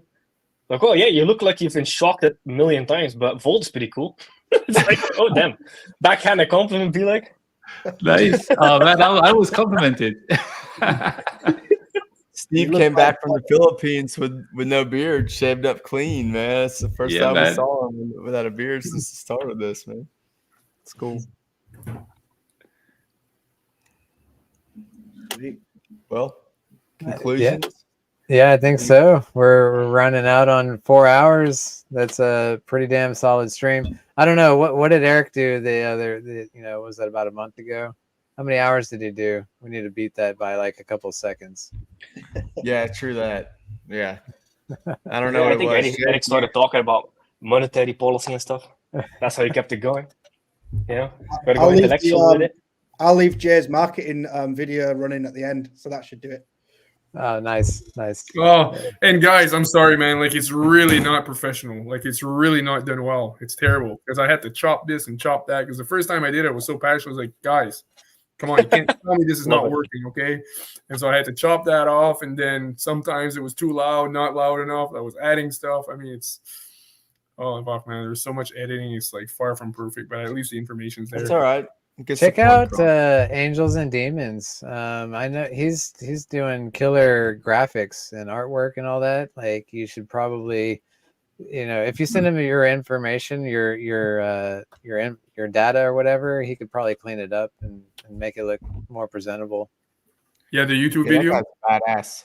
Yeah, it's just one YouTube video explaining what I'm doing, asking community for support. I need whales. Whales are the ones that are going to benefit the most from the marketing. So if they say like, oh, wow, this brings awareness, that's the ones I want to see. But like in the video, I'm like, hey, guys, don't send millions of dollars, okay? Because if you send too much, I'm just going to send it back. Like, don't fucking go crazy. But I don't mind ramping it up to 5,000. Like, just with TitanX, I don't care. I'll ramp it up to 5,000, 10,000 per week. Easily 5,000, no problem. It's about 80,000 to 100,000 posts for every $1,500 USD. Give or take 70,000 to 100,000 comments and messages, direct messages. I know most people, like, I know that a lot of them they're not seeing the message, might go into junk or they don't read them, and that's fine.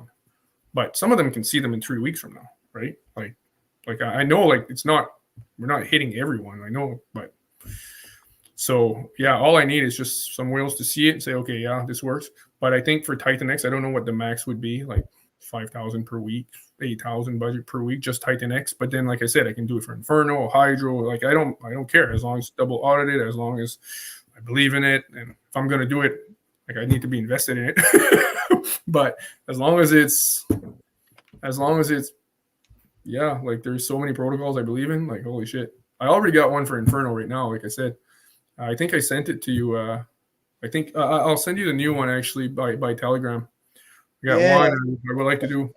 But like I said, I'm not going to mix the wallets, okay, guys, because like some people might donate for TitanX and they're not invested in, let's say, Hydro or like whatever the other protocol. So I can't be using that money. Like, it's like there'll be one wallet for TitanX. If somebody wants me to do one for Inferno, I'll do one for Inferno, but I'm not, because I don't want people to send money for TitanX and then I start using it for Inferno or DragonX or whatever, and then they're not even invested in that protocol, right? Like, so it's just I gotta be fair that way. So I'm gonna be pretty strict on that. But I can do it. Like, I can do it for 5, 6, 10 protocols. There's no limit. Like, Jake knows that. Like, there's no limit to how many freelancers we can do. we can hire, and they will do exactly what we say. Like, holy shit, man, they're so diligent and they work so hard. Like, holy shit. Like, well, that's gonna be good. I'll definitely reach back out to you, Jay, on the Inferno stuff, because I looked over that that infographic that you did. So yeah, let's tweak that and get it set up, and we'll speak about that in the background. Awesome. I think you've been buying more Inferno while we've been streaming, because the 4-hour chart, 4-hour candle is pumping, and we've been on for 4 hours. So I'm assuming that's you. No, I was mining. I mined last week, and then I'm mining this week. Fucking gonna burn. The miners are gonna go full tilt this week. Yeah, I think it's this guy, Mr. Trust. Nice. Nice. We've got one more min cycle. Inferno? Exactly. Yeah. Wait for the min cycle. You'll get a better deal. Yeah, actually, one more it's roughly the same now.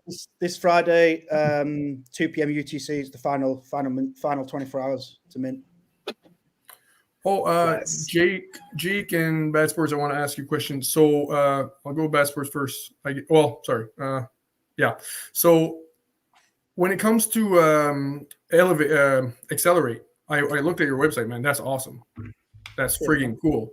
So would there be a way that we could market that? Because I find like a lot of people in the community don't even know, and that's like, when you look at a website, it's hardcore, because it's not like you guys are not just helping build it. You're helping the people building it with the audits, the marketing. You've done it many times. Like, you're really walking them through the whole process.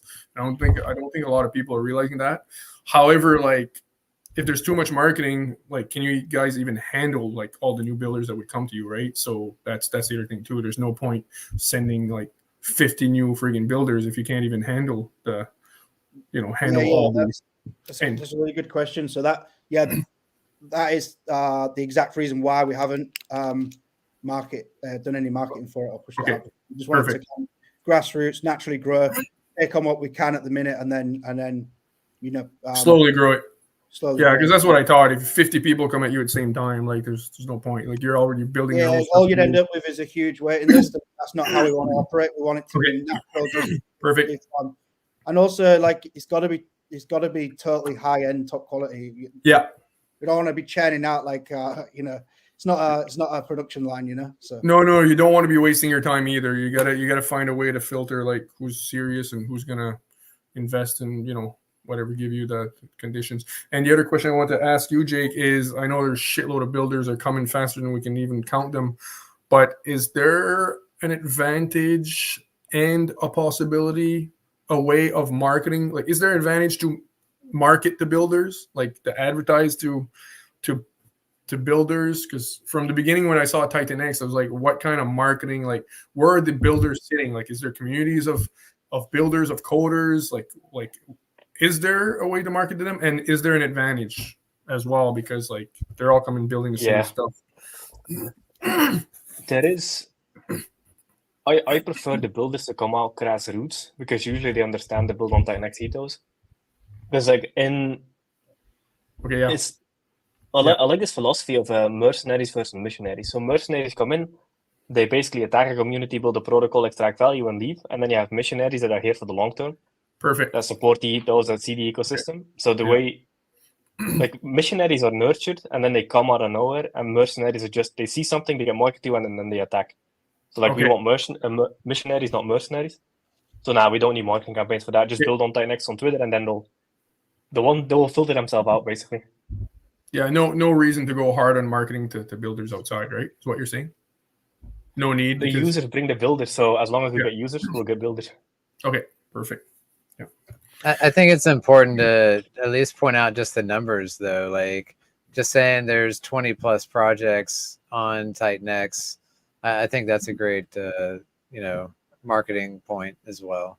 Without going into detail with all the projects, you don't want to overwhelm them with that, but just saying there's 20 built on top of this one token, like they can do the math. Well, the AI had me, when I gave all the information to the AI, one of the comments, one of the facts that laid out on that thing that I showed you guys, it was that like this many builders with one mission burn TitanX. That was the AI that phrased it like that, which I thought was really good. Yeah. With one mission. But I have to change that meme. I call it a meme. What's the right word for it? Sorry. It's a just bullet point template, or just bullet point. USBs. USBs. You could Okay. say. I have to Yeah, update it Angels like almost. Have to update it every 72 hours. Jesus Christ.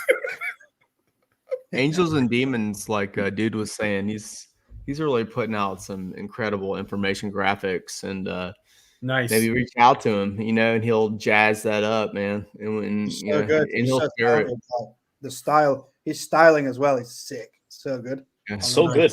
Yeah. I mean, the thing I admire about that dude is you can tell he's not natively English, but he's trying so hard. I fucking love it. I love seeing it. So good. We speak in our Telegram. He makes the odd bit for me. And he's so genuine and humble. He won't take any contribution for anything. He's just like, no, give me an idea. I'm gonna do it. That's it. And everything he types is all through translation software. So yeah, he's doing so well. Brilliant. Wow. That's so cool. Yeah, we need to make sure Kevin's got him on his giveaway. I didn't see all of the accounts that he had people following, but I think that would be a big one to include to encourage, additional marketing. Yeah, and he's in the marketing like task force that Plan A's set up, with Jay and Cheers and me and Mike. So he's in there as well. So that's really cool. We just hit 4 hours right now. Oh man, like I could go for 100 hours, because for me, I've been researching crypto. Like I've been just obsessed for 7 years, but I never got on chats. I never did YouTube videos, because I was like, okay, like I can either work a bit, make money, continue to invest, or I can start doing YouTube videos, and it'll take me forever.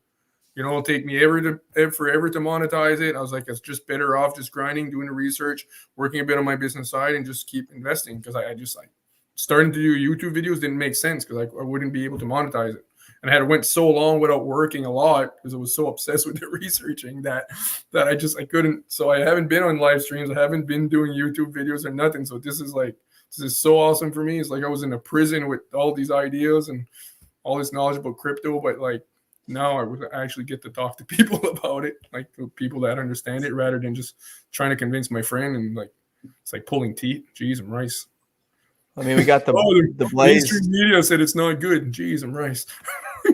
Weekly Blaze is like more of a Titan X cable channel at this point. I mean, it was cool. When we started this, we brought on all kinds of people, right? Outside of the ecosystem, and just to develop a channel and to talk about us, obviously. But now I'm seeing some of the guys we brought on they're minting. They're mining Titan X, they're mining Hyper, they're buying Blaze. It's crazy. So it's really had, it's been great. It's been interesting, and Allie's done a great job as a host, and we all pitch in. Tonight Bad Sports stepped up, Mo jumped in, Jake showed up, dude's here, Steve. I thought I was just gonna be in the cut hiding out, but Josh dragged me in, so I was like, all right, I'm coming in, dude. I wanted. If I'm getting dragged in, everybody's getting dragged in. Yeah, I'll come in. I mean, I love being in it. It was cool. It's a real shame that Ali couldn't make it, actually. I hope everything's good with him. Yeah. I really wanted to meet him. Wow. Yeah. Because I like his hyperness. Like, let's go, guys. I was like, I love that. My buddy Sue's like, he's like, Yeah, he brings the energy. Absolutely. Awesome. And his accent too. I like it. But like I was the first comment I made up here is like the thumbnail you guys have with his face on the Inferno Bull. It makes me laugh every time I see it. I love it. It's funny. Yeah, it's great. The Inferno Bull is so memeable. It's amazing. Josh created. Oh, that's great branding. Oh yeah. Yeah, I love it. Epic. Yeah. The possibilities are endless with the bull for memes, for sure. I've seen you like take other people's pictures and put the bull on it. It works. Yeah, I like it. That's so good. So Ali will go off on a mad one and just pull all these random photos to me and send them to me, and then I'll just superimpose the bull on top in like silly positions. Yeah, it's good. That's how I spend my Saturday evenings. It's so funny. It's so late here. This is around the time I would wake up. Oh wow. Oh wow. Okay. Wow. I appreciate you guys staying on, man. Wow. I didn't know that. I mean, that's the thing with crypto. You never know anybody's time zone. It's fucking all over the place. Oh my god. It's 9 p.m. for me. I'm really lucky. Yeah.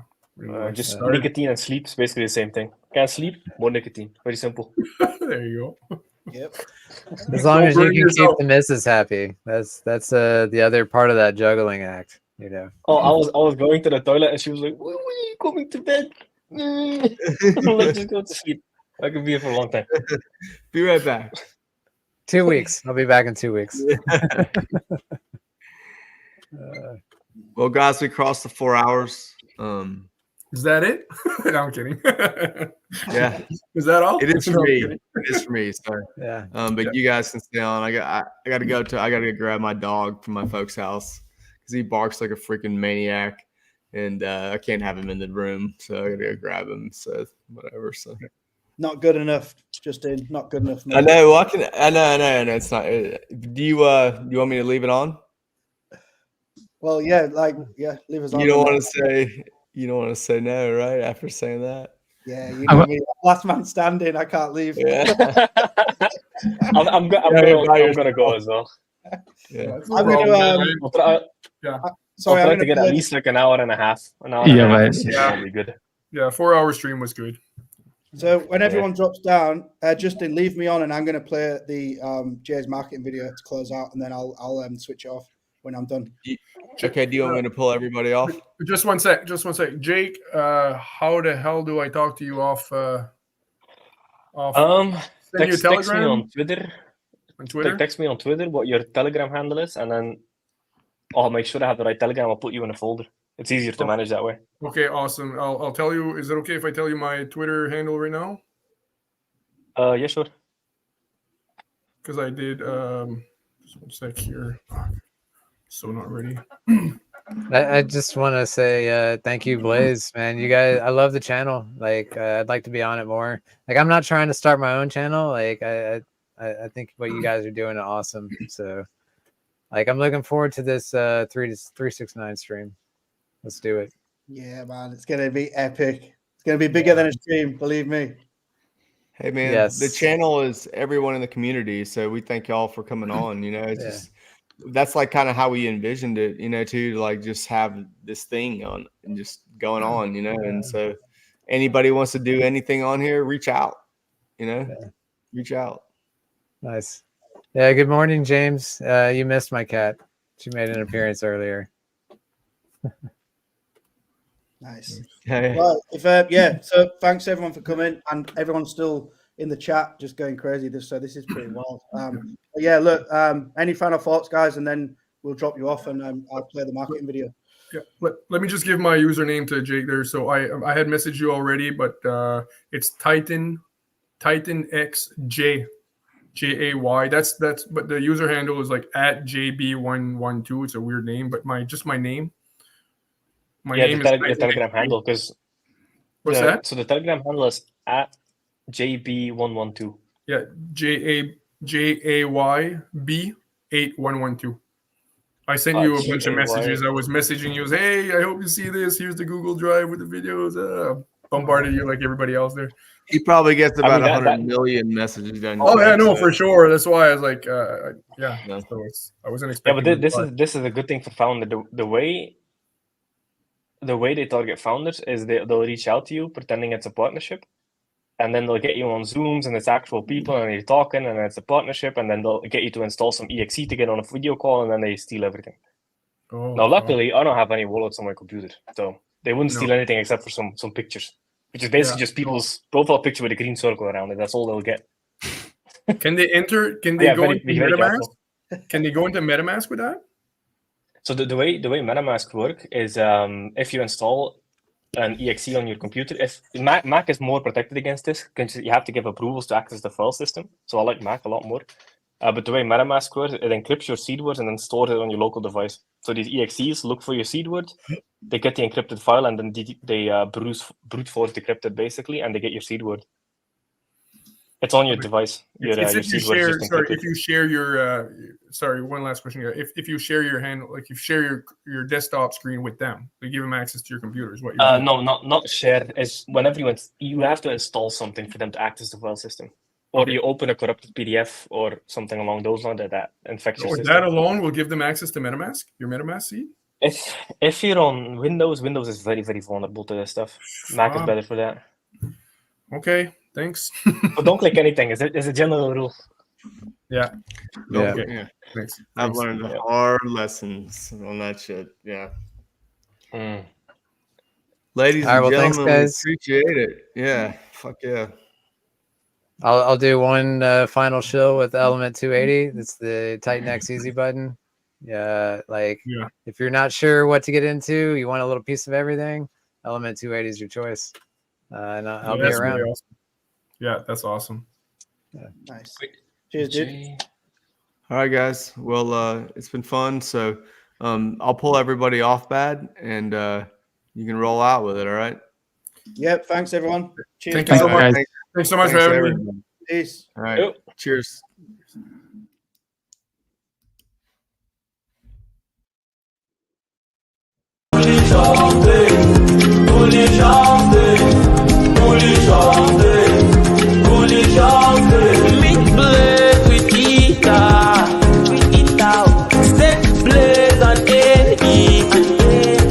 Innovative DeFi project, transparency of some community.